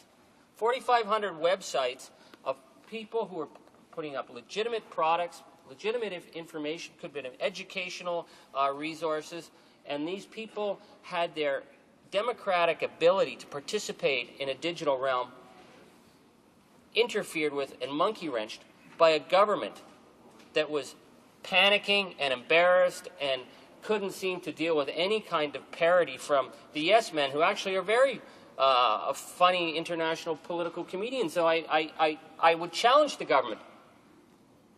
If you believe that you can get away with shutting down 4,500 web addresses, then why aren't you spending more time with the dictators in Burma, and why aren't you spending more time with China? You're not sending any kind of message in terms of democratic commitment in a digital age if you will use the levers of government to shut down 4,500 websites in order to get at two hoaxsters making fun and doing actually very fair political parody of this government. Questions and comments? The Honourable Member for Sudbury. Thank you, Mr. Speaker. I'd like to thank the Honourable Member for his great speech. And he was talking about the shutting down of 4,500 websites. And it makes you wonder as to why it would take so long to introduce legislation like what we're seeing here, when we know that phishing, for example, is soliciting information from most vulnerable, so to speak, on the internet. Those that may be seniors who are not necessarily as astute in the way to deal with some of this. So they might be sending their credit card information or other personal information. So I'd like to know from the honourable member, specifically in Northern Ontario, we have phone busters who are dealing with so many scams that seniors are having to deal with. Is there anything else that we should be seeing in this bill to ensure that we can protect those that are using the internet?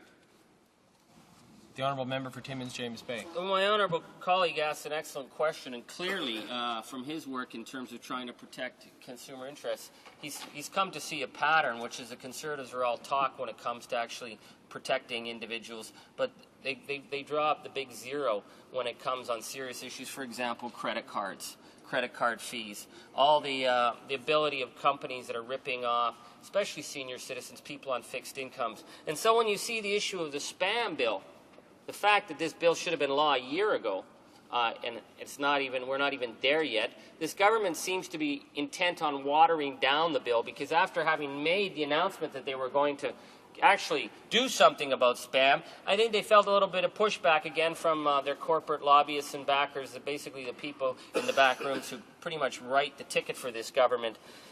So we're still seeing huge problems with issues of phishing, with the fact that people's personal information is being fraudulently garnered on a large scale, and especially our senior citizens who are increasingly vulnerable to this, who are being ripped off and have no place to turn. You don't see a government ombudsman out there protecting senior citizens from credit card fraud, from ensuring that people who are information is being stolen on the net. They're left to fend for themselves against some very large international players who can hardly even be tracked down because of their use of taking over third-party computers. They can be in any jurisdiction in the world. So there needs to obviously be a larger international role that Canada plays, but Canada is certainly embarrassing itself on the international stage, so I don't see if they're very focused on the international role right now. There needs to be a serious criminal element, and there needs to be resources. Because we can bring in all the criminal laws we want, Mr. Speaker, but there needs to be resources to ensure that the fraud squads have the power, because they have to be able to keep up with their competition, which are the criminal competition, who are continually, every single day that we are in this House debating, they're actually evolving and changing and covering their tracks. So what we end up having is that we have senior citizens, we have people on fixed incomes, we have people who are open to fraud, who are left to fend for themselves, and this government has left a very, very large hole. Resuming debate, the honourable member for Elmwood Transcona. Well, thank you, Mr. Speaker, and I'm very pleased to rise on this bill, which is now C-28, was C-27, and as we've indicated before, it's been a very long time getting to this point. In fact, several parliaments now and several elections ago, and to the point where we're pretty much the last in the line of countries, modern developed countries that have such a legislation. And I do want to listen very carefully to what the member for Timmins St. James Bay had to say, and he talked about the lack of a broadband strategy on the part of this government, and he is absolutely correct about that. I mean, there's many things that this government could have been doing. There are many things that the former Liberal government were doing under John Manley as one of the last industry ministers. But let me tell you that there's a lot of very innovative ideas out there in the marketplace. For example, a few years ago, we were able to discover that school boards, some in the United States, were able to set up dark fiber co-ops. And whereas in the past, the school boards had been under contract with the telcos, had contracts with the telcos, and were basically leasing their broadband from the telecommunications companies, from the phone companies, they basically turned the whole relationship upside down. Because the school boards, by doing their own dark fiber builds, they were now able to basically offer gigabyte-type internet access and they were able to turn it around so that now they were leasing back space, selling space to the very telcos that they in fact were leasing from before. And there's nothing difficult about this. I mean, the reality is that you can lay the fiber out on the ground if you want.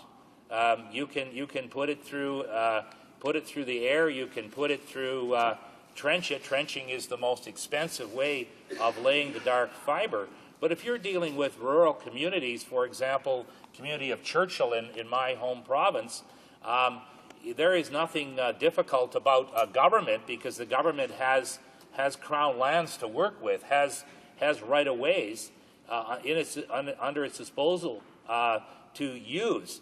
And so a government can take, who's interested in taking the bull by the horns, can in fact, in very short order, can mandate that dark fiber can be laid through pipes that the cities own, that the provinces own, over crown land.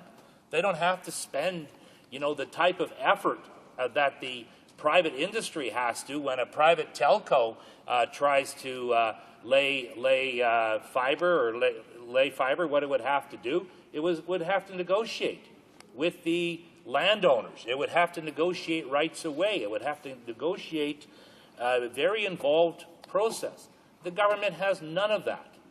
But unfortunately, what's happened with governments in this country over the years is that they have bowed to the pressure of the telcos, who want to take the good customers. So as soon as the government tries to develop a fiber build, a proper broadband strategy, you've got the telcos knocking at your door. You have the telcos knocking at your door and saying, "Oh, Mr. Government, you can't do this because that's against the principles of free enterprise. We, the telco, wants the right to be able to offer this service in the city, in the urban centers, where we can run, do the final mile very cheaply and get right to the home. And we want to be able to offer that to the residents in the area. We want to be able to control the pipes to the hospitals and the school system, where we can make tons of money doing it. But, we don't want to do it when it comes to the rural areas. We don't want to do it when it comes to the north."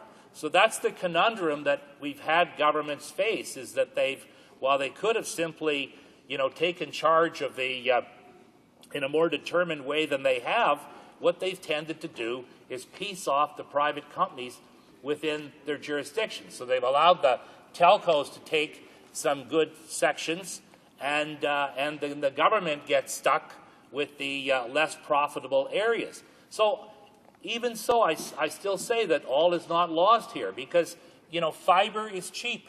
Fiber is not expensive, and it's not that easy to build. And, we did have 4 or 5 examples of actual co-ops, in the United States, of school boards in the United States, who actually developed their own fiber.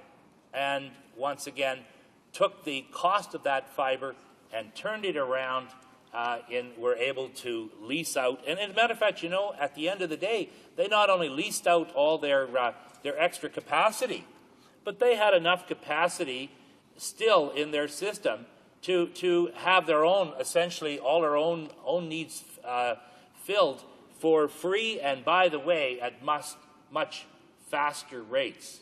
And just so you know what in fact will happen when you complete the final mile and have the thick fiber, you'll be able to see rural hospitals, for example, connected. Right now, if you were, at least in the last couple of years, last time I toured Brandon Hospital, which is a city in my province of about 50,000 people, they still had to take the electronic imaging for medical tests and put them on a bus and send them to one of the smaller hospitals in Neepawa, for example, I believe was the closest hospital, and they still had to send them by bus. But that shouldn't have to be, because once we have the proper broadband strategy, we will be able to actually send those images, not putting them on the can in a can and sending them up on the bus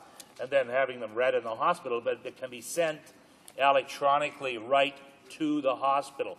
And that's what we're really talking about here. That's what the member for James Bay is alluding to when he talks about the broadband strategy that we do not see from this government.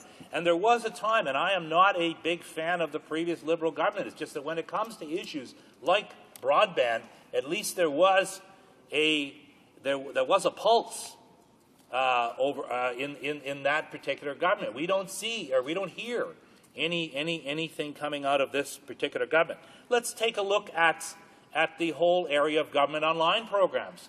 Around the 10 years ago, 1999, you had vision statements by prime ministers. You know, the Prime Minister of Great Britain, the Prime Minister of Australia would put their vision statement on a website, and they would indicate that where they saw government online programs going and rolling out and developing over the next, say, 10 years. And there were resolutions put before, I remember putting one before the Manitoba legislature. The government program should be online by the year 2010 and should be transactional, because there was a recognition that what was the point of simply putting all government information online? You would be putting, tons of information on the line. Some of it might be usable, some of it might not be. But the true goal here was to offer government services on a transactional basis. So that, for example, a student aid applicant who was applying for student aid or a student loan would not have to ride the bus or drive the car 50, 100 miles in from Sudbury to Toronto, for example, to have the privilege of standing in line at a government office to fill out their student aid application. And so what we did is we set up a student aid online program, which probably 10 years ago now in Manitoba, which worked from the very beginning. And it worked from the very beginning because it was one of those low-hanging fruit that we looked at because it dealt with youth.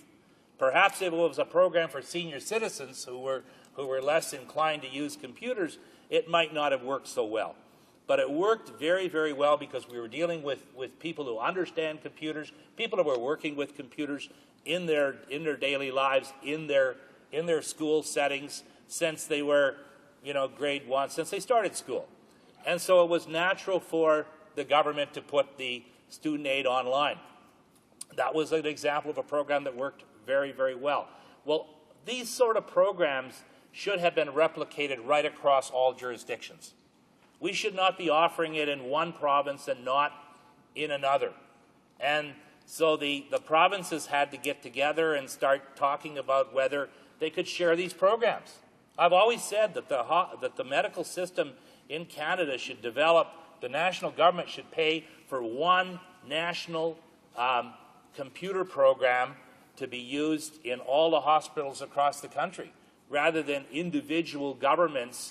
In some cases, we had software developers in my own province getting a grant from the government, from one arm of the government, the industry department, to develop a software program to then turn around and sell to individual hospitals. So the taxpayers had the privilege of paying for a certain software program that was already paid for in part by the taxpayers through one arm of the government to pay multiple times as each hospital bought the program. To me, that made no sense at all.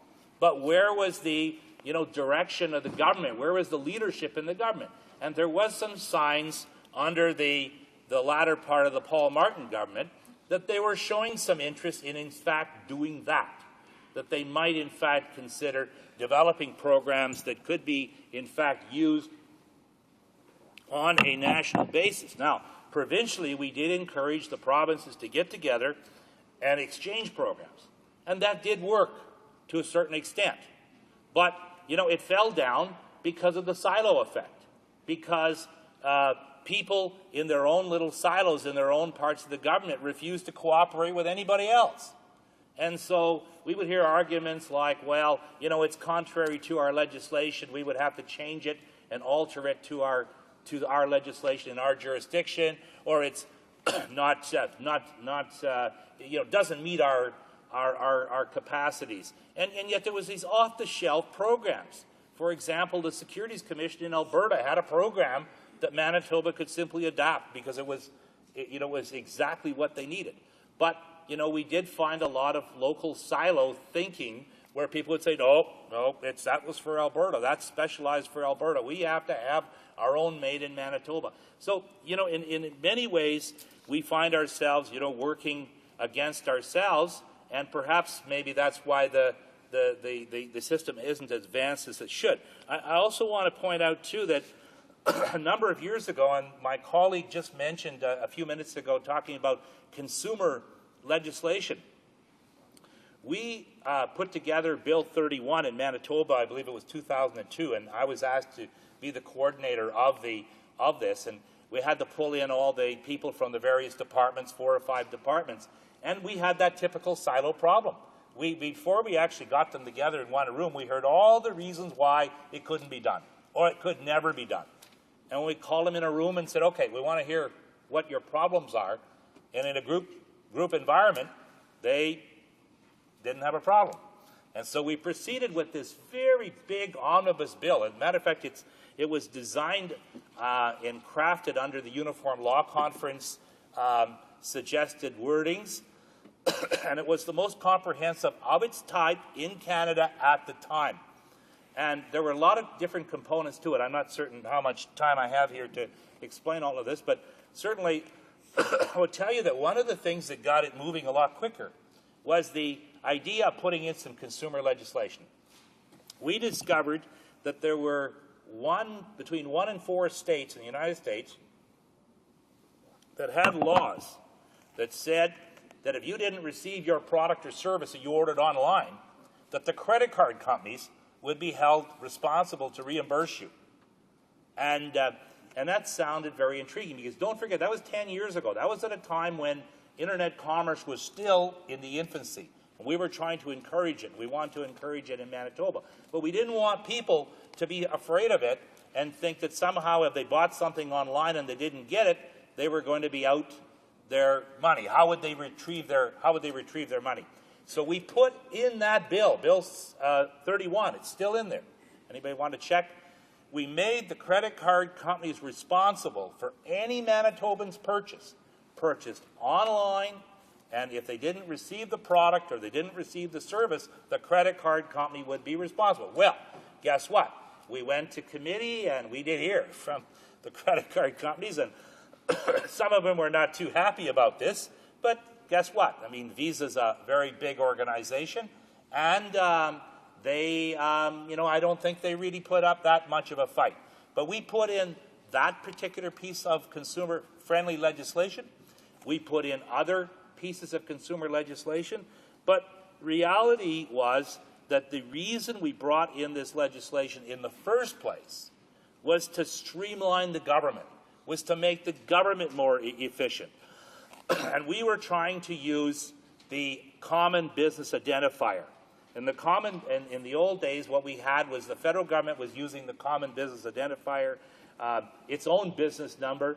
Provinces were using their own business number. So we had situations in provincial governments where we had people who weren't even paying their PST or their GST now to the government, and in fact were in receipt of grants from other parts of the government. And this was an intolerable situation. It's something that should never happen. So by having a common business identifier and a centralized computing system, we were able to tell if a person had applied for a grant from a certain department. We could tell whether, in fact, they were maybe in arrears on their PST, or maybe they owed the government, the taxpayers, all sorts of money that they hadn't paid back through their taxes. So we were trying to put a stop to that. We were also trying to make the system easier to use for business so that business could file their returns. So we were cutting down the paperwork involved in business. And you know, the Conservatives just love to talk about red tape. That's one of their favorite. You pick a Conservative politician, up and coming, even ones that aren't up and coming, and one of the first things they love to talk about, red tape, reducing red tape. If you can get them on that topic, they'll talk for hours. The former member for Portage La Prairie, who was in this House for several years, he made his career on cutting red tape in the Manitoba legislature. He also made his career in eliminating the pension plan on the Manitoba Legislative Assembly. And I can tell you it's not a very happy group of former MLAs when he moved to the federal scene and proceeded to be able to collect his own federal pension when they, in fact, had lost their own. But that's an aside. But nevertheless,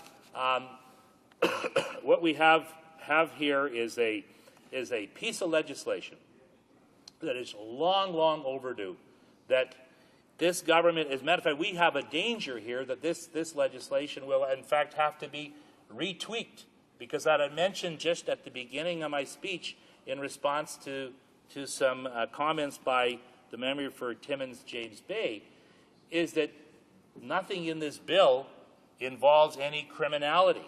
So you can have, you can have fines, very large fines if you wish, and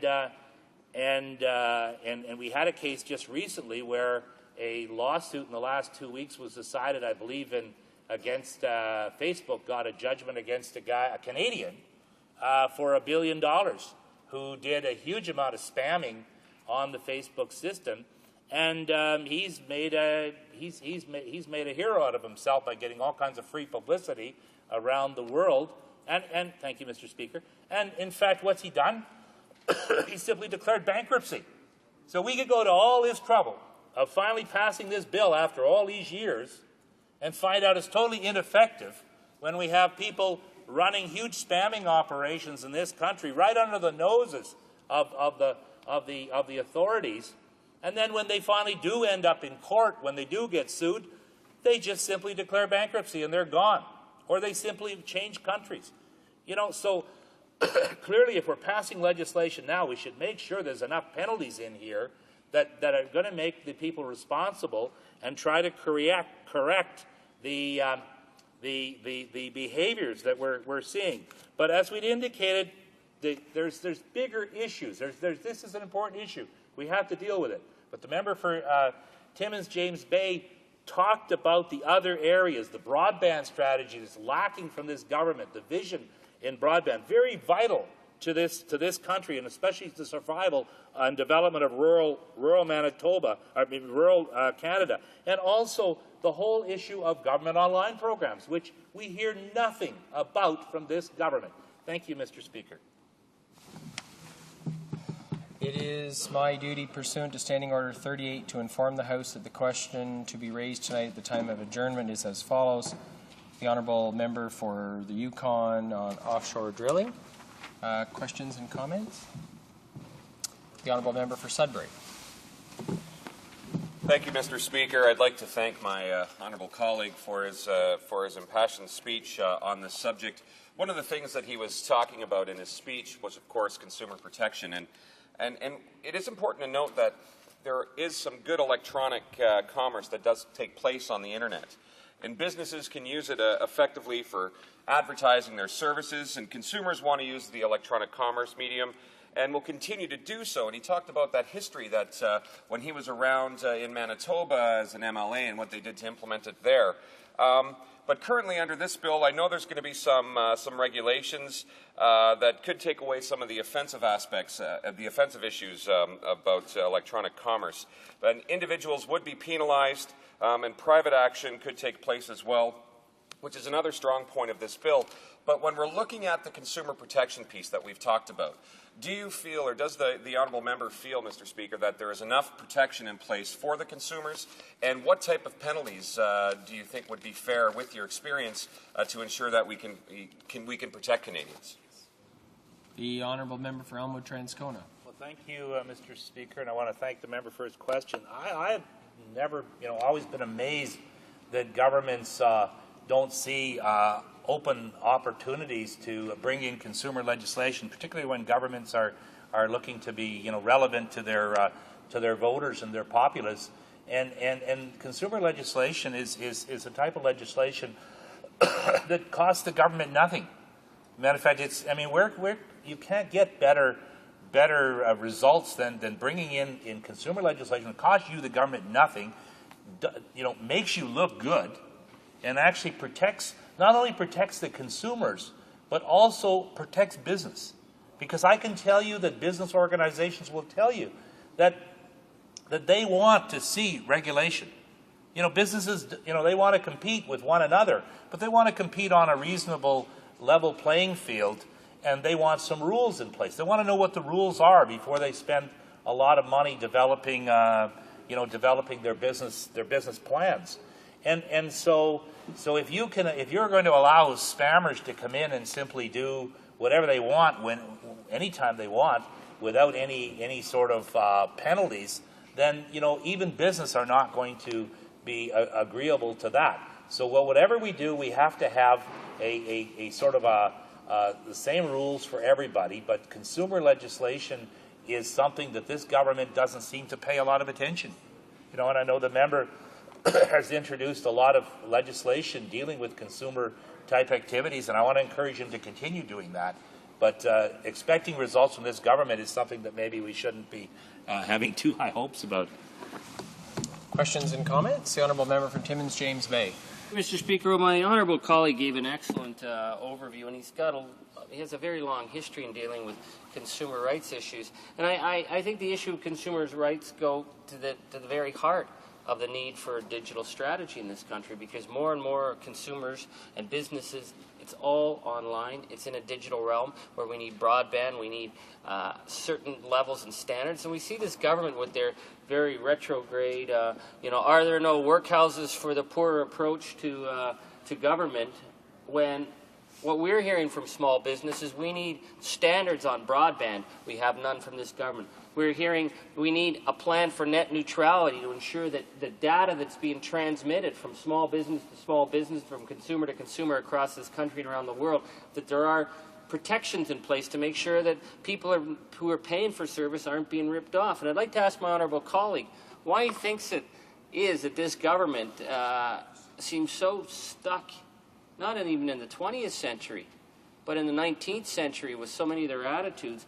Meanwhile, the rest of the world, whether you look at South Korea, whether you look at Sweden, whether you look at Australia, whether you look at Europe, are moving so far ahead of us, and the best this government can offer is for the next year they're going to spend whatever is left of the debt, whatever money they can borrow, they're going to spend it on prisons while everyone else is building international and national standards for broadband. The Honourable Member for Elmwood Transcona. Well, thank you, Mr. Speaker. I want to thank the member for his question. I think fundamentally it's it's a free enterprise type government, and they really don't want to encourage a lot of the type of activities that they should be. And I mentioned before the dark fiber builds that can be done on a cooperative basis. That you had school divisions in the United States 10 years ago were paying through the nose for slow, broadband service through their telephone companies. And they finally decided to build their own dark fiber build. So they, for a very low cost, they built a dark fiber system, and they turned around and they used that entrepreneurial spirit to not only have their own needs much better satisfied than before, but also extra capacity to lease space back. It's that kind of activity that government should be fostering. But because it doesn't fit in with the corporate agenda here, it doesn't make the big telcos happy, the big money people on Bay Street happy. I mean, what does the CEO of a big telco or a big Bay Street company, what interest do they have in developing, a dark fiber co-op in northern Manitoba, in northern Saskatchewan? So what I'm saying to you is that on native reserves across the country, we could be having, very inexpensive dark fiber builds. Why is it not happening? Questions and comments? Resuming debate. Is the House ready for the question? The question is as follows. Mr. Clement, seconded by Mr. Fletcher, moved that Bill C-28, an act to promote the efficiency and adaptability of the Canadian economy by regulating certain activities that discourage reliance on electronic means of carrying out commercial activities, and to amend the Canadian Radio, Television and Telecommunications Commission Act, the Competition Act, the Personal Information Protection and Electronic Documents Act, and the Telecommunications Act be now read a second time and referred to the Standing Committee on Industry, Science and Technology. Is it the pleasure of the House to adopt the motion? Yes. Carried. Second reading of this bill, deuxième lecture de ce projet de loi. Accordingly, the bill stands referred to the Standing Committee on Industry, Science and Technology. Orders of the day. Government orders, government bills, commons. Prise en considération de la motion. Consideration at second reading of Bill C-39, ending early release for criminals and increasing Offender Accountability Act. Mrs. Yelich for Mr. Taves, seconded by Ms. Raitt, moves that Bill C-38, an act to amend the Corrections and Conditional Release Act and to make consequential amendments to other acts, be now read a second time and referred to the Standing Committee on Public Safety and National Security. Debate. The Honourable Parliamentary Secretary to the Minister of Public Safety. Thank you, Mr. Speaker. I think that's Bill C-39.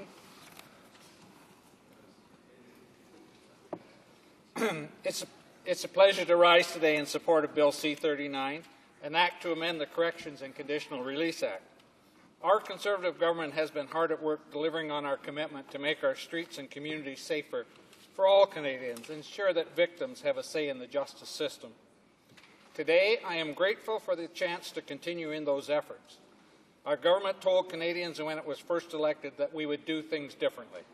We said we would get tough on crime, and we've delivered. We said we would make sure that people convicted of serious gun crimes were given sentences that fit the nature of their act. We've delivered. We said we would give the police the tools they need to do their jobs. Again, we've delivered. Over the last 4 years, Mr. Speaker, this government has done what it said it would do to keep Canadian families safe in their homes and communities. We've done what we said we would do to help victims and ensure that their rights come before the rights of criminals. Mr. Speaker, I'm therefore very pleased to have this chance to speak to the legislation before us today, which further strengthens this track record, which I know has the support of law enforcement officials and victims' rights groups, as well as all honourable members. Mr. Speaker, the bill before us today will strengthen the system of corrections and conditional release in this country in two important ways. First, it will enhance offender responsibility and accountability, while strengthening the management of offenders during their incarceration and parole. It will also give victims access to more information and modernize disciplinary actions for offenders. Second, the legislation before us will catch up with the seriousness of nonviolent or white-collar crimes. Let me address each of these in turn. Bill C-39 will first and foremost amend the Corrections and Conditional Release Act to emphasize that the primary goal of correction and conditional release is to protect the safety and security of Canadians. This is in line with key recommendations from the Independent Review Panel, which our government established in 2007 to review Correctional Service Canada's operational priorities, strategies, and business plans. It's also in line with our commitment to put the interests and safety of law-abiding Canadians first in the justice system.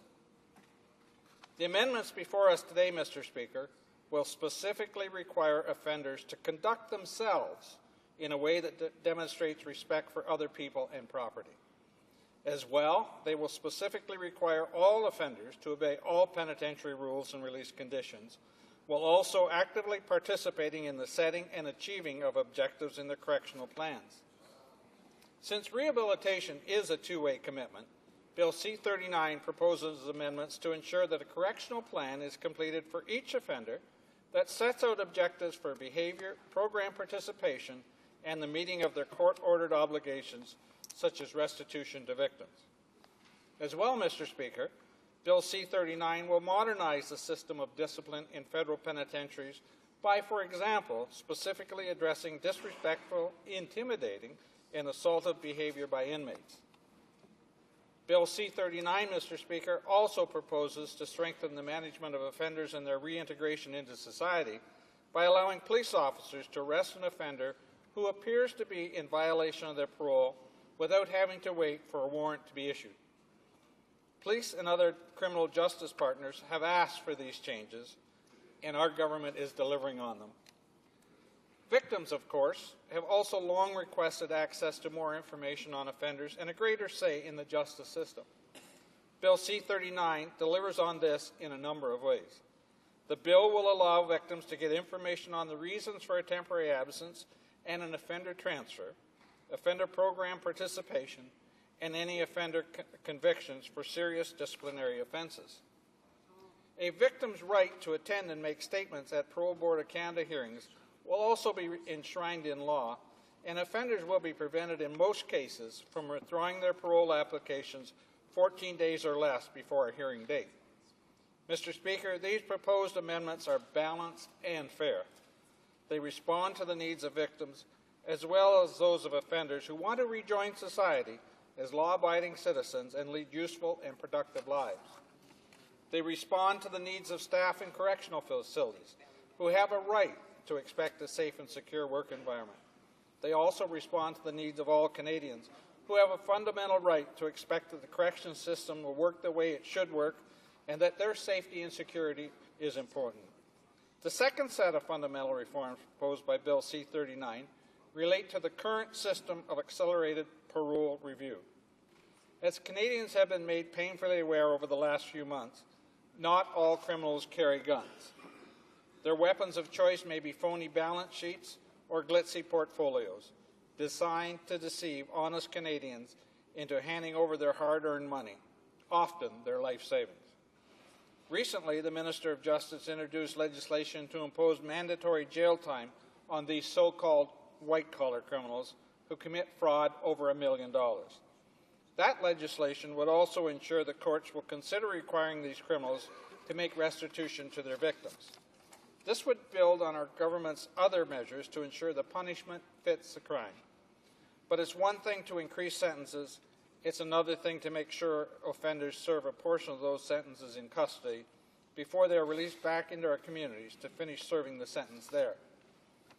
Currently, many offenders are released through a process called accelerated parole review. First-time penitentiary inmates who have committed nonviolent offenses can access day parole at 1/6 of their sentence and full parole at 1/3 of their sentence through a lower test than regular full parole. Unless the Parole Board of Canada has reasonable grounds to believe these offenders will commit a violent offence if released, they must release them into the community. This means that in some cases, a serious fraudster, thief, or drug dealer, for example, can be sentenced to 12 years, but actually released into the community on day parole in just 2 years and fully paroled at 4 years. The status quo gives the parole board no discretion in dealing with these cases. The test is whether an offender is likely to commit a violent offense. As a result, even if the parole board believes the offender is likely to commit another fraud, another theft, or continue dealing drugs, they are compelled to release them and to try and manage them under conditions. In many cases, Mr. Speaker, offenders who have given what might sound like a proper sentence can be back onto our streets not long after their crimes first hit the headlines. This offends many Canadians' sense of justice. It undermines their faith in our justice and correction system. Canadians want change, and that is what our government is delivering. Bill C-39 will abolish accelerated parole review and repeal sections of the Correction and Conditional Release Act that govern the accelerated parole review regime. It will mean that offenders who commit nonviolent or white-collar crimes are put on the same footing as other offenders. They will be eligible for regular day parole review 6 months prior to full parole eligibility and full parole review after serving 1/3 of their sentences. Rather than benefiting from a paper review, they will also be subject to an in-person hearing and the test as to whether they should be released will be whether they pose an undue risk of committing another crime. With the legislation our government is proposing, serious crime will mean serious time for nonviolent or white-collar criminals in the same way that it does today for violent offenders. Mr. Speaker, our government agrees with Canadians. The corrections and conditional release system should put public safety first. The punishment should fit the crime, and the rights of criminals should not come ahead of the rights of victims and law-abiding citizens.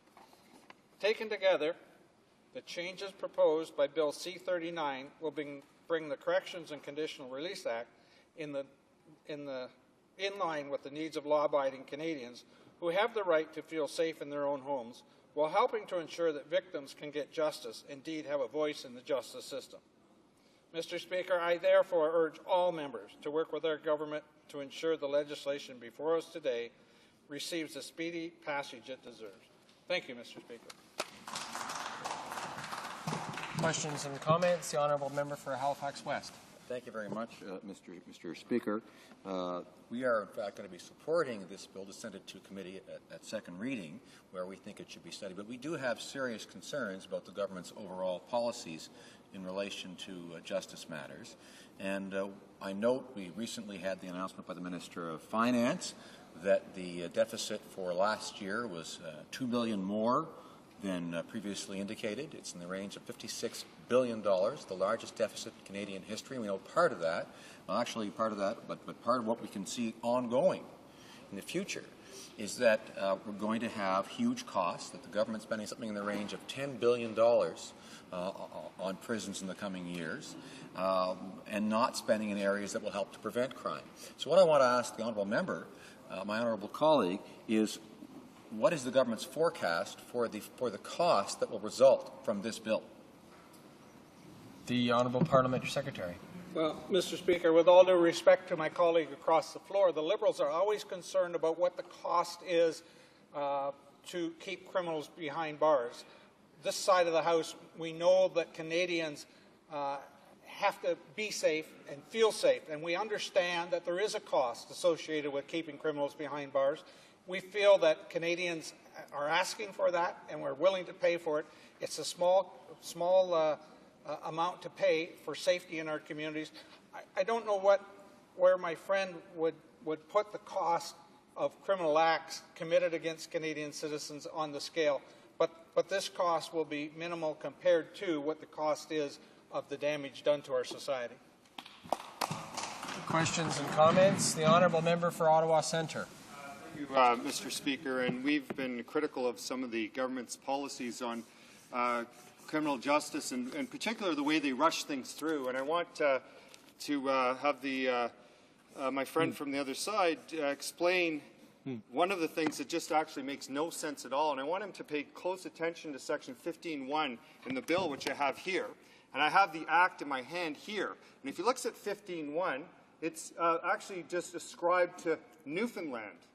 Now, according to their own bill, what they're about to amend will only apply to Newfoundland, Mr. Speaker. So they clearly haven't done their homework. I've got the Act here, 15.1, and it says Newfoundland and the agreement to bring Newfoundland, I guess, in and make criminal justice and criminal code congruent. But the way they've written the bill, this section 15.1, which actually has some good things in it, will only apply to Newfoundland. I'd like his response on that matter and why this was missed. The Honourable Parliamentary Secretary. Well, Mr. Speaker, my honourable colleague is always concerned about the rights of the criminals. He's rarely, if ever, concerned about the rights of victims. And this bill is all about bringing the rights of Canadian citizens ahead of those of convicted criminals. It's about making the system fair and responsive to the needs of Canadians. And so that's why you'll see in this bill, Mr. Speaker, for instance, the whole issue dealing with parole, where in the past the criminal has had the upper hand. We're now putting some of this power back into the hands of the average Canadian citizen, putting power into the hands of the police, who, when they find these people breaching terms, can now arrest them as opposed to having to wait for a warrant. So, Mr. Speaker, this is a good bill. I would hope that my honourable colleague would support it. Questions and comments? The Honourable Member for Ottawa Centre. very specific question. I said that there's some good ideas in this part of the bill. And I asked, why is it the government didn't even read the Act? Because in the Act, 15.1 applies to Newfoundland. Very simple question. Wasn't asking for talking points or hyperbole. I wanted to know why. The government, if he's not aware, I'll give him a copy of the Criminal Code Act as I have it here. It applies Section 15 to Newfoundland. This bill will only amend provisions with respect to Newfoundland. Why did they miss that, and are they going to change it? Very simple question. The Honourable Parliamentary Secretary. Well, Mr. Speaker, with all due respect, I didn't bring today's copy of the Criminal Code that my colleague has, but I would say to him, please join with us in supporting this bill as we move forward. It's all about Canadians, and it's giving Canadians an opportunity. I don't think my friend wants to hear. It's about giving Canadians an opportunity to honestly see what's happening in our system with respect to parole and the early release of criminals convicted of the most serious of offences. Questions and comments? The Honourable Member for Kamloops, Thompson, Caribou. Thank you, and I would like to, first of all, congratulate the great speech and this great piece of legislation. And we all know that as things go to committees, sometimes there's things that do need a little bit of adjustment. But what I would like to, again, ask my colleague is to highlight why this bill is going to be so important for Canadians and so important for victims. The Honourable Parliamentary Secretary. Absolutely, and my colleague has a very good question, and this is what we've been trying to illustrate here. This is a bill about bringing responsibility back into the system. It's about giving offenders the opportunity to show the parole system that they're willing to work, that they're willing to work on rehabilitation. I mean, the real advantage of all of this stuff is that when offenders are released into Canadian society, that they saw the need to be rehabilitated, to take part in the programs that are in the prison system. There's just lots of good things here for every aspect of this House to be willing to support it as we go forward. And it certainly is a good bill that is good for Canadians as a whole. Questions and comments? Resuming debate, the Honourable Member for Ajax Pickering. Thank you very much, Mr. Speaker. Pleased to rise to speak on this bill. I'm going to start by talking a little bit about some of the elements of the bill, some areas where I think we're going to have to look further, and then some general concerns, some very specific and concerns about the direction the government is heading overall, and in fact concerns about the document upon which this bill is built from, which was their 2007 roadmap.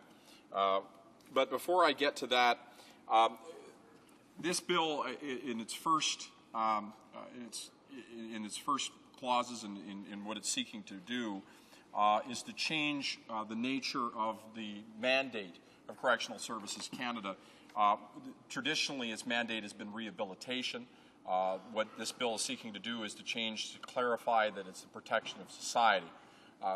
This is placebo policy, in my opinion. It's supportable, but let's admit that the principal objective of rehabilitation is to make people better and not have them offend. And therefore, when somebody doesn't reoffend and doesn't create a crime, you have a safer society. So if you want to word that differently, that's fine, but obviously rehabilitation is central, if not essential, to that particular objective. The second one is concerning because it doesn't add any specificity as to how they would actually implement it. The government is saying in this bill that every inmate provide a correctional plan to include the level of intervention of their behavior, their participation in programs and meetings and coordinated obligations. It's all well and good for them to say to have a plan, but right now there are no resources. Oftentimes when you go and you talk to either correctional officials or to inmates in facilities, as if I toured the country, there are not resources for them to actually carry out their plan. So you could have a situation where they're forced to have a plan where their parole or release would be conditional upon achieving their plan, and yet it's impossible to achieve their plan because there are no resources for them to be able to go through and do the programs to meet what they've been asked to establish. So I would, of course, have no problem with the idea of saying to an inmate that they have to have a plan and they have to meet that plan, but you also have to correspond that with the resources, plans, and programs to ensure that in fact happens, that plan can be met. If not, it's an exercise in futility, and it means that person's going to be trapped in a situation where they can't get out and they can't meet the objectives that are established for them. The expanded range of disciplinary offenses to include intimidation, false claims, and throwing of bodily substances aren't particularly objectable. The establishment of a right of victim to make a statement at parole hearings, I think, is something that's very supportable. I think we'd have to hear more about how specifically that would work. There are some concerns, and I think we would have to talk about that at committee with respect to permitting the disclosure of a victim of the name and location of the institution which the offender is being transferred, the reason of the transfer, information about the offender's participation, et cetera, so forth. We'd have to know how that was happening and how we deal with the privacy laws that exist in the country. There's a provision that would eliminate the accelerated parole review, and it's important for members to know the accelerated parole review is only applicable to nonviolent offenders. And there's been some debate in this House previously about eliminating the accelerated parole review for individuals who committed nonviolent offenses but were still extremely serious. Somebody who committed a white-collar crime that victimized a great number of people clearly is a very serious crime, and we want to make sure that there's an appropriate sentence for and that they're not given the opportunity to end a sentence early. But to eliminate all accelerated parole review might be a concern, particularly when we look at the fact in 2006 and 2007, an offender on conditional release costs an average, and this is to correctional services, of $23,000, while an incarcerated offender costs on average $93,000. So if this is a nonviolent individual and there's another way for them to serve that sentence, the question has to be asked whether or not the country should bear those kinds of costs, or whether or not that's in fact appropriate. There's also provisions to authorize a peace officer to arrest without warrant an offender for a breach of condition of their conditional release. There may be legal issues to that. We'd have to take a look at it. But, Mr. Speaker, if I could, I think we should look at the document upon which this is founded, the roadmap that the Conservatives are following with respect to the correctional system and with their agenda as it comes to prisons overall. Both Jackson and Mr. Jackson and Mr. Stewart reviewed this particular document, this roadmap, in a report entitled A Flawed Compass, a human rights analysis of the roadmap to strengthening public safety. In this document, they stated they had three very specific areas that I'm going to read from. They called them 3 strikes. They started with the fact, and I quote from the report, it tramples on human rights and human dignity, strike 1. It will threaten public safety by making conditions in prisons more dangerous and undermine the pathways to prisoner retention, strike 2. It will place enormous financial burdens on taxpayers in lengthening and deepening the state of imprisonment, the disastrous path the U.S. has traveled, strike 3. It goes on to say, unless there be any doubt about the abject failure as an exercise in principled and effective corrections, there is a 4th strike. It will intensify what the Supreme Court has characterized already as staggering injustice of the overrepresentation of Aboriginal people in prisons in Canada. In his portion of the address, Stewart noted a 5th strike against the so-called roadmap, quote, the near total absence of evidence to support its conclusions and recommendations. And so we need to consider this carefully, not only because this plan is ineffective, because it's been tried in other jurisdictions and failed so miserably, but because the costs are so staggering that they have already buried other jurisdictions that have attempted this. This government is chasing after California when California itself is running away from the disaster it created. We know in California that they adopted a very similar strategy with respect to corrections, building ever larger prisons, upping the number of people who and time that's spent in them. The result was not safer communities. It was staggering debt, unbelievable costs, and in fact, less safe communities. In California, rates of recidivism, the rate at which people reoffend, has now crossed to 70%. That means 7 out of 10 people who will walk out of an institution, a prison, will recommit a crime, will recidivate. It's not exactly an example we want to follow, particularly when California is left in a situation where prisons like a vacuum have sucked money out of health care, have sucked money out of education, out of infrastructure, out of priorities that Californians otherwise would want to see their government invest in. And so we're barreling down this path, and what's particularly concerning with all the bills that we have in front of us, not just this bill but others, is there's not even a bother to offer a costing of what this direction is going to be. In fact, the Public Safety Minister has said he knows the cost but won't tell. What we do know in just one bill is that while the Public Safety Minister, the former Public Safety Minister, told the House that a bill was going to cost $90 million, when I had requested Mr. Kevin Page, the Parliamentary Budget Officer, to do a review, and he agreed to do that review, as soon as there was the threat of review, that number changed from $90 million to the minister saying, well, whoops, I made a mistake, it's $2 billion. The Parliamentary Budget Officer, when he concluded his report, didn't say it was $2 billion. It was going to be $10 to $13 billion in costs over the same period of time. They were talking about $90 million. This is an egregious amount of money, but it's only one bill. And when you consider the fact that Canada right now is suffering under the largest deficit in its history, where the country is going to have to make tough choices about how to undo the fiscal mismanagement that we've seen over the last number of years, one has to ask how we can possibly afford tens of billions of dollars in constructing new prisons. And the problem with this strategy is at the same time that they're building all of these prisons and ratcheting up all these costs, they're slashing from the very things that stop crime from happening in the first place. So, as an example, the Victims of Crime Initiative has been cut by more than 70%. The Victims of Crime Initiative has been cut by 41%. So the very things that develop community capacity, that allow at a community level for organizations to break cycles of violence and addiction and the things that drive crime, are being cut. And when I go across the country and I talk to communities, and whether or not it's boys and girls clubs or church organizations or not-for-profit groups, and they talk about how that cut in funding has impacted their ability to make a difference in their communities, when they talk about the fact that they have no doubt in their minds that that will lead to more crime, less safety, I think that we need to reflect on that.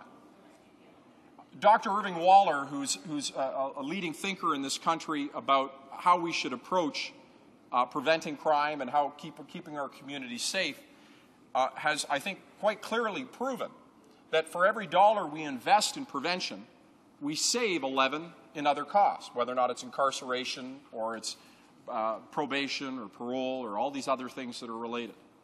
So you can imagine if you're cutting from the thing that saves money at a ratio of $11 for every dollar you spend, and at the same time you're ratcheting up your prison spending, it's a disaster in terms of its fiscal impact. It's going to blow a crater into the budget, the likes of which is going to be almost impossible to repair.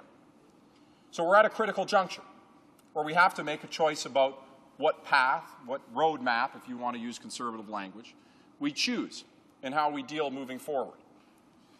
I would suggest that beyond reinvesting that money in crime prevention and going back to those communities, that we should go one step further. In communities like Kitchener-Waterloo or Summerside PEI, I was able to go and visit crime prevention councils who developed for their communities an action plan to enhance their safety in their communities, driven from the ground up, saying exactly what they needed to make their communities safe places. Not some federal dictate that comes down or some federal program they have to twist and contort themselves to fit into, but a locally driven community action plan that the federal government gets behind and supports. A plan that recognizes the importance of breaking cycles of violence, that recognizes that for our inmates, more than 80% of them are facing addiction issues, and that for most crime that is being faced in communities, it stems back to problems with substance abuse. Programs that recognize that victims of crime often later become perpetrators of crime in a cycle of victimization that must be broken at a community level.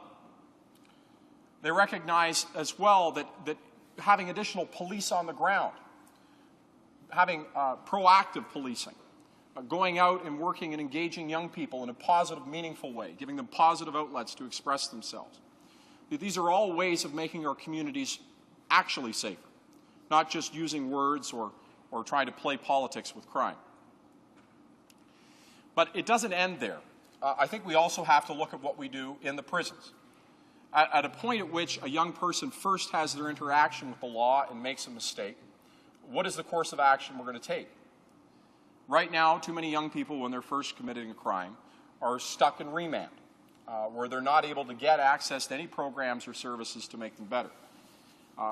I don't disagree with the elimination as an example of the 2-for-1 remand credit, but let's understand why the remand credits existed. It's because the conditions in remand were so reprehensible, and because young people were going into conditions as minor criminals and spending time with major criminals and coming out ready to commit major offenses. In essence, we were creating crime factories. And so if we're interested in breaking these cycles, we need to do what so many parents who've faced the struggle of having a young person who's heading down a dark path have, where they've said to me, if I had a place where I could take my son or daughter, where I could put them at the door and know they would get better, know that by bringing them there they would become better, that they were able to break that addiction, I would walk them to the door myself.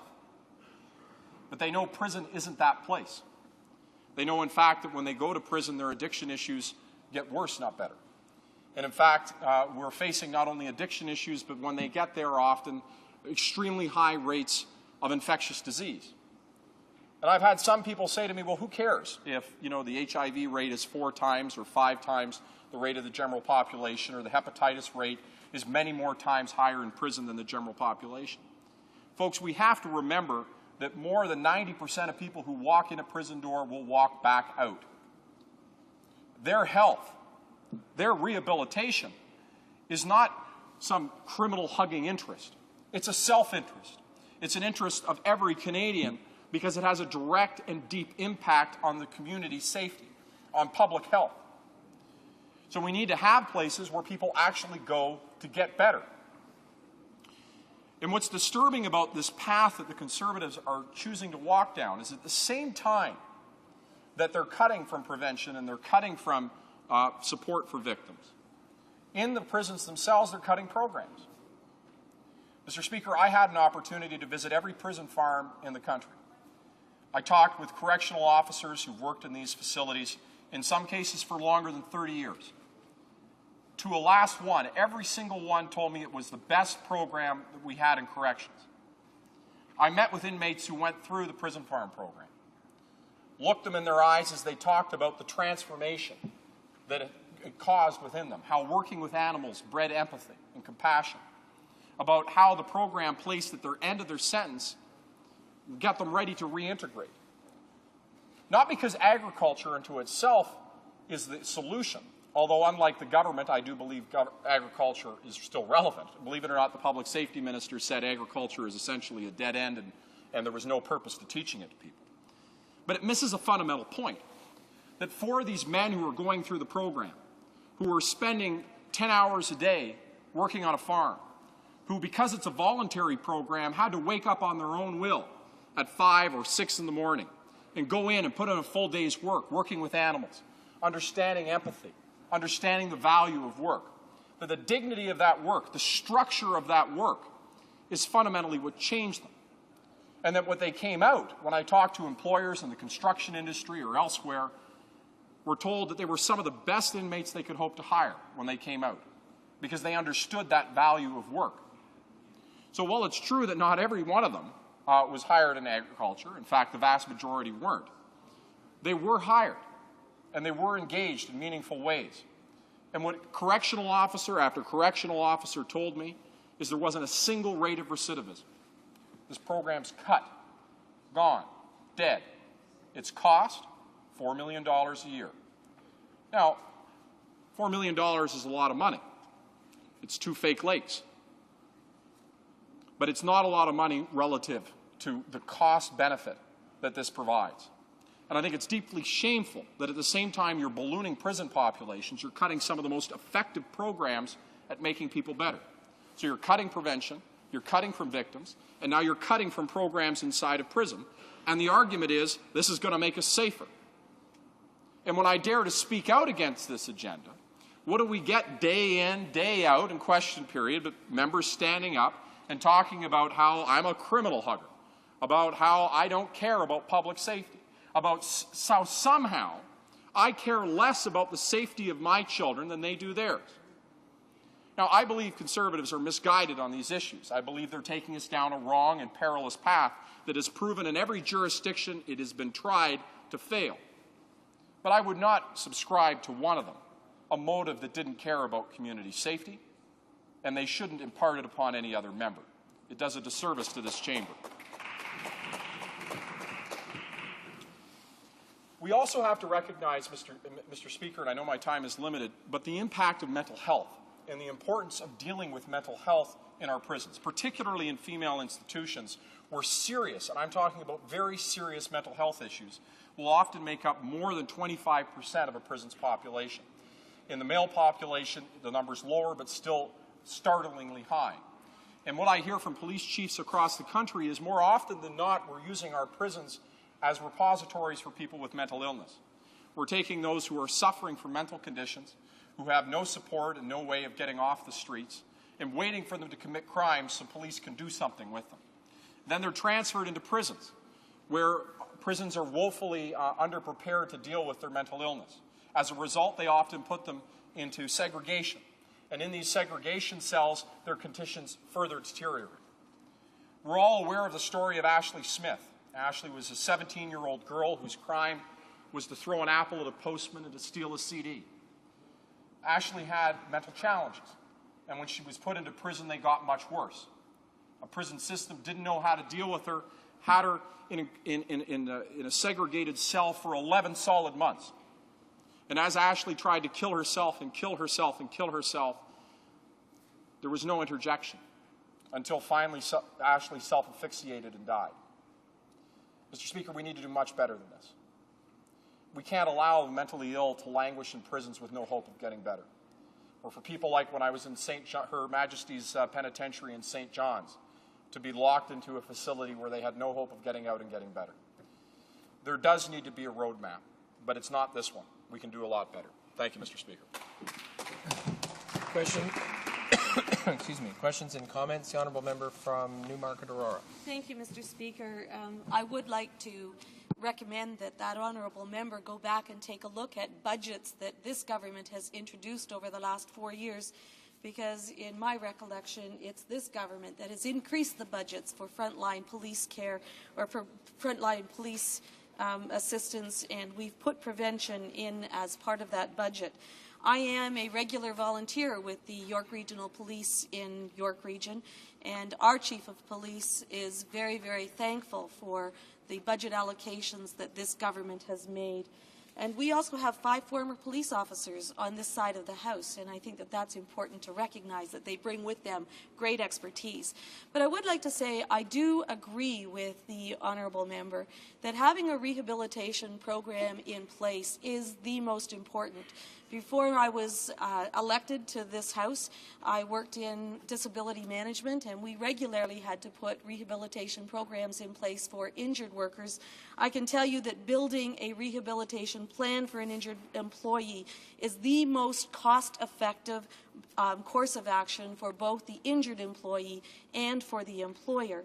So when we're looking at these resources and how we use them, building a rehabilitation place that or plan that takes place when an offender has the opportunity to build real skill and go out into the employment places afterwards is going to really help him. So would the honourable member not agree that by providing an offender with real opportunities to gain real job skills that will be usable in the workplace is the best plan of action? The Honourable Member for Ajax Pickering. Thank you, Mr. Speaker. Well, I think one of the things that we often fail to recognize when we go into our federal facilities is that many of the men and women who are there don't even have the most basic of life skills. And I'm not just talking about literacy. When we put somebody into a literacy program, we don't necessarily hope that they become an author. But we do understand that literacy has a direct ability to employment. One of the skills and why the Prison Farm program was so important is it taught them the structure of work, the dignity of putting in a full day's job. There was no other program in corrections that had somebody who would be able to go in and put in a full day like that. And so I think rehabilitation, and I agree with the honourable member on this, is essential. But we have to understand that providing skills is more than just going and taking a class on how to do some specific trade. That for many of these men and many of these women, it's much more fundamental than that. They don't understand how to structure their day. They don't understand. They've never had the opportunity to go in and put a full day's work. They've never known the dignity that comes from work. They should have experiences like working with animals. We've seen in cutting-edge research how that builds empathy. These are things we shouldn't turn our back from. But what concerns me, Mr. Speaker, is that we're cutting from programs like that at the same time that we're ratcheting up prison spending. And if you look, the two are moving in opposite directions, and it's going to lead to a disastrous impact. And at the same time, and I really encourage the honourable member to read Steve Sullivan, who unfortunately was fired because he stood up, and like anybody else who stood up to the government, they get fired or misplaced in some dark corner where they're never heard from again. Mr. Sullivan, who said that this government's approach to crime is unbalanced and won't work. It's wrong for victims. And I think that they should look at the type of things that he was saying about the cuts to the Victims of Crime Initiative of 41%, or the cuts that have been taking place to prevention. Questions and comments. The Honourable Member for Chambly-Bordois. Thank you, Mr. Speaker. Mr. Speaker, I want to congratulate my colleague from Ajax Pickering for the quality of the speech that he gave. I think that what we have to remember is to make the clear distinction between the speech made by our Conservative colleague and our Liberal colleague. It's clear that the concern of our Conservative colleague is commendable. These are social reinsertion measures, but what the member for Ajax Pickering is saying in particular is prevention, and that is has a better result. And we have figures. Yes, it's better to ensure prevention as much as possible, but it's also good in terms of economics for each dollar spent in prevention. This equals $11 in terms of yield. If we come back to C39, I would like to ask my colleague the following question and hear his comments on this. Does he find within this bill concrete prevention measures that he can give as an example that could contribute to make this bill something that's worthwhile in this respect? Member for Ajax Pickering. Thank you very much, Mr. Speaker. In my opinion, there is not a lot here to ensure prevention of crime. There are some elements in the bill that I can support, and in the committee, I imagine that the committee can seek to find a way to use it positively. But the Conservative Party almost never has anything for prevention to stop crime before crime occurs, and this is the point. In my opinion, the Conservatives are always playing the game with crime. They're using crime for political purposes, to win votes, and not to protect our communities, and that is the problem. Some comments? The Honourable Member for Dartmouth Cole Harbour. Thank you, Mr. Speaker. I must say that the speech from my colleague from Ajax Pickering was extremely rational and was one of the better speeches I've heard in this place. I want to follow up on the question from the member from Chambly-Bordois. 34% of Aboriginal Canadians between the ages of 25 and 64 do not have a high school degree. We know that many people who live in poverty have a disproportionate likelihood of ending up incarcerated. There's a number of ways that we can impact on that. We all need to have security in Canada. We want to have prisons. They need to be places where people come out better than they went in. But in terms of keeping people out, whether it's early learning and childcare, whether it's literacy programs, whether it's lifting caps on Aboriginal education, I wonder if my colleague would agree that these are the ways that we need to go as a country, that we need to prevent crime by giving people. We can't equalize out income across Canada, but we can do more to equalize opportunities so people don't end up in a life of crime, and I wonder if he might comment on that. The honourable member for Ajax Pickering.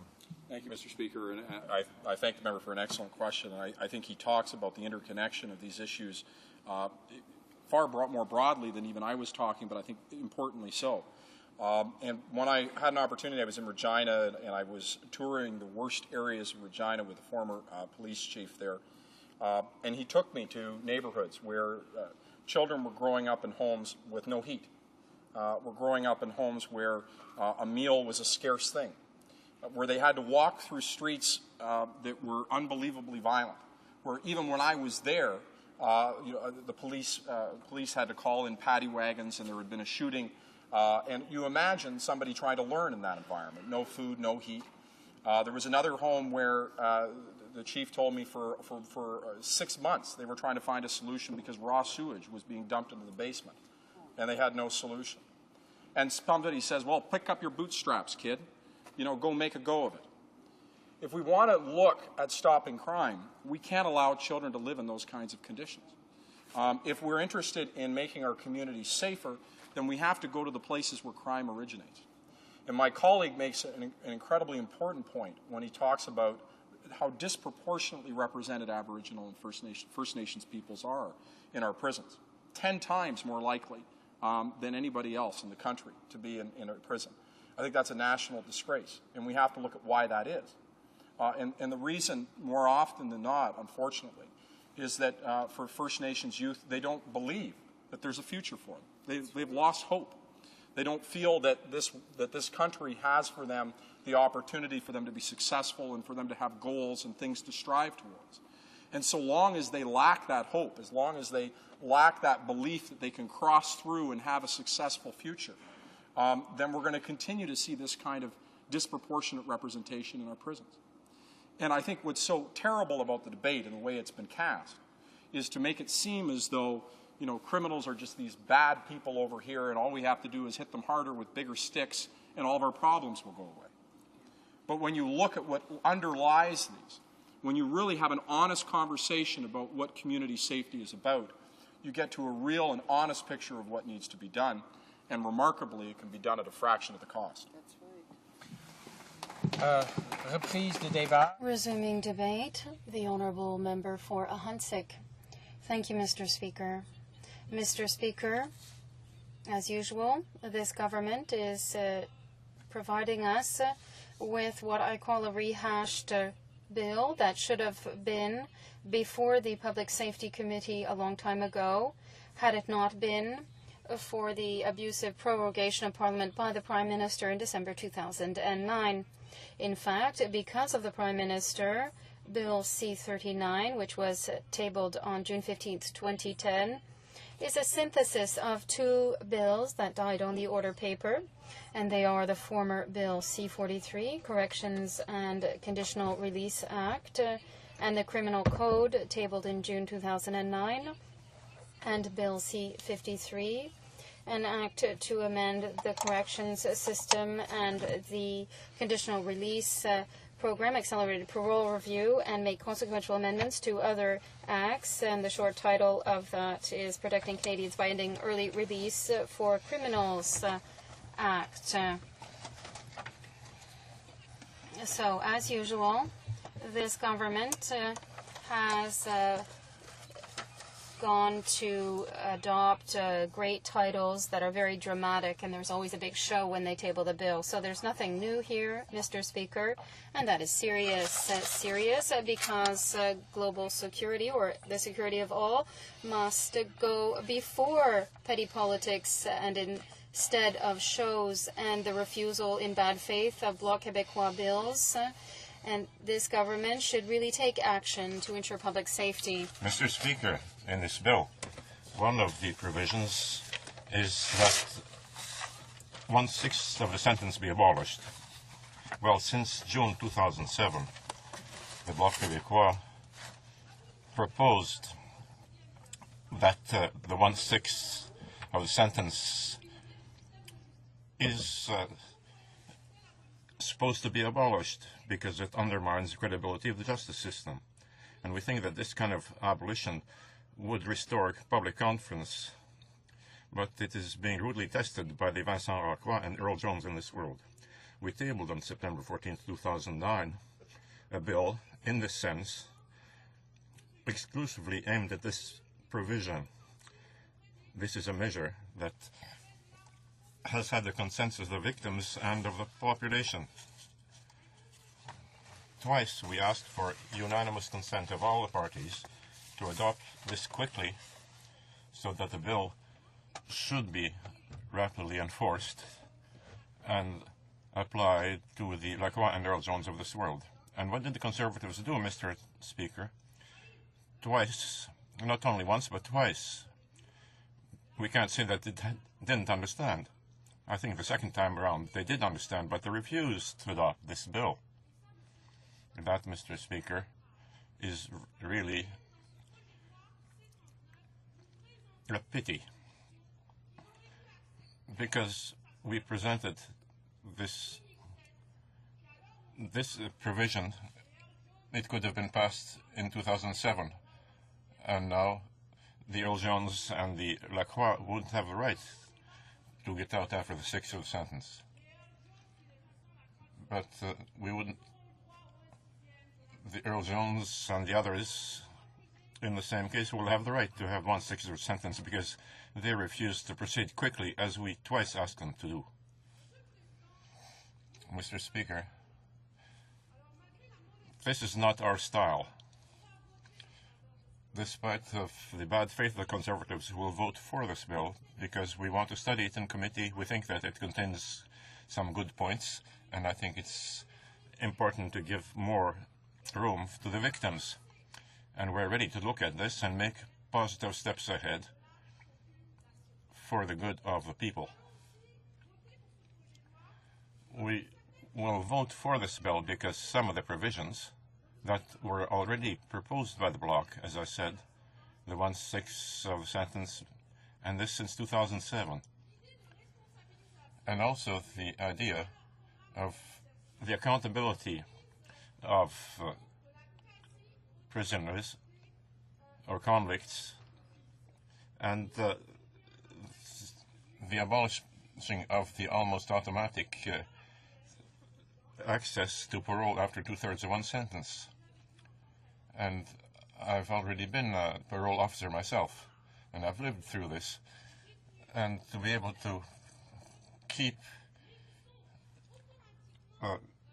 dangerous inmates, but who are freed automatically after 2/3 of the sentence on parole, and the entire team has to work on keeping this guy, these persons, men or women, locked up, because we know that they will very quickly be reoffending with violent crime. And this automatic release after 2/3 of a sentence will lead to immediate and violent reoffense. And we have very few such cases, actually, and these are only the most dangerous of all the cases. Of course, this is unacceptable, and we consider this, and the bloc had proposed this since 2007. We proposed that this automatic 2/3 of the sentence provision, I could give you some examples in that sense, but I think that time will not allow it. So it is important to give legislative tools to those people who are working courageously to try to keep a just balance between public safety and the reinsertion of offenders. And the federal and the Quebec correctional services have a great deal of long-term work to do to keep this balance between reinsertion and public safety. But a basic point that we must never forget, that reinsertion guarantees public safety. And if we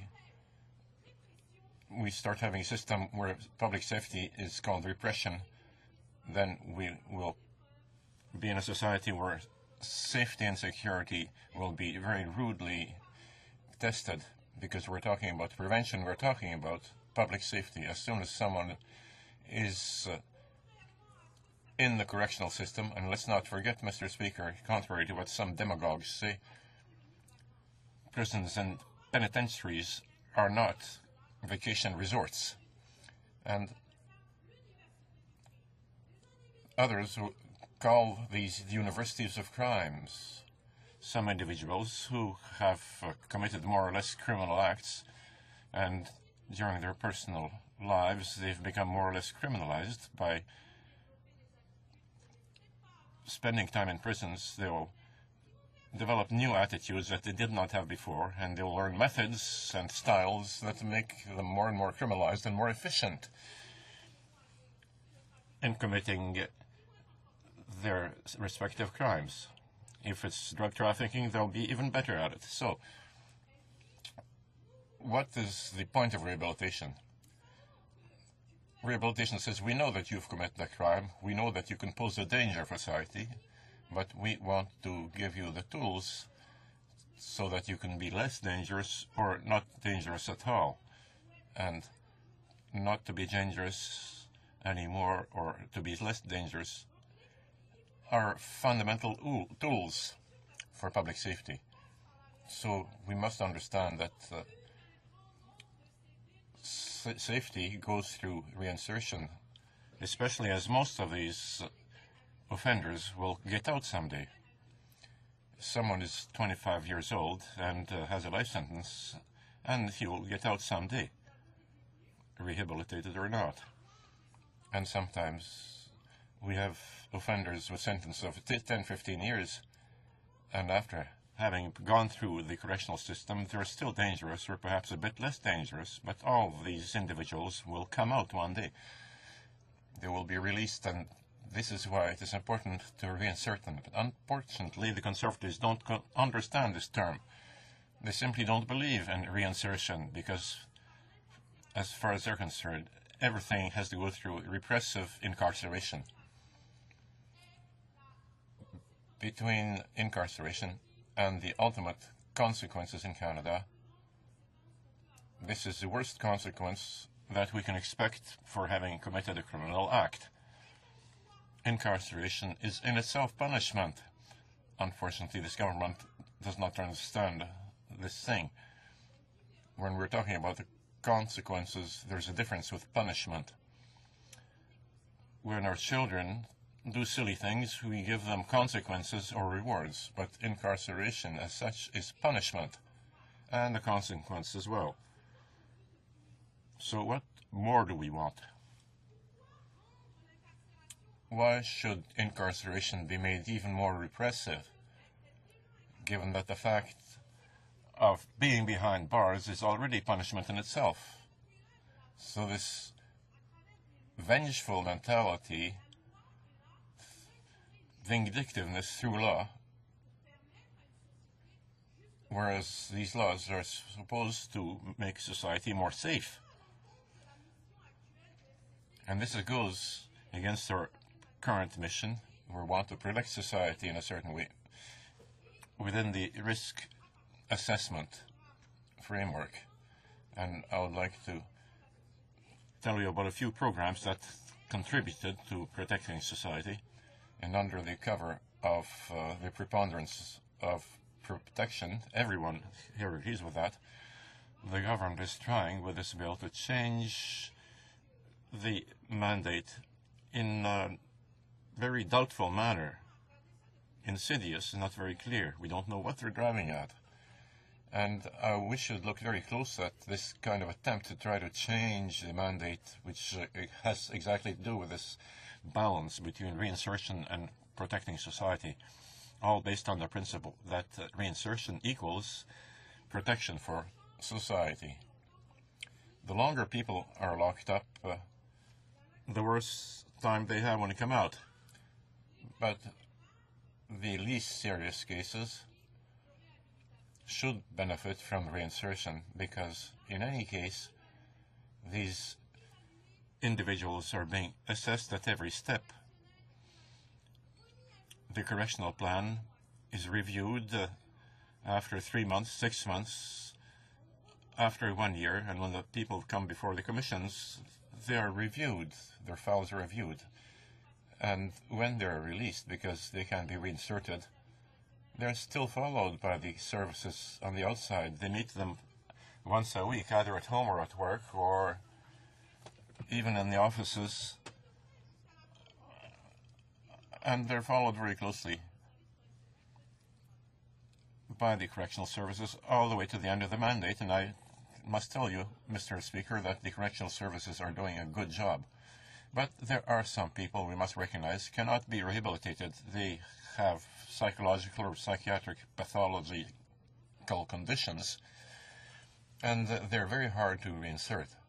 And personally, in my practice, I met a few that could unfortunately never get out because they're very dangerous. But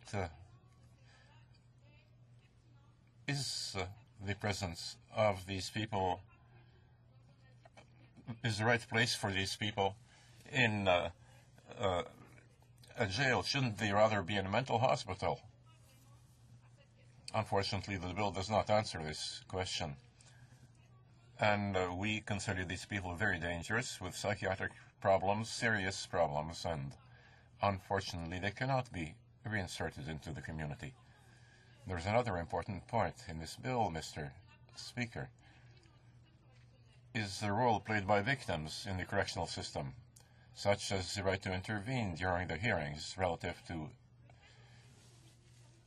parole, and thus the service communicates information to the victims, and it's fundamental both for the healing process and also for feeling personally safe as a victim of someone else, to have some information about the aggressor, where he is, what's he up to. Will I meet with him while I'm shopping? Will I meet him at the corner store or what? So it's very important to have certain information. And my question is, and we should look at this in the committee if we need to, what level of information, what is the relevant information to give out? And I must say that I don't really have an answer to this, because I think that the committee will help us learn a great deal about this.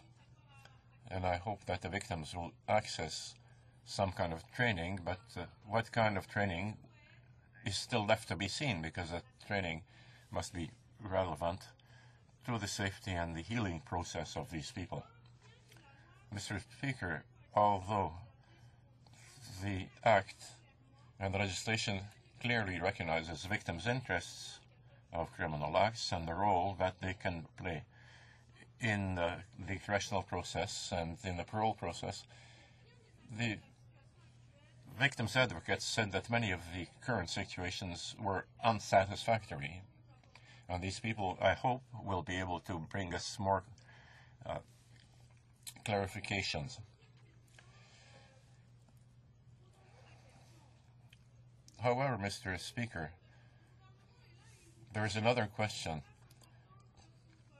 The committee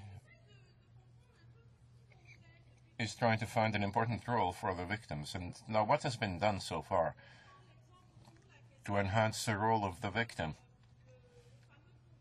For instance, there was this famous bill that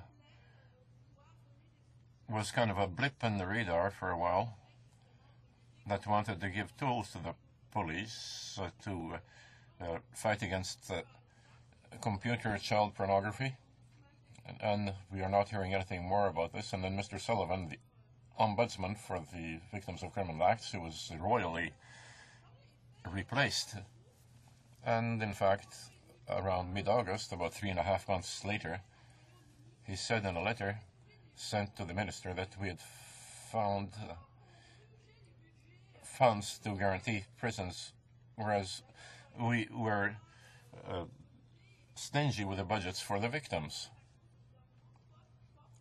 And it seems that this government is only dealing with criminals and hardly at all with the victims, if at all. And this year, the Ombudsman's budget will go up 1.8%, and the subsidies and contributions for the victims will go down from 41 to 34%, while we're increasing the budgets for incarceration by several million to build prisons and to renew or refurbish wings of these prisons. And this government has quite a repressive approach, but it believes that if it hits the criminals directly or increases the sentences, it will help the victims be more safe. But unfortunately, the victims' ombudsman and the victims do not say this at all. And then the government had two bills requested by the police chief in Canada die on the order paper. First, law about investigation on the internet, especially about pedophile crimes. And I asked Mr. Sullivan what he thought of that, and he answered, and I was surprised to hear his answer. He said, if I was the Prime Minister, the act about the internet investigation would be my first priority, the first bill that I would get going, because internet pedophilia and pornography is a major source of internet crime. And in October, I saw on internet, in the media. You have 1 minute? Okay. The government is attacking or fighting the war against cybercrime, but there's nothing there at all about the legislation on the internet, and I could conclude about Bill C-343. My colleague, who wanted to help victims by allowing them to take days off work with pay so that they can live through their traumatic experience. And unfortunately, the government voted this down, and I thank the other parties that did support this bill. And I hope with all my heart that when this bill will come back to this House, we'll be able to gain our point, because it is a point that will be scored for the victims. Reprise du débat. Resuming debate. The honourable member for Windsor-Tecumseh. Thank you, Mr. Speaker. Mr. Speaker, I rise today to speak on Bill C-39, quite frankly, with mixed concerns and ability to respond. Because, Mr. Speaker, this is a fairly lengthy bill. It's 35 pages. It has 66 amendments to the Act. And they're of mixed value, Mr. Speaker. The government, so typically of them, has taken what I can only say are significant recommendations in terms of their length, but which are in many respects housekeeping type of amendments from the Corrections Services of Canada. And you can see that in the way the bill is drafted and in terms of the specific sections and the detail that are in those specific sections. But it's obviously concerns from Corrections Canada, problems that they've run into, and the bill, and I would say at least half the bill, is addressing those specific problems. And I can say, Mr. Speaker, that ones that we would generally be supportive of. On the other hand, Mr. Speaker, and again, this is so typical of the government, that once they've received those recommendations, then they pile on what are, in some cases, quite extreme changes to the legislation. And the legislation and the corrections philosophy that we've had in this country for at least 50 years.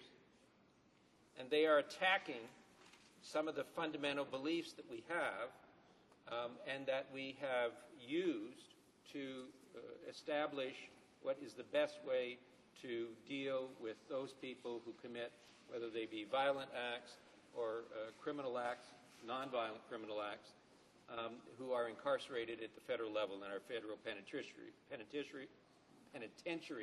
excuse me, Mr. Speaker, for more than 2 years, which is what the criteria is. So these are more serious crimes, whether they be property crimes or violent crimes. And those are the people that we're talking about. We currently have somewhat in excess of 13, almost 14,000 people incarcerated at the federal level. One of the concerns that we have is because of this piling on of some of their ideological inclinations to punish people rather than rehabilitate them, there is no indication from anything we've heard from the government side as to what the impact is going to be on the incarceration rate. Are we going to keep, on an annual basis, another 1,000, another 1,500, another 2,000? And those are the kind of figures that I would suggest are likely to come out of this legislation if it was to pass. It's obvious, Mr. Speaker, from the comments that we've heard from the Bloc just now that they're going to be supportive. I'm not sure what the Liberals are doing. As typically Liberals, they probably don't know yet what they're doing either. But the Bloc are going to support this to go through second reading and on to the Public Safety Committee. Mr. Speaker, what hopefully will happen at the Public Safety Committee is those sections of the bill that are offensive to some of the fundamental principles that we've lived by in our correction system for the last 5 decades can be stripped out of this bill. And I'm going to address my comments with regards to some of those. But the fundamental one is, as the bill stands right now, that is an expression early on in the bill, in Section 3 and Section 4 of the law, that sets out the guiding principles for Corrections Canada. And what it does now, Mr. Speaker, is to set a balance between the safety of the staff in our prisons, the inmates in our prisons, and looking forward to those inmates being released at some point, public safety and the safety of the public in general when they are released. So there's a balancing act that's in the legislation now. What this bill will do is to upset that balance and set as an absolute priority, fundamental priority, the protection of the public, with, again, being driven by that ideology that we hear from the Conservatives, that somehow the protection of the public and rehabilitation of the incarcerated individual are mutually exclusive. And quite frankly, Mr. Speaker, that is just absolutely wrong. In fact, if we don't rehabilitate, if we don't reduce the recidivism rates by an effective treatment of the person incarcerated, we actually enhance the likelihood of that person committing more crimes and oftentimes more violent crimes when they are ultimately released. And we have that from all sorts of sociological studies, not only in Canada, but in any country where there is a reasonably vibrant democracy. So, Mr. Speaker, when you see this fundamental approach and the shift in this fundamental approach, we have to say we cannot support that. So hopefully at committee, a majority of the committee will see it that way, and those provisions will be struck out so that we stay with the existing balance, which has worked well, has served us well. It's not perfect, Mr. Speaker, and in fact, that's why we're supportive of some of the other amendments, because there are changes that could be made that would enhance the safety of our staff in our prisons, the inmates in our prisons, and ultimately society as a whole when those inmates are released. Mr. Speaker, there's other provisions in here where, and we're hearing this from some of the critics of this bill, in particular, that there's an attack on the concept of what are the fundamental rights of Canadian citizens and which rights are going to continue when the person is incarcerated. As I'm sure most members of this House know, there was a battle at one point under the Charter as to whether people incarcerated at the federal level were entitled to continue to vote. in federal and provincial and municipal elections. And ultimately, the Supreme Court of Canada decided that that was a fundamental right, was not taken away by a conviction and sentence to a federal penitentiary. That was not implied in it, and so the Corrections Canada could not take away that right to vote and reinstate it, the right to vote if you are incarcerated. There's very much a concern that with the way this bill is drafted, the way Bill C-39 is drafted, that in fact there will be attempts in the future, because of the way it's worded, that will undermine those basic rights which our Supreme Court has said exist under the Charter and continue to exist under the Charter. For instance, there's several paragraphs where rights are recognized now under the bill, under the existing law, but are being removed and being shifted away from being rights, now being called privileges, or if they were called privileges, excuse me, Mr. Speaker, are now being, if they were called privileges, are now being removed from the law completely. And so you can see this shift quite clearly in several sections where there's an attempt to undermine the ability of the inmate to continue to function, at least to some degree, within the normal parameters. And we know this is important, Mr. Speaker. Anybody who has worked in corrections, we know that this person, even somebody serving life, is ultimately, in the vast majority of cases, going to be released. And they have to be released back into society in a position where they can function in society. Mr. Speaker, if we take away all those rights, if we turn them into non-citizens completely, the chances at rehabilitation go down dramatically, and the likelihood of recidivism and an increase in their likelihood of committing crimes when they're released goes up correspondingly and dramatically.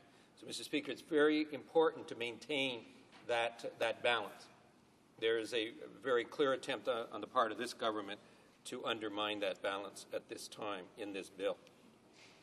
Mr. Speaker, the other significant concern that I have and my party has with regards to C-39 is that they are imposing, which we support, the concept, the responsibility on the inmate to make themselves available to take advantages of programming that would assist in their rehabilitation. Mr. Speaker, that can take a number of different approaches. Sometimes it's just teaching basic life skills. It was one of the reasons why you heard such a negative reaction to the decision by this government to close the prisons that were based in the farm settings. Because, Mr. Speaker, what that did before, above and beyond just about anything else, is it taught those inmates, oftentimes young inmates, some basic life skills. You have to get up in the morning, you have to get ready to go to your work, you have to go to your work, you have to perform the job that you were assigned to. You have to do that with a reasonable amount of diligence, and you learn those skills by experience. It's really hard to learn those when you're sitting in a cell for 23 hours a day. It doesn't work that way. And so it's one of the major reasons you saw such an overwhelming response to the government's decision, opposition to the government's decision, to close those particular prisons. It's a major mistake on their part, one that unfortunately the rest of society will suffer from for quite some time until we get rid of this government and probably reopen those prisons or similar ones where people can learn on-the-job life skills. Other programming, obviously education, but the most important one, Mr. Speaker, and I say this from the experience I've had on sitting on both the Justice Committee and the Public Safety Committee, listening to the staff in the correction services who actually have worked in the prisons. Now a number of those being in administrative positions, but come from frontline positions throughout their career. And Mr. Speaker, what they repeatedly tell us are the large number of inmates who are in absolute need of psychological, psychiatric counseling and treatment That may include the necessity of psychiatric pharmacare to balance off what are oftentimes chemical imbalances. And, Mr. Speaker, our prison system is woefully inadequate in providing those services. I remember one time the deputy head, he's now the head of Corrections Canada, was before us, estimating that in the federal penitentiaries, those 13,500 inmates, that close to 50% of them had serious psychiatric problems.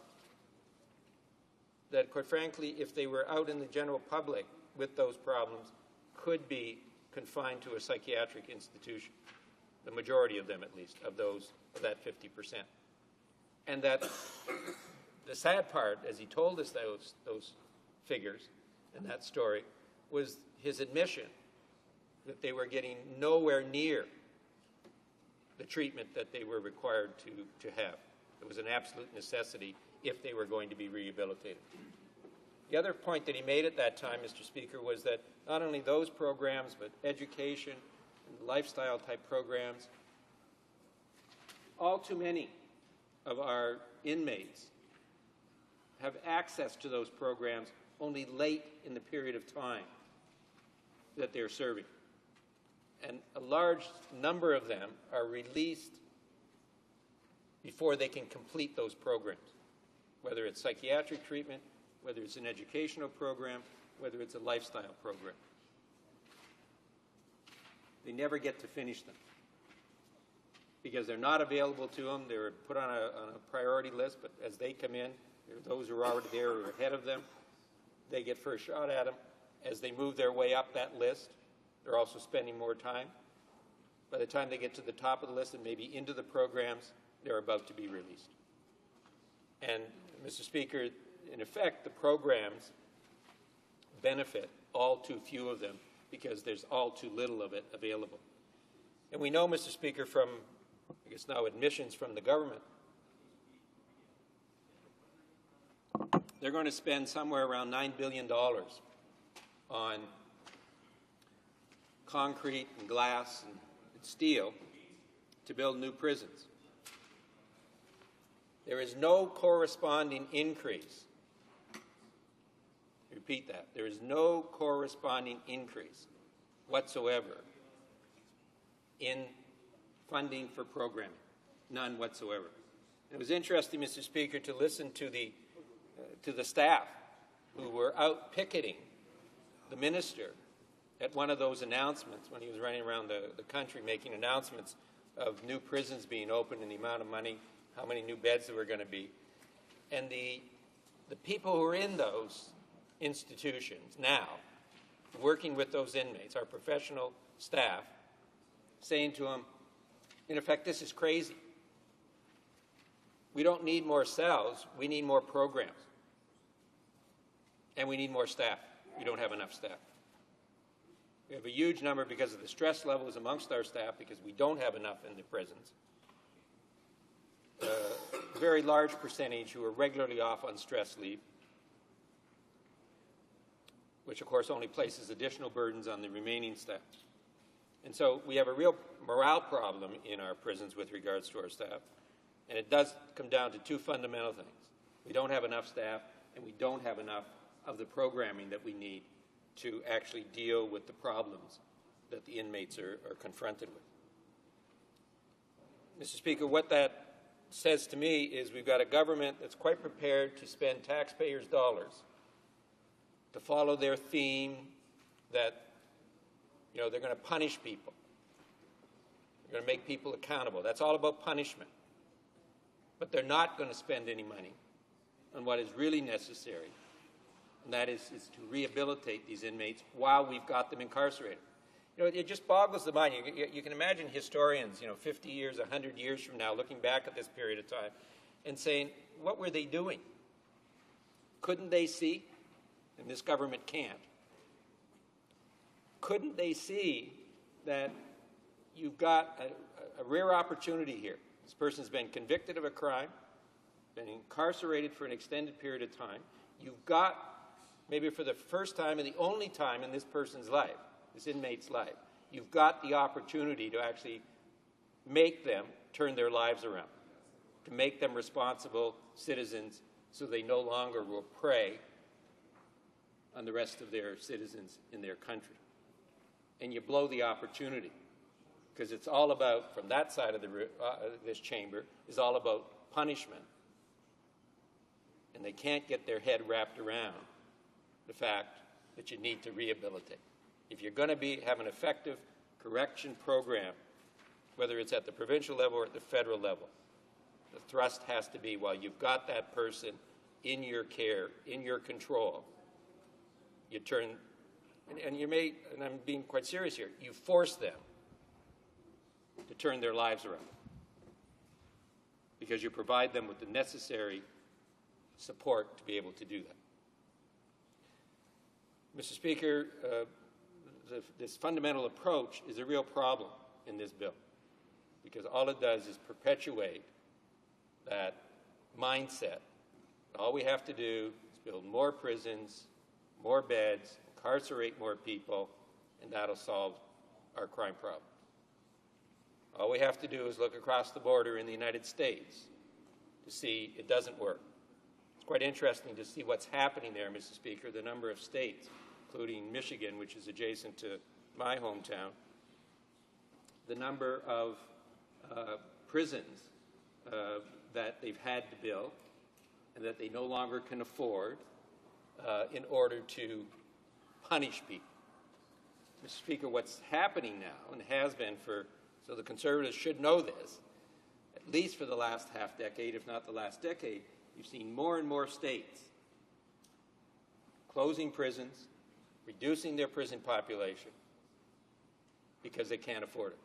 And you've got states in the United States that are spending more money on their prisons than they're spending on their post-secondary education. You get to that kind of ludicrous position, and we're moving that way when you see these kind of decisions. So, Mr. Speaker, when we look at that and we say, look, there are just some really fundamental changes that are going to be required for this bill, I hope that occurs at the committee. On the other hand, Mr. Speaker, there are provisions in here that our correction staff is telling us they need. We support them on that. There's other some basic fundamentals. For instance, the bill, and we would be supportive of this, is giving authority to the parole board to accept victim impact statements. We don't do that now in parole. They'll also get advice from Corrections Canada that the parole is coming up, the person may be being transferred. There's a number of mechanisms being put in place now that make really good sense to assist victims and victims' families to be able to deal with the reality the person's going to be released from custody. Mr. Speaker, I see my time is up. Hopefully at committee those changes will be made. The good parts of the bill will ultimately get through, and the bad parts will be removed. Thank you. Questions and comments? Questions et commentaires? Resuming debate. Reprise du débat. Resuming debate. For Brant.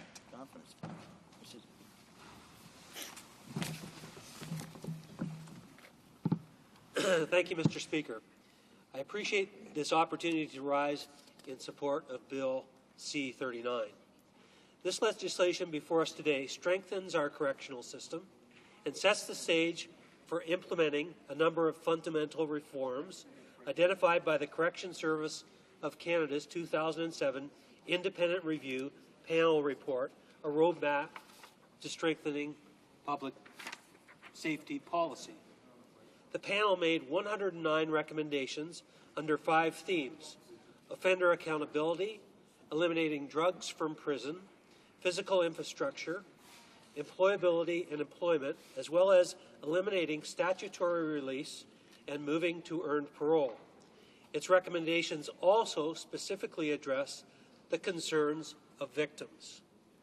We've made progress in responding to these recommendations, and we intend to continue this good work as part of this government's commitment to making public safety a priority and to put the rights of victims and law-abiding citizens ahead of those of criminals.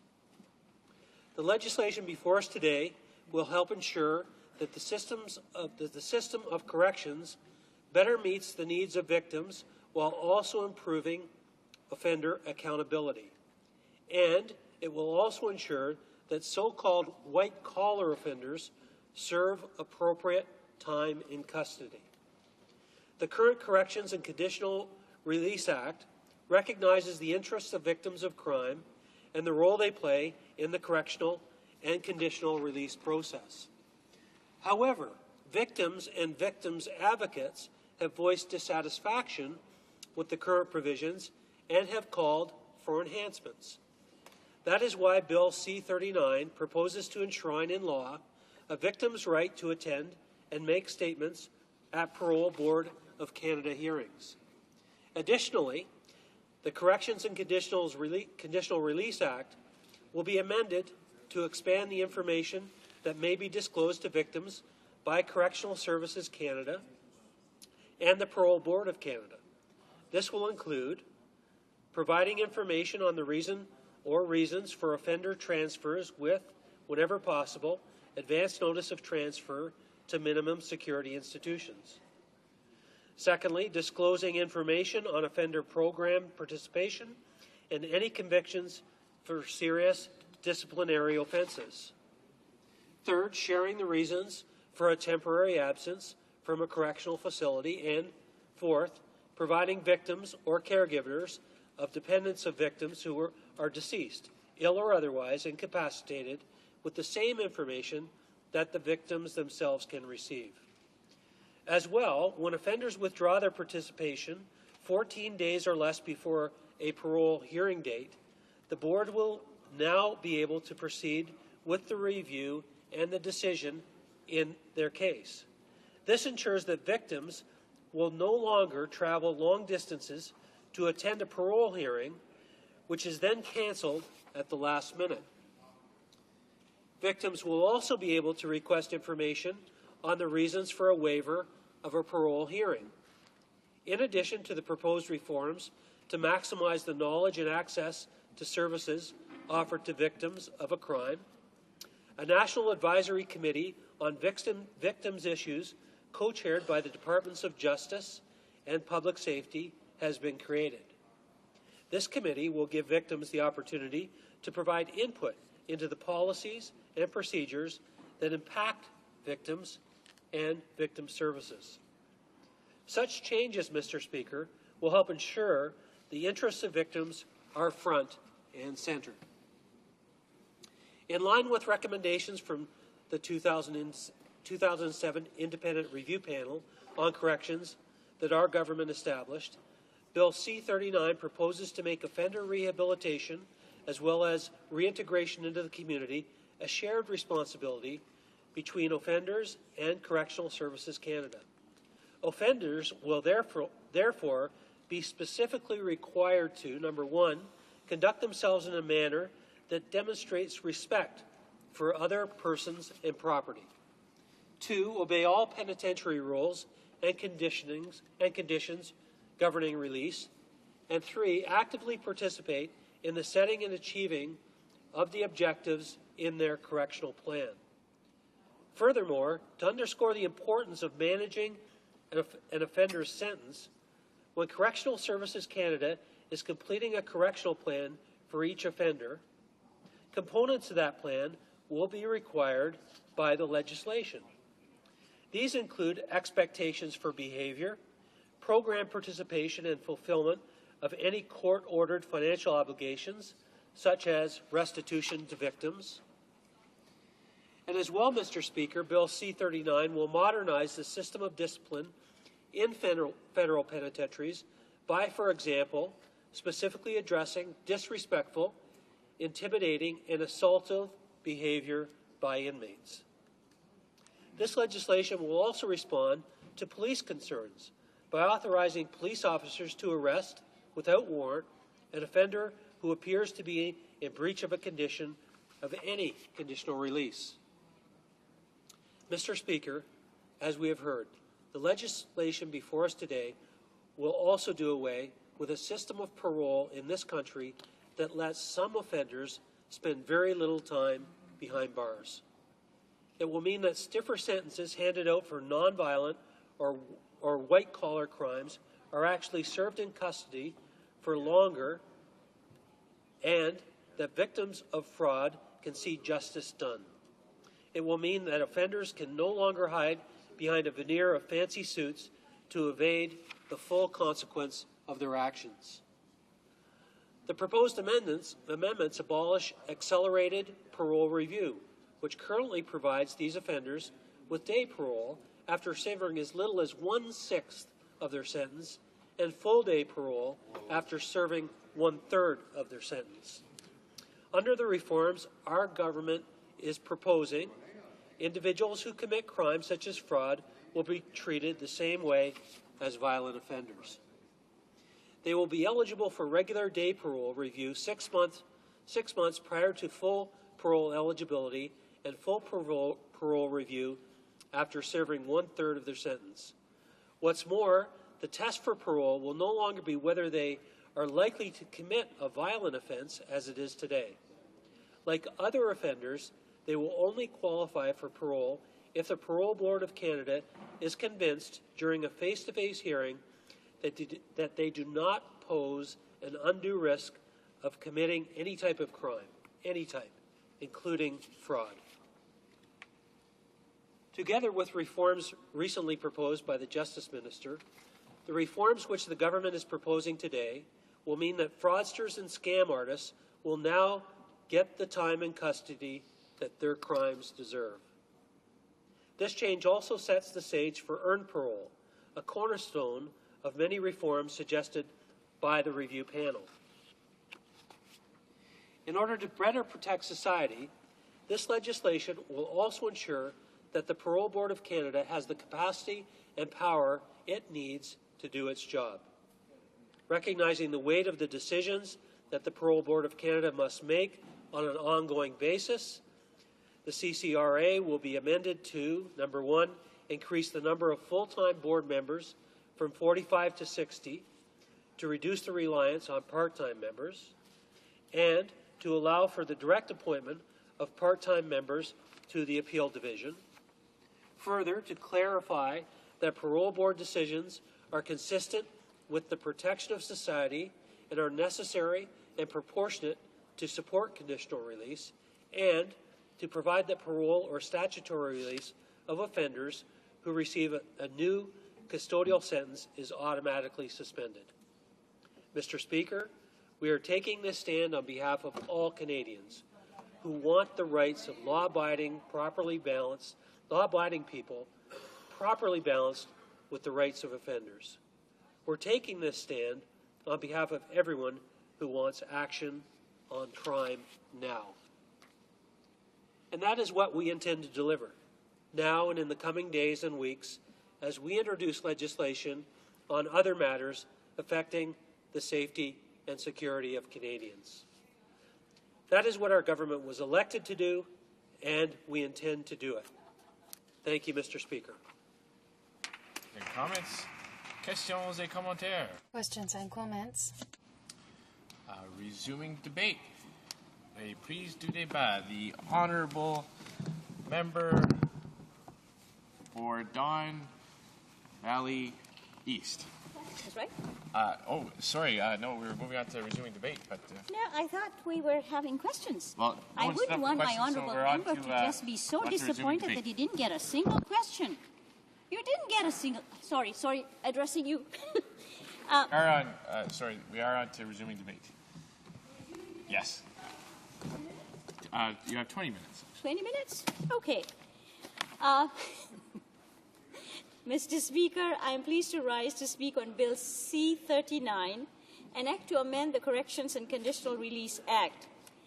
Mr. Speaker, though I support the bill to be sent to committee, there are many flaws in the bill, and I think it is important that when we deal with a crime agenda or matters relating to correctional or conditional release or safety issues, it is important that we take a very thoughtful approach to it.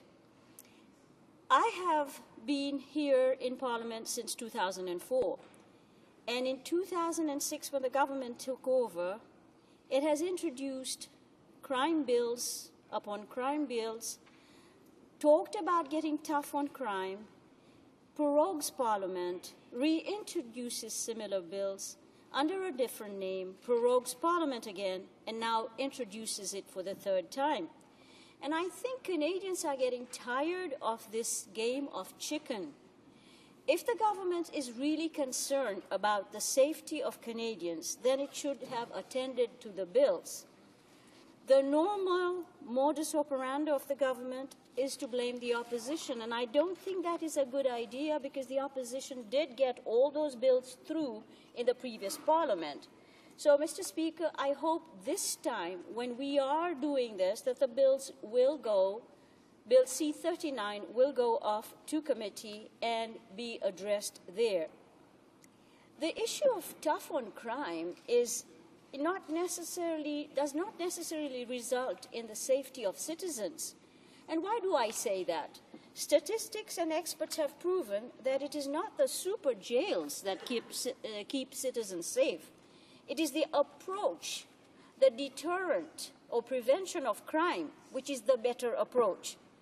If building super jails and having tougher sentence was the panacea, our neighbors to the south would have the safest country in the world. Unfortunately, they do not. In fact, the recidivism rate is 70% in the States. Now, this is the rate of reoffending. And people should know that the offenders will be let out of jail and their potential to reoffend gets greater. Why does it get greater? For example, if a person is put in jail for petty theft and put in jail with criminals who have a worse criminal offense, a worse criminal record, then they get to meet with those type of people and, in fact, learn skills. What could we do to overcome these types of issues? And I think we could have within prisons areas where we could teach them life skills, because many prisoners are in prison who do not have the life skills, who do petty crime and then commit more and more crimes. And I think it is important that we look at the whole cost of prevention rather than cure. And, you know, experts have told us that the deterrent to crime is investment in literacy, investment in job creation, investment in affordable housing, investment in mental health.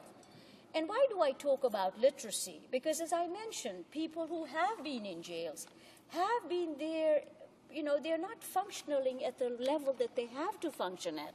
And I've been on the board of the Center for Addiction and Mental Health for 12 years, and I know what I am talking about. When we ask police why are crimes taking place, the one word they use constantly is drugs. And when we tell them what can we do about it, they say, well, we need more beds, more rehabilitation centers. There is no resources available for helping the mentally ill. And once the people are out of jail, there is no affordable housing. When they come out of jail, there is nowhere to sleep, nowhere to go. And therefore, this vicious cycle continues. And it is important that when we, as a country, look at issues surrounding our criminal offense, our jails, or the whole justice system, that we are cognizant of what we should do in order to prevent rather than find solutions after the fact. And when people are in jail, there is another issue, and that issue is they are also exposed to people with drugs. And those people have drugs, they have availability. It's sad to say, but there's lots of drugs available in prisons. And then what happens? There is the sharing of needles. And through the sharing of needles, we get, you know, these prisoners get AIDS. And we may give a blind eye saying, you know what, that is too bad, that these type of people are not what we are catering to. But I think it is a sad day when in a developed democracy, we do not look after the marginalized or the vulnerable. What is it that we are supposed to do? Because if we don't address the problem, then we have a huge problem in terms of our health care. Now, you know, everyone in here, all of our constituents want to be safe. All of us realize that safety is a critical issue for us. But, unfortunately, we do not live in a utopia, and safety, therefore, when we have to live and work within an environment that does not allow everybody to have equal opportunities, there are areas where we may not be safe. So, if we are told that prevention is better than cure, what are some of the things we can do? And what are the priorities that the government should have? The current government's priorities have been not that economically sensible. There's been a lot of waste. There has been a hyper talk of crime agendas without an intelligent solution.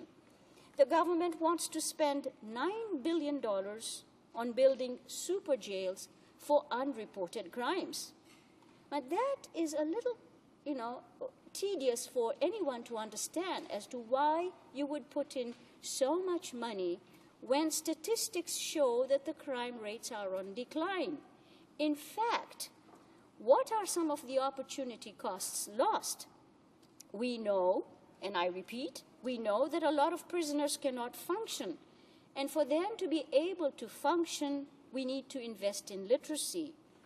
In this day and age where we talk about globalization, internet savvy, computer literacy, it is hard to imagine that there are those within our society who cannot function at any level and who need assistance.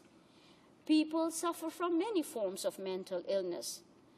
It is important, therefore, instead of wasting money on building super jails, that the government invest instead in areas such as social housing, such as literacy, such as mental health.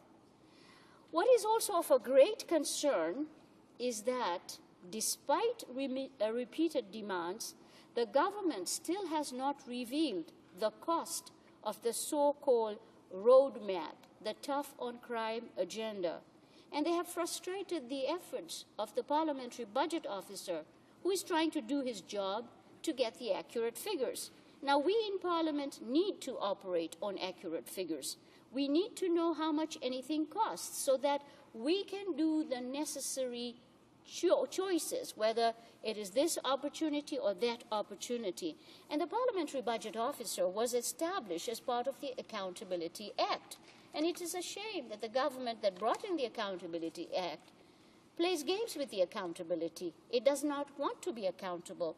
So, Mr. Speaker, my question to the government is, if the government is so concerned with the safety of Canadians, I would like to know, the House would like to know, what is the cost so that Canadians can decide whether the investment that the government is proposing is going to keep us safe or not.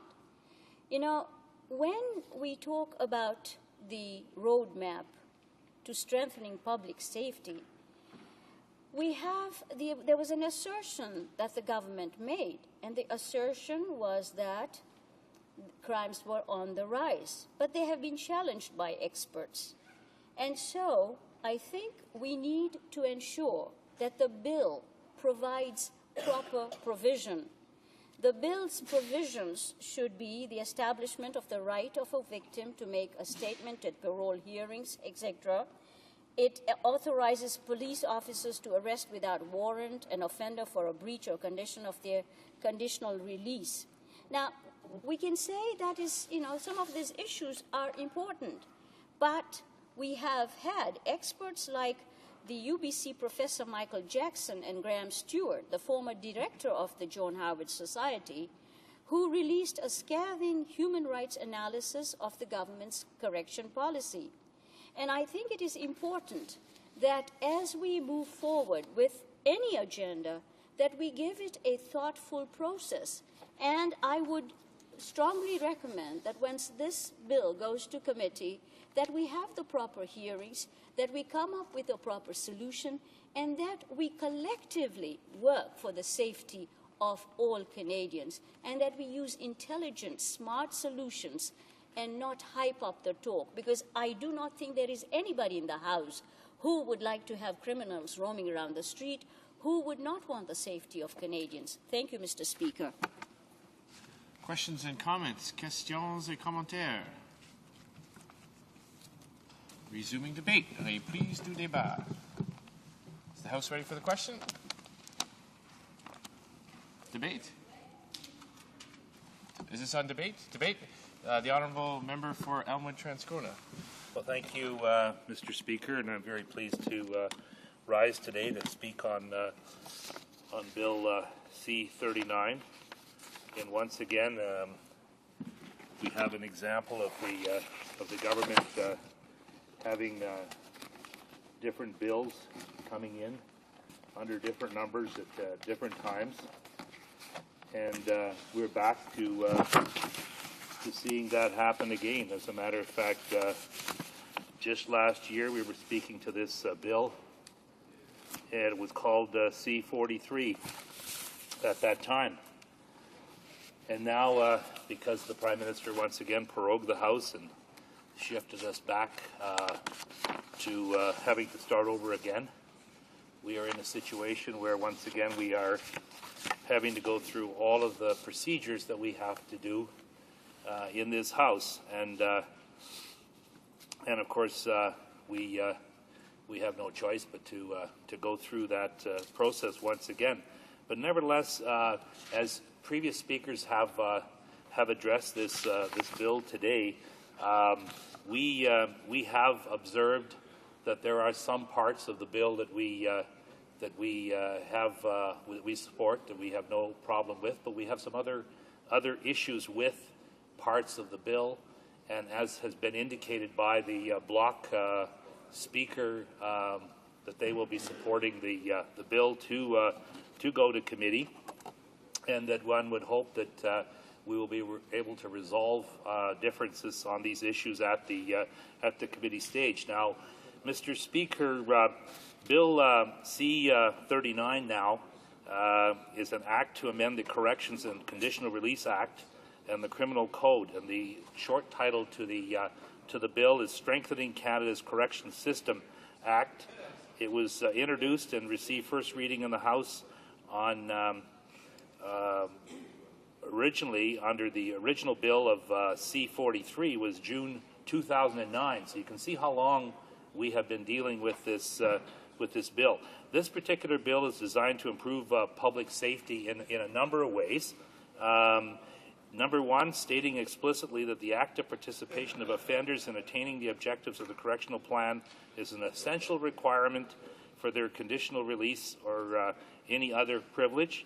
Number two, expanding the categories of offenders who are ineligible for an accelerated parole review and the categories of offenders subject to continued detention after the statutory release date when they serve 2/3 of their sentence. For example, offenders convicted of child pornography, luring a child, or breaking and entering to steal a firearm, as examples. In addition, extending the length of time that offenders convicted of a subsequent offense must serve before being eligible for parole, and increasing from 6 months to a year the waiting period for a hearing after the National Parole Board has turned down a parole application. Now, Mr. Speaker, in addition, we have authorizing a peace officer to arrest without warrant an offender who is on conditional release for a breach of conditions, and also granting the Correctional Service of Canada permission to oblige an offender to wear a monitoring device as a condition of release when release is subject to special conditions regarding restrictions on access to a victim or geographical areas.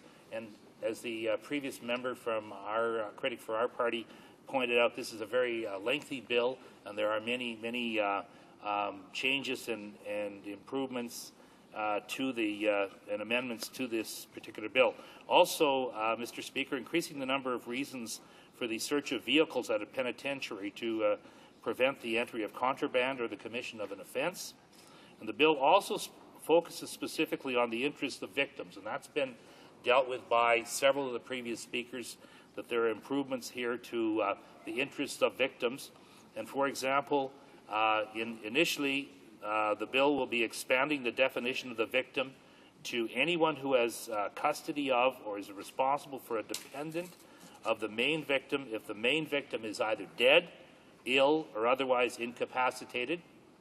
And also, it allows the disclosure to a victim of the programs in which an offender has participated for the purpose of reintegration into society, the location of the institution to which an offender is transferred, and the reasons for the transfer. These are additional benefits to expand the interests of victims of crime that are in this bill. In addition, Mr. Speaker, there will be the bill entrenches in the Act the right of victims to make a statement at parole hearings. As a member for Windsor-Tecumseh pointed out, this is actually a new section of the Act, and it's something that certainly will be appreciated by victims and victims groups in this country. In addition, Mr. Speaker, a number of the sections of the bill make minor amendments to the Corrections and Conditional Release Act, such as linguistic modifications or reformulations designed to clarify legislative intent.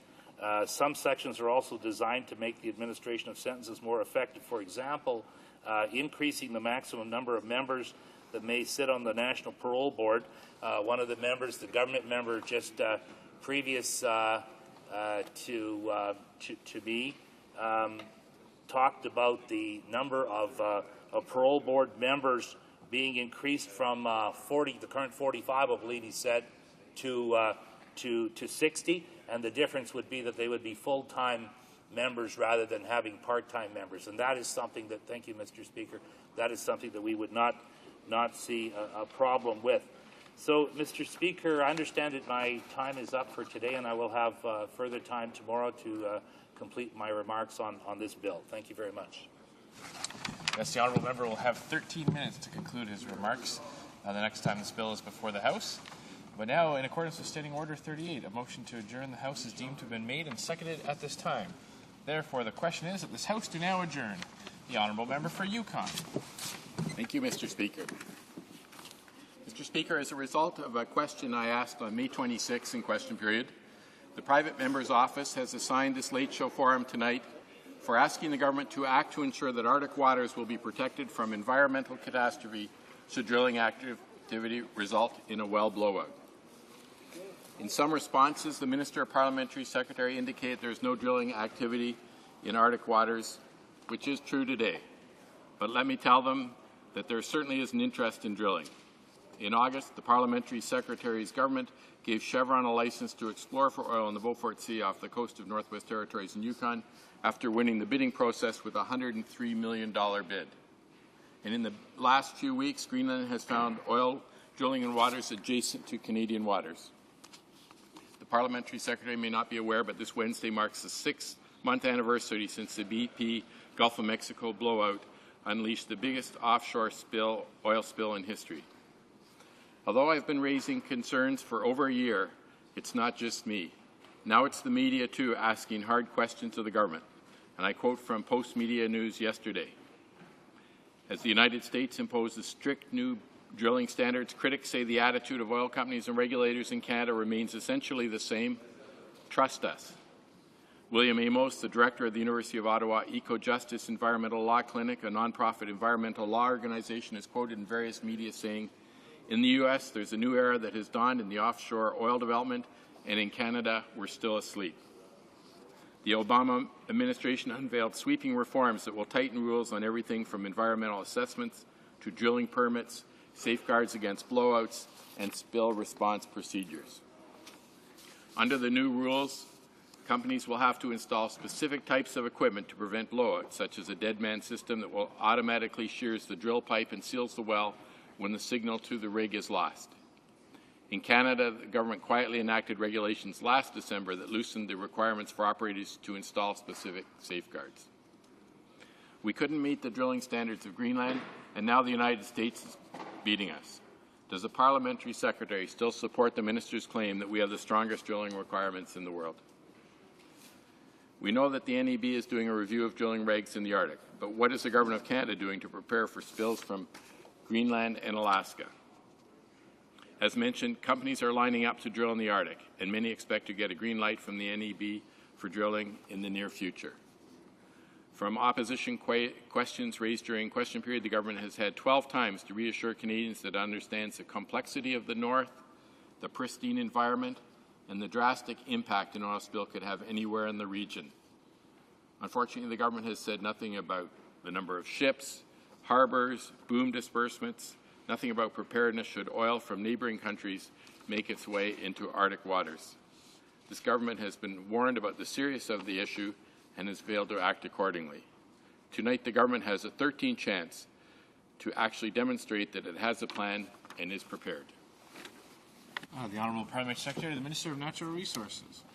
Well, Mr. Speaker, if the member wants to count numbers, for the 13th time he's going to get an explanation. He knows full well that the government's answered his questions.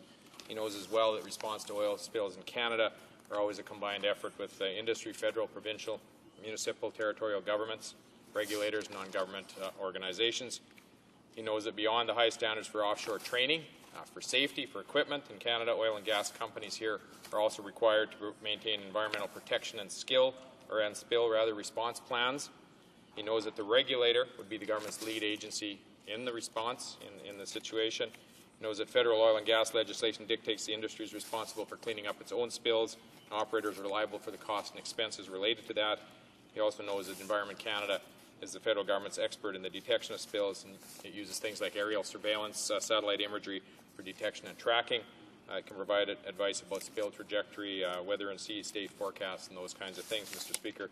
But I think, as I've mentioned before, that the real issue here is one of integrity, and that is who's going to really be standing up for the people in the North.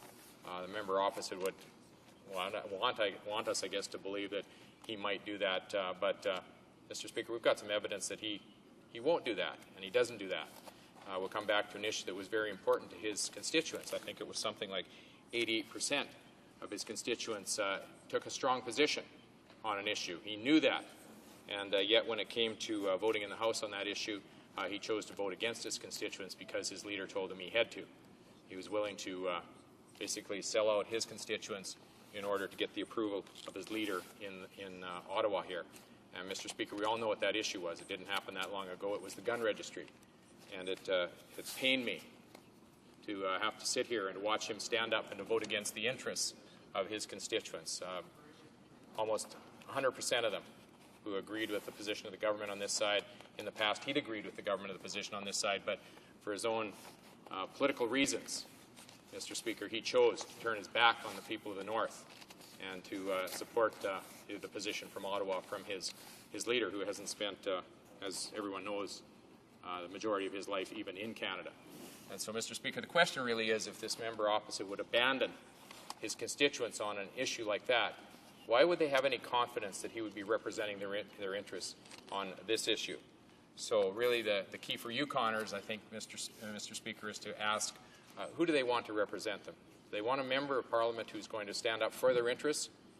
If they are, it looks, Mr. Speaker, like they're going to have to change their member. Or do they want a member who's going to represent Ottawa's interests back to them? And you know, even on issues that are of critical importance to them, are they willing to have this member opposite sit and take the chance that on those issues he turns his back on them and walks away from them? Honourable member for Yukon.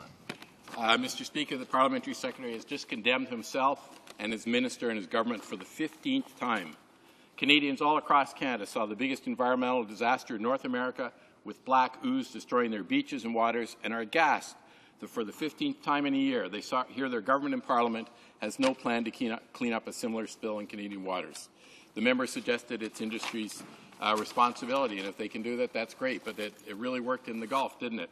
Other countries have plans, other governments have plans that if industry cannot clean up a spill, that they will take care of it. Norway has a specific guaranteed response time. Canada does not even claim to have the ships and equipment to clean up a major spill like in the Gulf. As I quoted from the media, Canada is falling behind, and Canadians are very worried about our pristine Arctic environment and this government's total lack of any ability to do anything about it, or even concern or demonstrated plan to deal with it after 15 times asking in the House of Commons. The Honourable Parliamentary Secretary. Well, Mr. Speaker, this is strange. I think last time we're here, he said it was the 9th time. Earlier today, he said it was the 13th time, and now it's the 15th time. So maybe the member opposite has as great a math skills as he does integrity. And it seems it's kind of a punishment to have to stand here day after day and to watch him almost take delight in the idea that there might be a spill in the north, because then he'd be able to get up again on this issue. But again, Mr. Speaker, it does come back to integrity. And even the Premier of the Yukon, the MLAs in the Yukon have questioned this member's commitment to his constituents when they say, on the gun registry issue, we don't change our mind like the Liberals on the long gun registry. We didn't hide from our verbal commitments to Yukoners. We backed it up with action. So, Mr. Speaker, I think the real issue here is, will this member ever again stand up, back up his words with action? The motion to adjourn the House is now deemed to have been adopted.